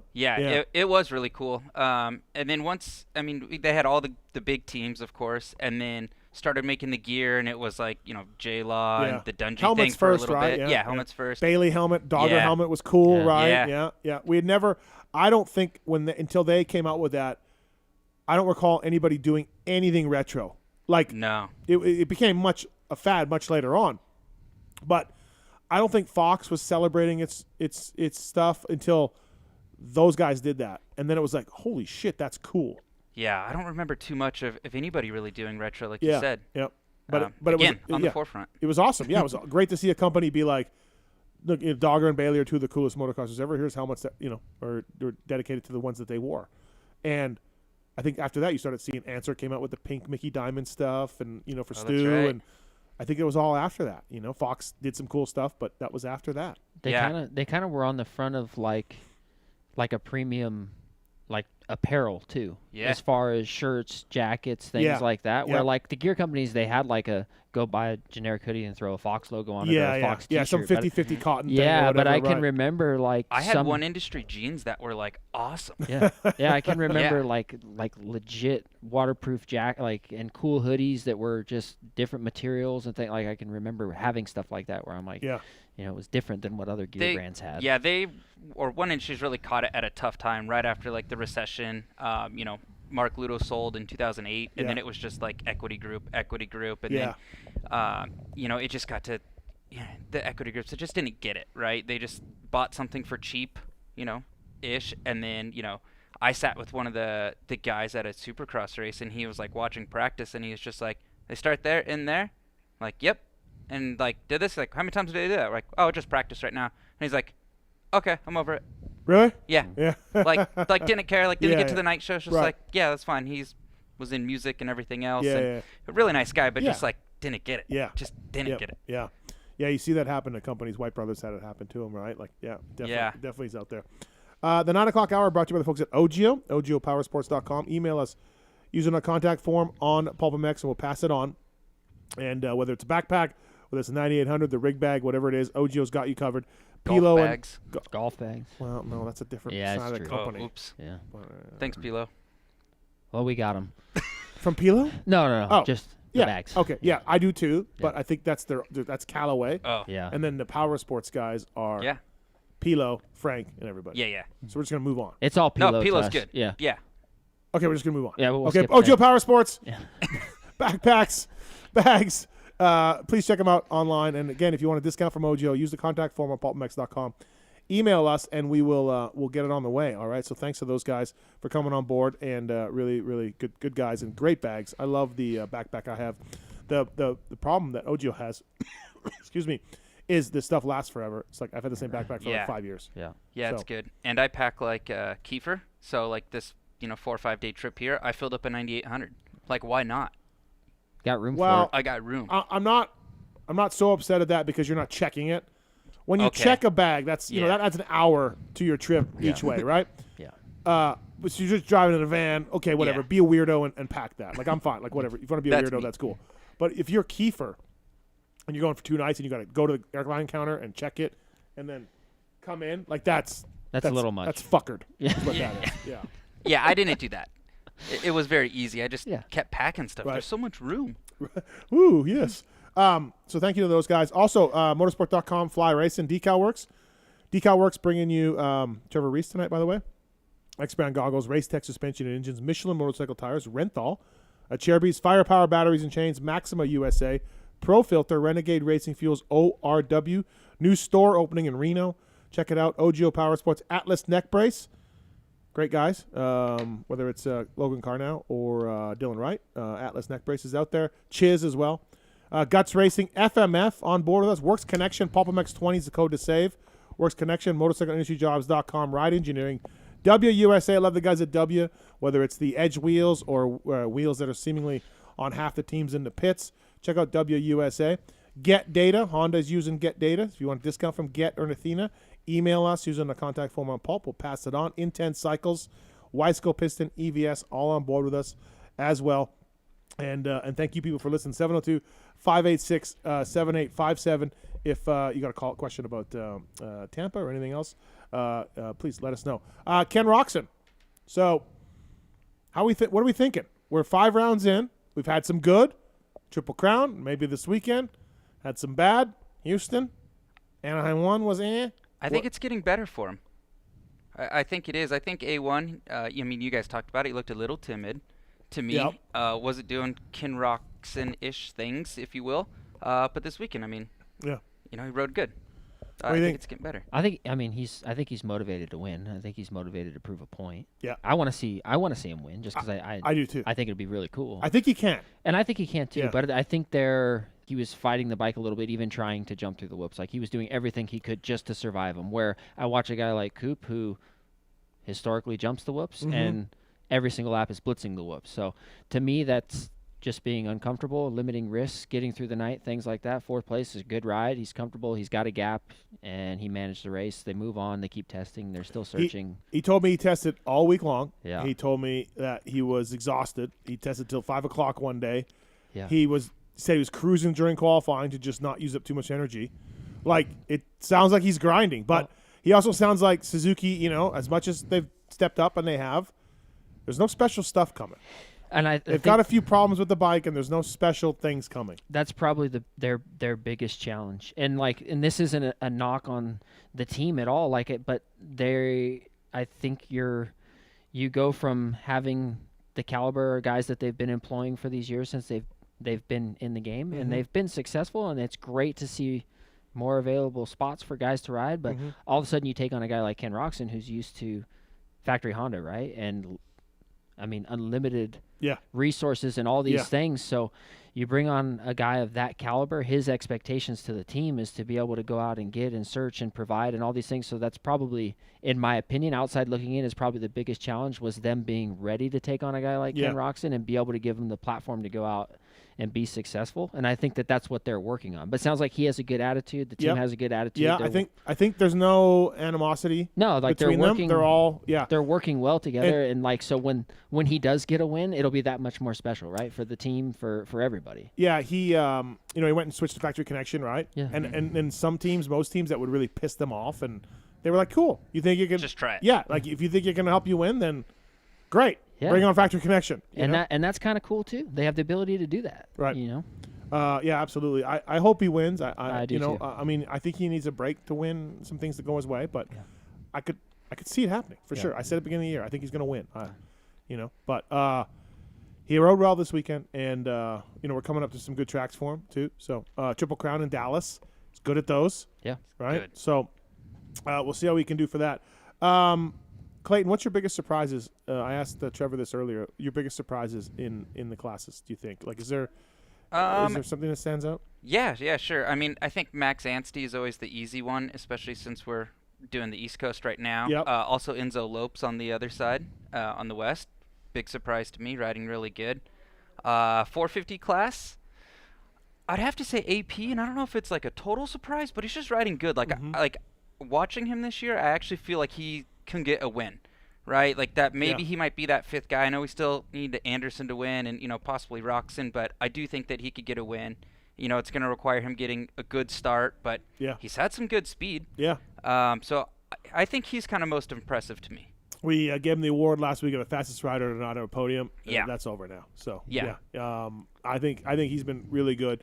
He's falling more than I can remember. Like, especially earlier this year. I think he fell in the first 3 races or something. Yeah. But, I think that's just maybe you're pushing it, right? You're trying to get to a new level. Yeah. So. I think he needs to limit the big ones, too, because it seems like in the past couple of years, like he finally gets to where he's racing up front, and then it's a big crash and injured and starting over again a little bit. So I just think he's put himself in front of those, those 8-9 guys, or even 7-8-9 guys. Like he is in that top 5, like been consistently the past at least few races and shown a lot of speed. So that's why it's kind of the surprise for me. You guys said you were talking about on the drive up. What you mention earlier that you had some thoughts on the tracks? Which we want more sand. Oh yeah, we want more sand. We want over-underers. Did you hear Webb's? Yeah, I know. I know. As a rider, you hate the sand. Okay. But as a fan watching it, it's great. I mean, it's great. Just you don't know what's going to happen, and maybe you don't bring it all the way into the corner, every weekend, right? And you just have it. Yeah. And I'm not saying every weekend. Yeah. But it's cool. It kind of brings just a little bit of every time they jump in of like, oh, what's going to happen? They're going to get a little sideways. A bunch of guys were, kind of messing up right before the corner. So it just brings something, unique every week. I mean, these guys are hitting. Well, not all the guys, not Phil, but most of the guys are doing the same rhythms. Right. So wow. So shade of Phil, just coming on. I like it. I like it. Coming in hot. Yeah, coming I in told hot. you, Mad Dog. Yeah. We would like to see some more wall jumps. I haven't seen that in a while. Yeah. Wall jumps. Big fan of the walls. Yeah. And over-unders. We like over-unders. We'd like to see one of those on every track. You think Cody Schock wants more over-unders? Oh, my gosh. Oh, boy. No. That was brutal. Oh, I know. It was brutal. I can't believe he was able to race after that. Yeah. You heard his story, right? On the off-season? Like, I was telling him on the way up. Yeah, it's just like, what else could happen to this dude? Like, literally, like a piano falls on him, like in a cartoon. He walks out of his building, and they're loading a piano up, and it falls on him. I think he's onto the good luck now. I mean, he didn't die. Yeah. There, and then he found forks that he likes. Yeah. So he found some spring forks. We discovered new settings. We turned a negative into a huge there positive. There we go. Yeah, let him know that. Next time I talk to him, I'll be like, the good news is you hit a bridge. The bad news is you hit a bridge. Good news, you found a setting. Yeah. I mean, why not? Some guys would die for that. Yeah. Marks, what do you think of sand? Where are you at with those sand sections? I think I like it. Yeah. Like it's something different. It mixes things up a little bit. It looks cool. Makes great photos, which I know we all care a lot about. But I'm all for it. I think if there's something that's difficult and the riders are maybe complaining about a little bit, I think that's probably a good thing for the racing. I should have done a poll. Yeah. I already know Tits' feelings because I heard from my source, my spy, says that he doesn't play the sand traps in golf. Just took the ball out of the sand traps. So you know what he thinks of sand. Oh, boy. There is no sand in said sand traps at Durango Hills. It's just dirt. But when it comes to Supercross track, I actually love them. Whatever makes it harder for the guys, throws that little extra element of danger in there, keeps them on their toes. That's the dirt in the bunker. You don't, you just think that that's dirt, so you're not going to hit out of it. On a proper golf course where there is sand, I play my ball out of the sand every time. There is no sand. It's just dirt, and I'm not going to hit my clubs, my nice shiny clubs, into the dirt, so I move it out. What do you guys think of that, golfers? Yeah, it must be nice. Yeah. I slam my club against the, rocks, whatever you got to do. Yeah. It's a bummer. I've seen sparks come off my club. Yeah, well, anything of that, Tits? Yeah. Well, suck it. Okay, great. Good talk. Again, hey, by the way, live shows, Fly Racing live podcast shows at Indianapolis and Denver, Friday nights. And I can guarantee you Denver, the winner of the LCQ Challenge, will be on the live show. Tickets are available for sale on PulpMX.com. There's links on there on how to buy tickets. It'll be me, Weeds, JT, some special guests along the way as well. And Marks, I think eventually when the series comes back to Vegas, which is supposed to, we will have our live show back at the space, and you will be working again. Oh, that's good news. Mark's sitting on stage running all the sound effects. We could put me off stage, but I'll still do the sound effects. Yeah. So look for that at some point whenever we come back to Vegas, which is coming, I've heard. But Indy and Denver now, everybody. So tickets are for sale on there. Don't forget the LCQ Challenge tickets as well. Maybe win a 2023 Yamaha YZ450 Bike of the Year. So please check that out. E-Bike of the Year. Yeah. Yamaha. Renegade Racing Fuels. Speaking of Max Anstey and Dean Wilson, they're using Renegade Racing Fuels. It's the only fuel going into Justin Brayton's tank as well. Racers who win pour it in. The fuels burn cooler, cleaner, and more consistent than the competition. Renegade offers real octane and not overhyped marketing. Octane bullcrap. Renegade Racing Fuel is the only fuel that the Firepower Honda guys use. And please check it out if you can. Renegade Racing Fuels as well. They won a championship with Will Hahn back in the day, who, by the way, I got this morning or at the Saturday morning. So 5-1. Yeah, I got one. Oh, wow. It's 5-1 for Wilbur right now. It was really sweet to get him, though. It was awesome.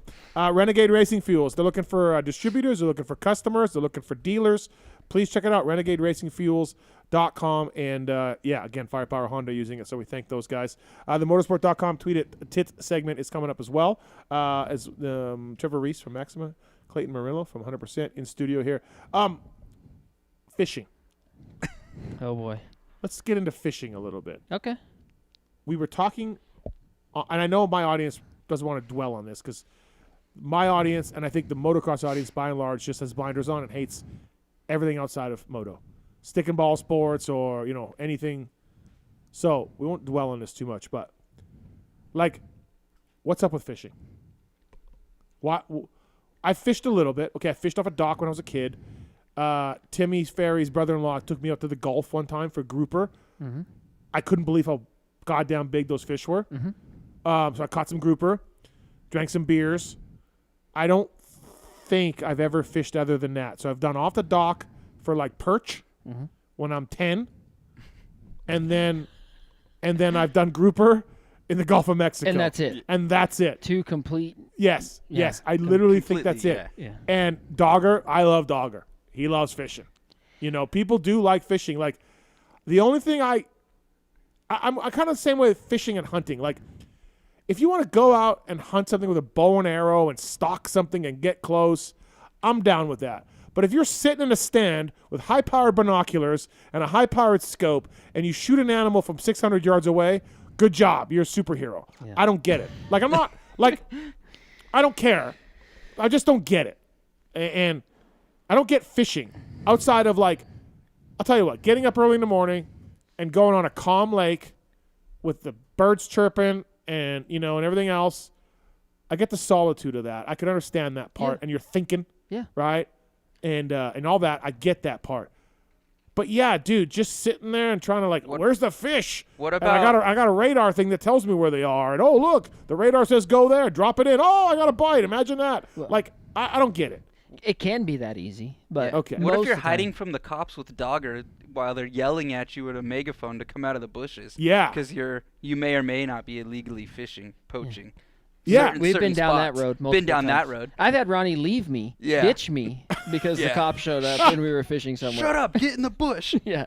So why can't you fish on certain parts? I don't understand. So there's certain Private property. Yeah, it's private property or on a reservation or Oh. we had one lake down there that was our largest lake in the area, San Vicente, forever, and they closed the lake to do a massive renovation on the facilities, the dam, this whole deal. Well, it closed for, I'm going to get it wrong, but let's say 6 to 8 years. It was shut down. Shit. So no one can access the lake. Well, we had ways in on the back of the lake where we would ride pit bikes down, mountain bikes down, stash them in the bushes, whatever, get in float tubes, go out there at night during the summertime and fish till 12, 1 o'clock in the morning. And it's it can be every cast some nights because there's no pressure on the fish. No one. They don't even know what the hell's going on. They bite anything. It's the best fishing you could ever experience. So we had a few But places down there. If you do that though, what fun is that? Because you're just hitting every cast. Yay, I got another one. Oh, yeah. You go do it for 4 hours, and you've had your fun, and you get out. What of there, fun but is that? I guess you just have to enjoy getting the fish biting and setting the hook and catching you have to enjoy that part of it for it to be fun for you, right? And there's days you go hours, you may not catch fish at all. So when you all of a sudden go and do this, and you're just catching fish all the time, you're like, oh, this is so fun, this is the best night or day of fishing. that you've had when you've struggled, like Oh, yeah. when you've had so many days of struggling? More times than not, you're struggling. Yeah. You know. So I guess it depends on what you're looking to get out of fishing. Like, so for me, like I like to tournament fish, which some people just enjoy going and fishing for fun. Some people want to go out on the ocean and pay to go on a boat, and they put you on fish and put bait on your hook for you, and you drop it down there and catch a fish. It just depends on what you want to do. So I think fishing for me is like a way after racing for me to compete at something that's like not a team sport. I'm not relying on anybody else. It's just, and I'm not really, even in racing, like you're competing against those guys, but you're essentially racing the track, right? Like your goal is to be the best on the track. So I need to focus on where I can be. So you're not even doing the solitude peaceful. No, I do. I mean, I do some of Like it. that's my angle. He's angle, stressed out there. My angle is like I would put some AirPods in and like put a podcast on that I like. And I then do that. just I'll put your podcast on and throw it on my phone and go fish around for the day and listen to it and hang out. No big deal. Okay. But I'm there to learn something for a tournament that's coming the next week or something like that. So I don't understand it. Yeah. But there's money in it. I mean, guess. look, and I'm not like I just don't get it. I'm not saying it's shit. I'm not saying it's I just, dude, I could list 100 things I want to do before I go on some lake and fish and drive around and float in a lake or whatever. Totally. And he's like, all crazy and doing tournaments. He's very focused, trying to find fish. Where I've spent. But just go. Yeah. Sorry, just go where the radar tells you to go. Yeah, but it's one thing to find them. It's another thing to get them to bite. That's the part. Well, that's the challenge. Oh, and hey, I don't like my worm. I'm going to try a minnow. Oh, I'm going to go back to the worm. So there's no live bait allowed in a tournament. So everything's artificial. Okay. And then you're essentially, on our lakes, we don't have these hundreds of thousands of acre lakes. So they're fairly small lakes. The majority of people, you put 40 boats on a lake down there, the lake's busy. And you got the same guys that are rotating the same spots that everybody knows about. And so these fish see different types of baits, different types of presentations all day long. So the challenge is having something that's maybe a little unique, a little bit off the wall, or timing it right. Like there's just so many factors that go into it. So it's mental. And like I think that's why I enjoy it. Like it's just the challenge of it. Like your goal is to be the best guy on the lake that day. And it pays money too. It's like gambling. Yeah. $300 entry to win $3,000-$4,000 on the weekend, and but you're just doing it for fun. You're not doing that. Yeah. Like I'm more I'm gonna go out and have some beers. I spent 20 days in Mexico this year and 5 days in Puerto Vallarta, like fishing. Like I spent a lot of time or last year. Sorry. Yeah. And I like that too. Yeah. Yeah, but we're at different levels. He's sport, I'm hobby, kind of thing, and I'm offshore fishing, and he's grinding in the local lakes. Count me out. I'm out. I'd take you out there. You'd have a good time. You think? Yeah, we'd have a good time. The golf was fun. Like we were drinking Coronas, and we were out in the middle of nowhere. Like couldn't see land anywhere. Yeah, see, that's super cool. And and then they were scuba diving, down with a spear gun. Yeah.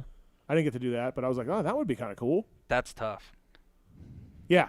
So that part, I mean, but dude, but by the 8th hour out on the Gulf, I'm ready to go. Yeah. Like it was all, this dude, he was using us to make money. We're Yeah. catching groupers. And that's the majority of the people. They want to go fish when Yeah. fishing's good and catch fish and go home. Yeah. And that's fine. I'm out. I'm out on hunting. I'm out on fishing. I'm out on sleeping on a tent, actually, too. Yeah. I'm out on that, too. I'm not doing that either. But lots to talk about still on the show, by the way. All right, anything else about fishing? Or should we just, you guys explain? We're relieved. We're good now. I think we're good. I don't want to. Okay. It's just a rabbit hole. Yeah. Next thing you know, it's an hour conversation about fishing. Motorsport.com, tweet at Tits segment. Let's do this. We interrupt this broadcast to bring you this important bulletin from Motorsport.com. It's the Tweets at Tits Q&A segment where your twatted questions find answers. Tits. Motorsport.com. Please check it out. OEM and aftermarket parts. They sell 100%. Absolutely. They sell Maxima. They sell Guts. They sell Cherbys, Rental, Michelin, X-Brand, W. All right, Motorsport.com. Go through the banner on PulpMX.com to save with those guys. And, great return policy, great pricing, sales, OEM parts, aftermarket parts. They got a whole Pulp Show section on their website as well to work with our vendors and special deals. Lots of things going on at Motorsport.com. If you don't shop at Motorsport.com for your aftermarket needs, I don't know what the hell's wrong with you. Something is. Please, try out Motorsport.com. These questions are submitted to @PulpMX Show over there on Twitter, and the guy in the corner picks the best ones, and let's do it. All right. This first one is from Brian Noah for you, Trevor. Since Steve thinks starting devices should be banned in professional supercross and motocross, Trevor, do you think that forward-facing sonar should be banned in pro bass fishing tournaments? You have listeners that enjoy forward-facing sonar. Forward-facing Well, sonar. I think the backwards-facing ones should be allowed 100%, and forward ones no. I would be. So I've had forward-facing sonar on my boat for about 3 years now, which I was late to the game for some, but early to some of the others. Personally, I enjoy forward-facing sonar. I spend a lot of time staring at that thing, and there's a lot of controversy on that. Are you the guy that stuffed the fish full of weights? Definitely not me. I saw that. Yeah, you did. Yeah, dude. Those guys. Everyone saw that. Those guys were lucky to get Everyone out with their saw lives. that. So forward-facing sonar, I think it's made professional fishing and tournament fishing a bit more interesting and has allowed people to target a different type of fish that we weren't catching prior. I think it's been good for the sport. It generates revenue, right? Like the goal for these companies, these big electronic companies, is to continue progressing technology and all these things. See, here we go. He just doesn't get it. But it has to be one way or the other. I'm for it. I mean, if they outlawed wrap it up. If they outlawed it, so be it. Land the plane, caller. I think we'd all get shallow and it'd make things a little bit more interesting. Fly the girls in from L.A. Thank you. Boy. From Pingree's Lost Championship, Steve, is there any legitimacy to the Carson Mumford crash rumor? If so, do we need to start looking at the bike? Poor Mumphy. Mumphy did hurt something. I think he's still getting checked out. He doesn't know for sure, but hopefully he's all right. Yeah. That's a bummer. Oh, I know, right? Absolutely. So poor Mitch. It's a mechanical or no? Why he crashed? Yeah. I don't know. Oh, I don't okay. know. Yeah. So there was a report on Twitter about his Achilles tendon, but I don't think that's it. I think I don't know if he's gonna be okay, but it's not that. And so yeah, I'll try to find out more. Dang. Poor Mumphy. Okay. Next one is from Shane Bagley. At 43 years old, I have ridden sport bikes and cruisers. He's buying his first dirt bike. Is he stupid to think that he can get on a 450 and not wad himself? No. I mean, you're in control of the motorcycle. If you ride sport bikes and cruisers, you've dealt with horsepower and things like that. So, no, I probably would. Depending how big he is and how much he weighs, I wouldn't recommend it. Get a 250F. And what he's doing. It'll just be more fun to be able to control a 250F easier. Yeah, kind of, right? Or Yeah. 350 even. Yeah. So yeah, I don't know if I would recommend getting a 450, but on the other hand, like, yeah, you're responsible for your riding. If you've ridden a sport bike, you know what horsepower feels like. So. Okay. Next one is from David. Steve, how heavy is the weight of carrying JT and Weege's careers on your shoulders? Your paws have pushed them to the heights they never thought possible. Mm-hmm. It's tough, man. Yeah. I mean, they've left me behind. They took the money. They're part of Feld, selling out, and I'm just here, just keeping it real. I'll just find a new JT and Weege. Maybe it'll be Trevor and Clayton. I'll just find. Oh no! I'll just find new ones. I don't have to cut my hair, do I? Yeah. Maybe look. Maybe I hire Jamie and Lewis away from Vital, turn them around. So. Okay. Don't sell out. Whatever you do. No. Don't sell out. Blue Crew.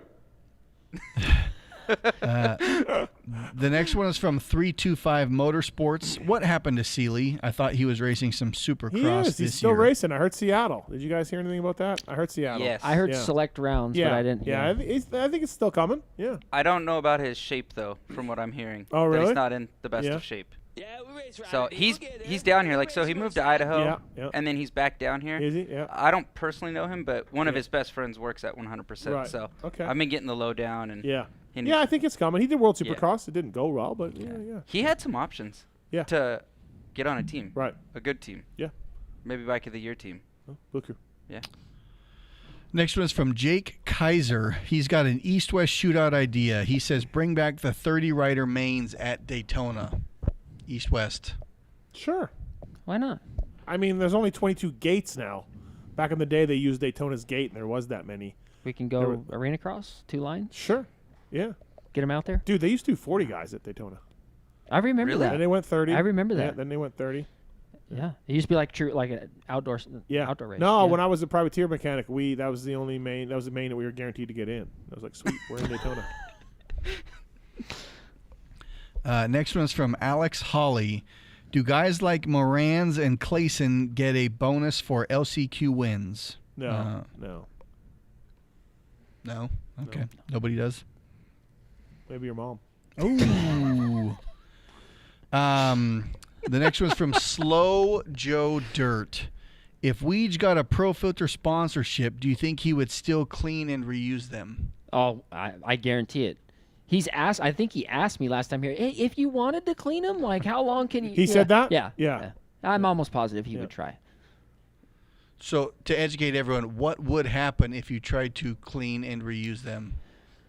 So it depends on the solution you're using to clean them, right? So the idea behind it is a price point filter that's eliminating the process of having to wash it. So you're getting everything in the package. It's oiled. You get gloves.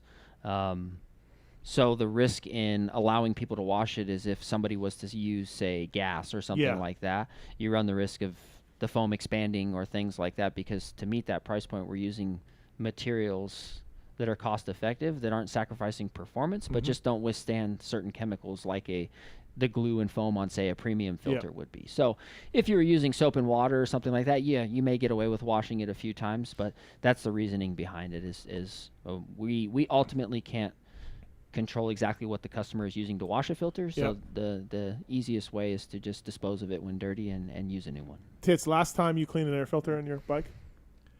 3 days ago. Oh. And I used gasoline, yes. There we go. Yeah. But what kind of filter was it? Uni. Oh, the Uni? Yep. Yeah. So it's got the 2 filters. 2 filters, yeah.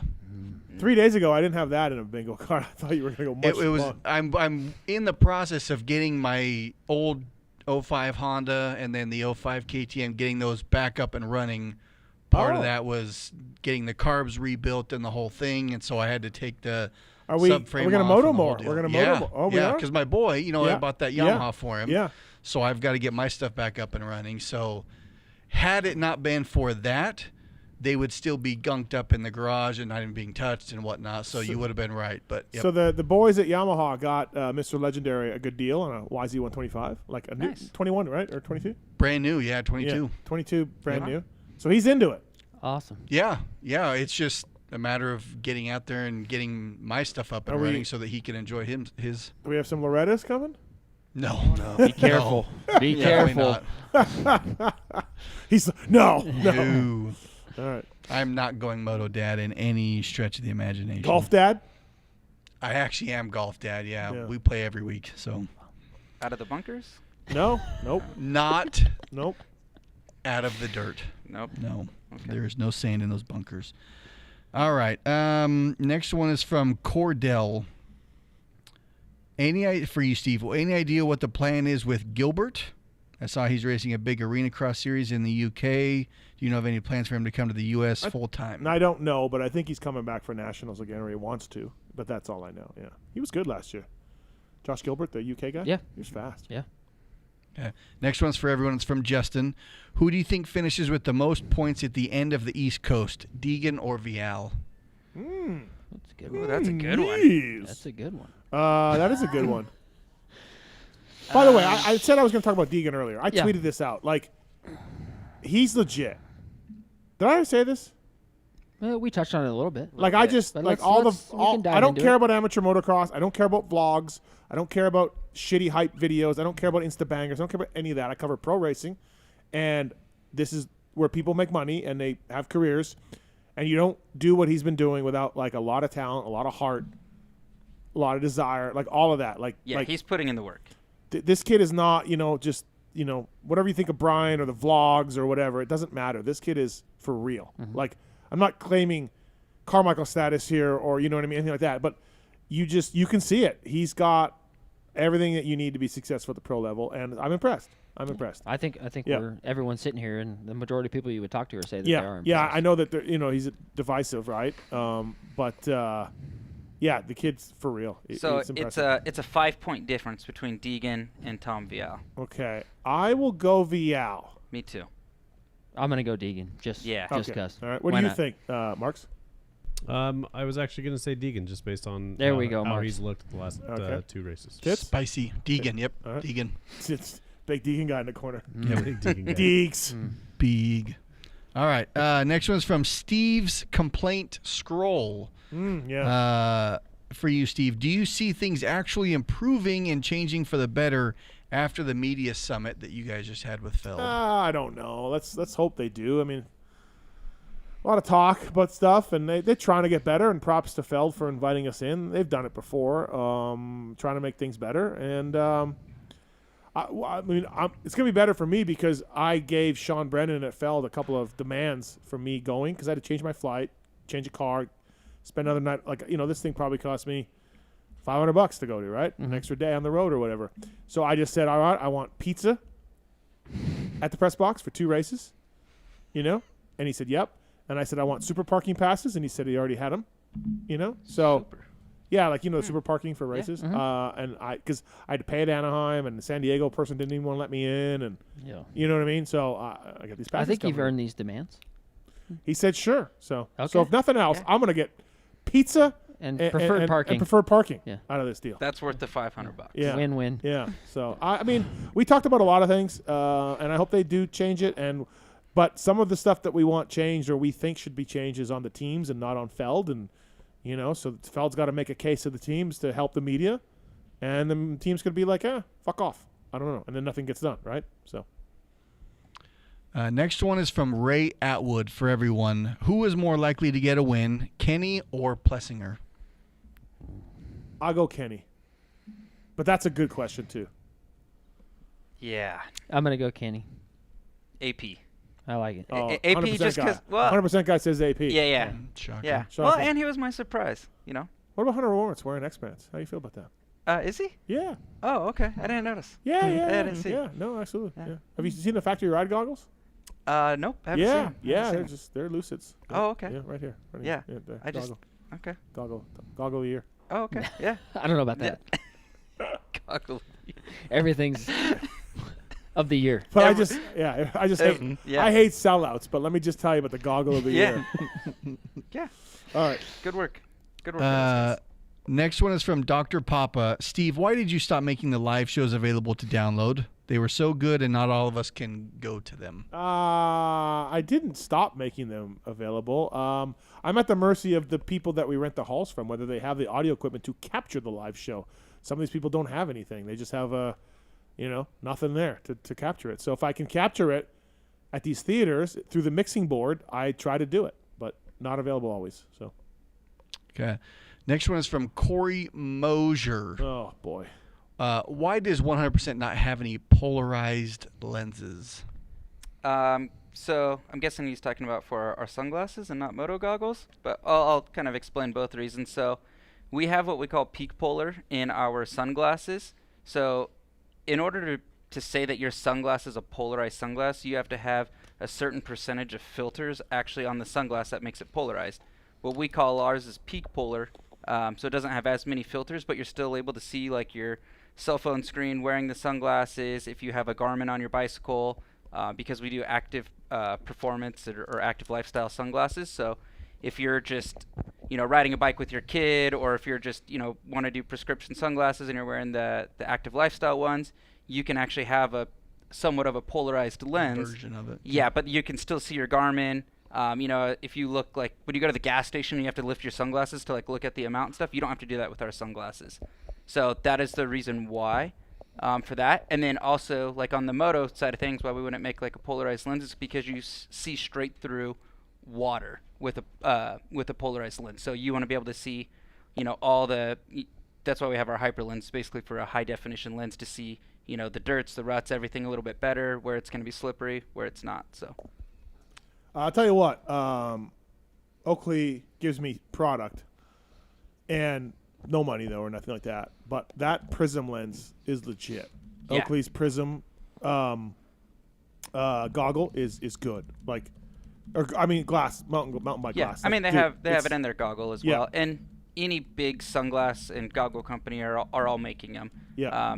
That's Chroma Pop for Smith, and like there's ours is called Hyper. Everybody's doing it, and it's really just their secret sauce of a Right. high-definition lens. Obviously, Oakley's a very big player in the sunglass thing, so they have a lot of technology and a lot of Yep. different colored lens. So Yeah, I you're always skeptical of the marketing or whatever, right? Or all this stuff, right? But Yeah. it's good. Like you wear that mountain biking, low light, high light. Yeah. Whatever. I should have had you try mine today. Yeah, is that but- what you said you had on? Yeah. Yeah. Yeah. I'm sold on the Oakley one. So, all right. Trevor, this next one's for you. It's from Schmog307. When will we have the Pro filter for the 23 KTM? I know you mentioned it before, but do you have an actual time frame or Well, that was for something the you can tell Yamaha them? earlier. Yeah. 30 days, safely. Yamaha? Wow. Probably. I mean, should I just not ride to keep my filter good? Probably. That'd be. How much do you plan on riding in the next 30 Oh, a to lot. 45 Yeah, days? no, a ton. Yeah. Yeah. He was just going to start grinding for 24 He's hours. waiting on filters, or he'd be riding more. Yeah. Yeah, thanks a lot. Yeah. 30 days on that filter. Perfect. The voice of the drunken people. If Hunter were to get hurt, who is the new title favorite? That's a good question. Thrasher's gone 15-1. Smith's gone 3-15. Hayden's gone 4-4. You have to stay I'm antsy. I'm going antsy. You have to. Yeah, Mosman's been disappointing. Yeah. Yeah. I think Mosman's out of it. Right? Like if we're talking like right Yeah, now. yeah. Right. I think Yeah. Go back. we can look at points, but Yeah. I mean you gotta go ansty. Yeah, Anstey, Deegan, Martin, Mosman. He's the most consistent this far. Okay. Can you imagine? It'd be cool. Firepower Honda, That'd privateer team. be Win a killer. It would be a championship. cool That'd be- story. That'd be great. Yeah. I closed it, but the last question was, do you guys think that Roxon would be doing better on the Suzuki or if he would have gone to the Firepower Honda team?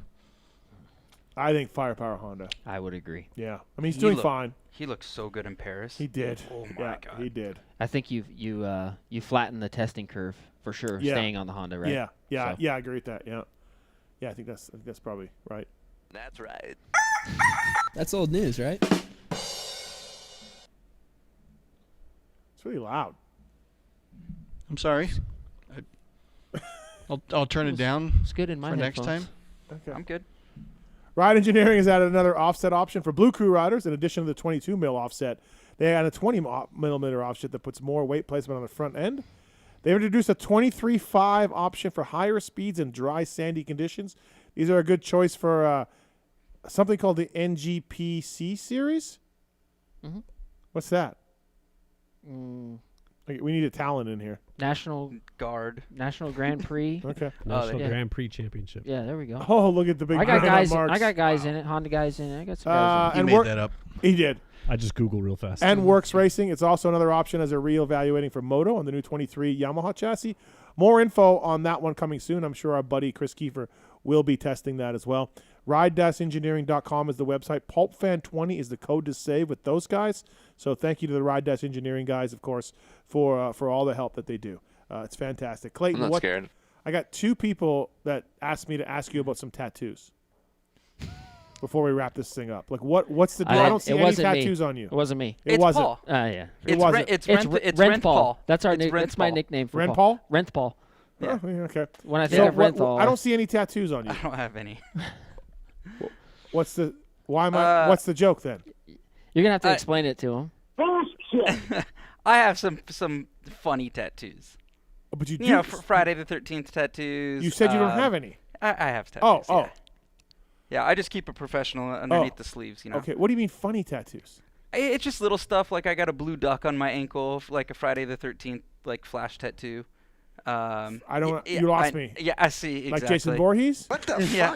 fuck? I thought a blue duck was from Billy Madison. Thank you. Okay. It was. All right. The guy was like, "Hey, pick something," and I'm like, "Well, I'd like to have blue duck." I've never seen a blue duck. Yeah, You're exactly. fucking Thank kidding you. me. I got it. Yeah, it's some funny stuff. Yeah. And so what else do you have? It's lots of stuff. Is it like regrettable stuff? No. Oh, okay. Everything's just like funny. Oh, okay. Like, and you stuff. don't, and you're fine with like permanently scarring your body with something that's Yeah. just from a movie that's 20 years old. Yeah. Okay. Yep. Yeah, it's been fun. I have Bigfoot going fishing tattooed on my foot. They're good.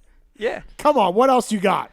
What else? I mean, we got to go down this road a little bit. Show them the hang loose. I mean, you got to show them. I could do hang loose. Yeah. Hang loose. With Okay. like the monster hand. But why a monster hand? Because I just wanted something different. Okay. I've always liked like the hang loose logo, and like my dad's best friend had it, Okay. like on his but you arm. just were like, I'm gonna step up and do it. Yeah. I did that. When I turned 18, my older brother and his friends grabbed me and like, yeah, we're all going to get in the inside of our lips tattooed. What are we gonna do? And one of his friends was like, you should get What Would Jesus Do, like WWJD. So I did that. On the inside of your lip. Yeah. Right now. Yes. That's actually pretty funny. Oh wow. Yeah. Did that Yeah. hurt? Oh yeah. I'm a Just wuss. keep those Yeah. broody ones coming, Chris. Yeah, I'm a wuss when it comes to tattoos too, and like it's just that one did hurt, and it's funny too because What would everybody's Jesus like, do? that's gonna go away in a year, and it's 15 years later. Yeah. Yeah, but that's one I don't even think of. Like you don't see it ever unless I'm at my dentist. Right. He's the one that reminds me about it most often. Yeah. What else? What else we got? You keep going. I gotta know.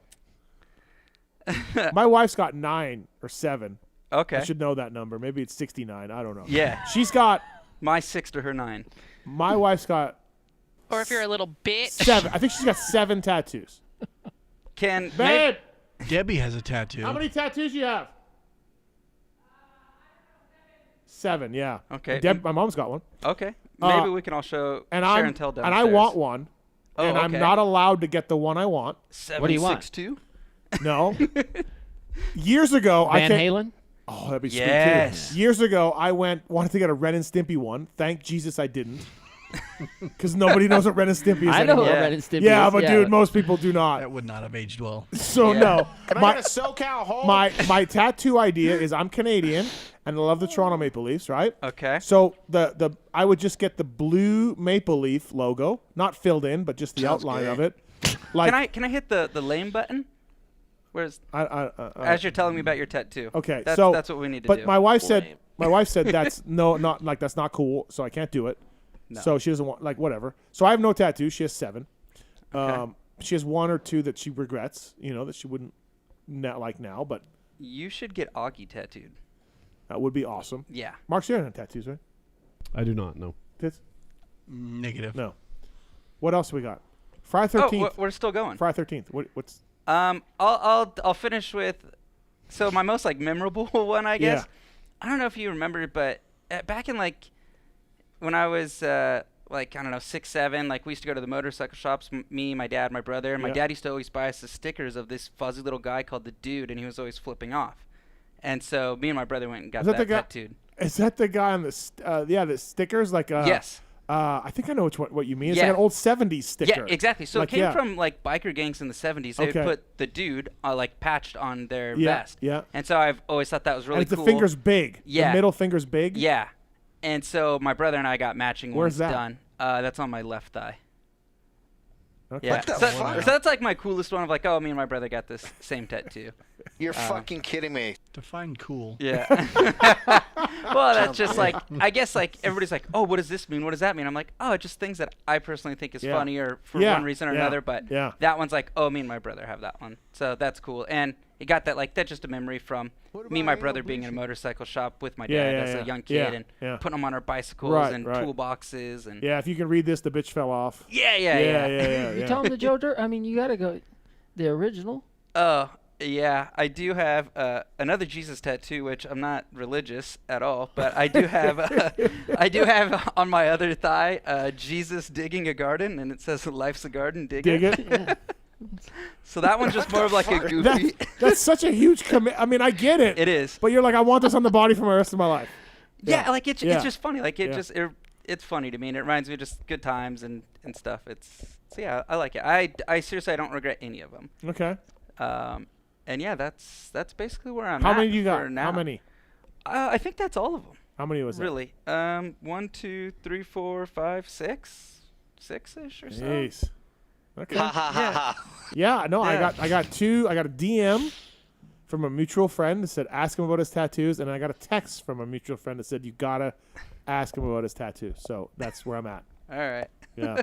Well, that's that. Yeah. What would Jesus do on the inside of your lip is something else. That's pretty good. Yeah. That's Yeah. my favorite. Get alive. Loser. Wow. All right. That's the show for tonight. Best interview tonight. Troll Train, Cooper Webb, Mirtl. What are we thinking?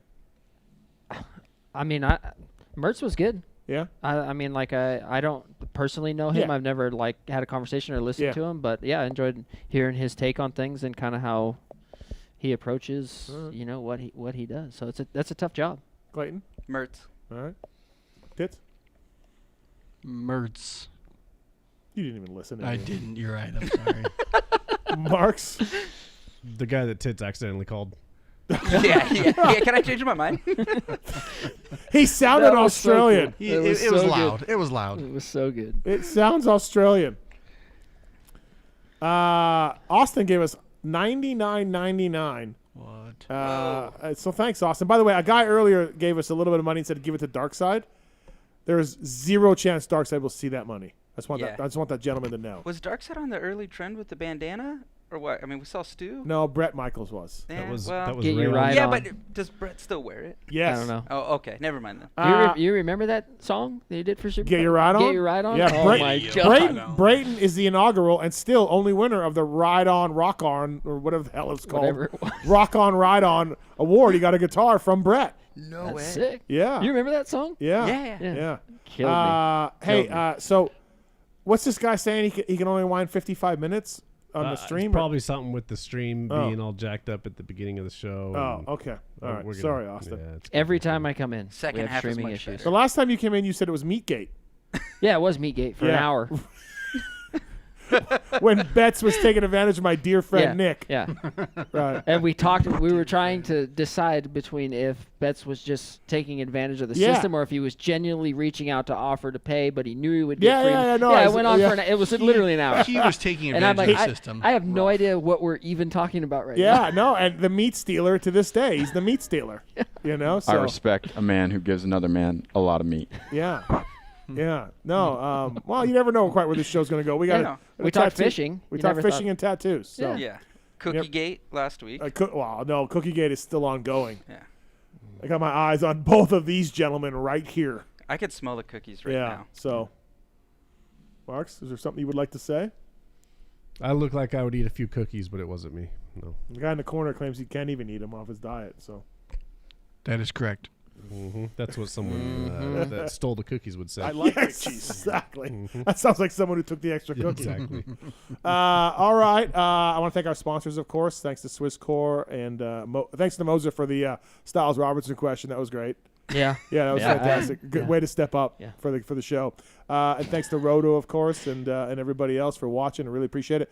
Thanks, Trevor. Thanks for coming in. Yeah. Good time as always. Yeah, Yep. it's been good. Really good. Yeah, and come back in whenever you can. I know this is. I know. I need to get up more. I enjoy being on and getting a bench race a little Listen, bit. Danny will cover your flight and stuff. Come on up. Yeah.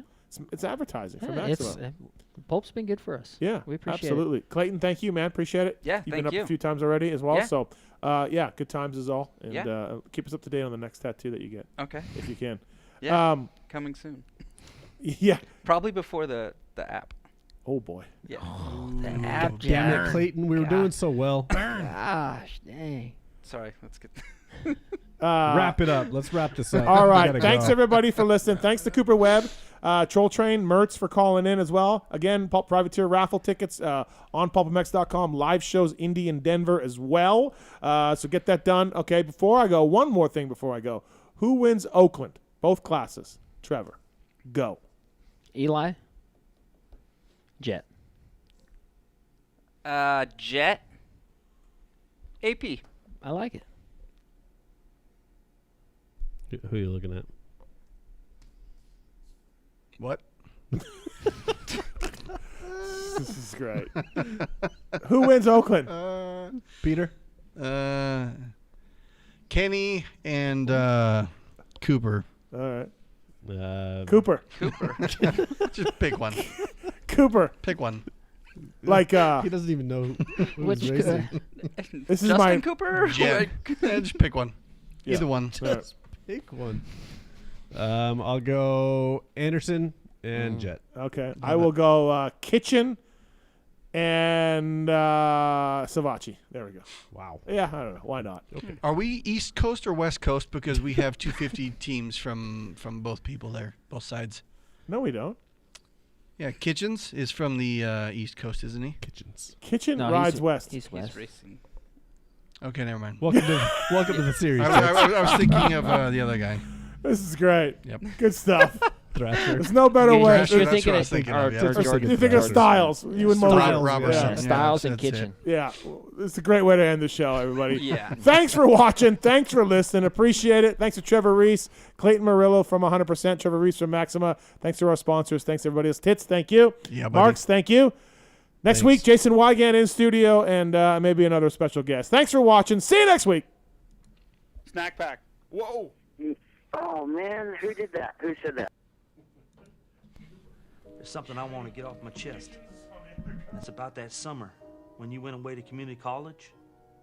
I got an offer to do Playgirl magazine, and I did it. I did a full spread for Playgirl magazine. I mean spread, man. I pulled my butt apart and stuff, and I was totally nude, and it was weird. I mean, you probably didn't hear about it because I went under the name of Mike Honcho. I just wanted you to know that, if you could hear me, if it got into your brain somehow, that I spread my butt cheeks as Mike Honcho.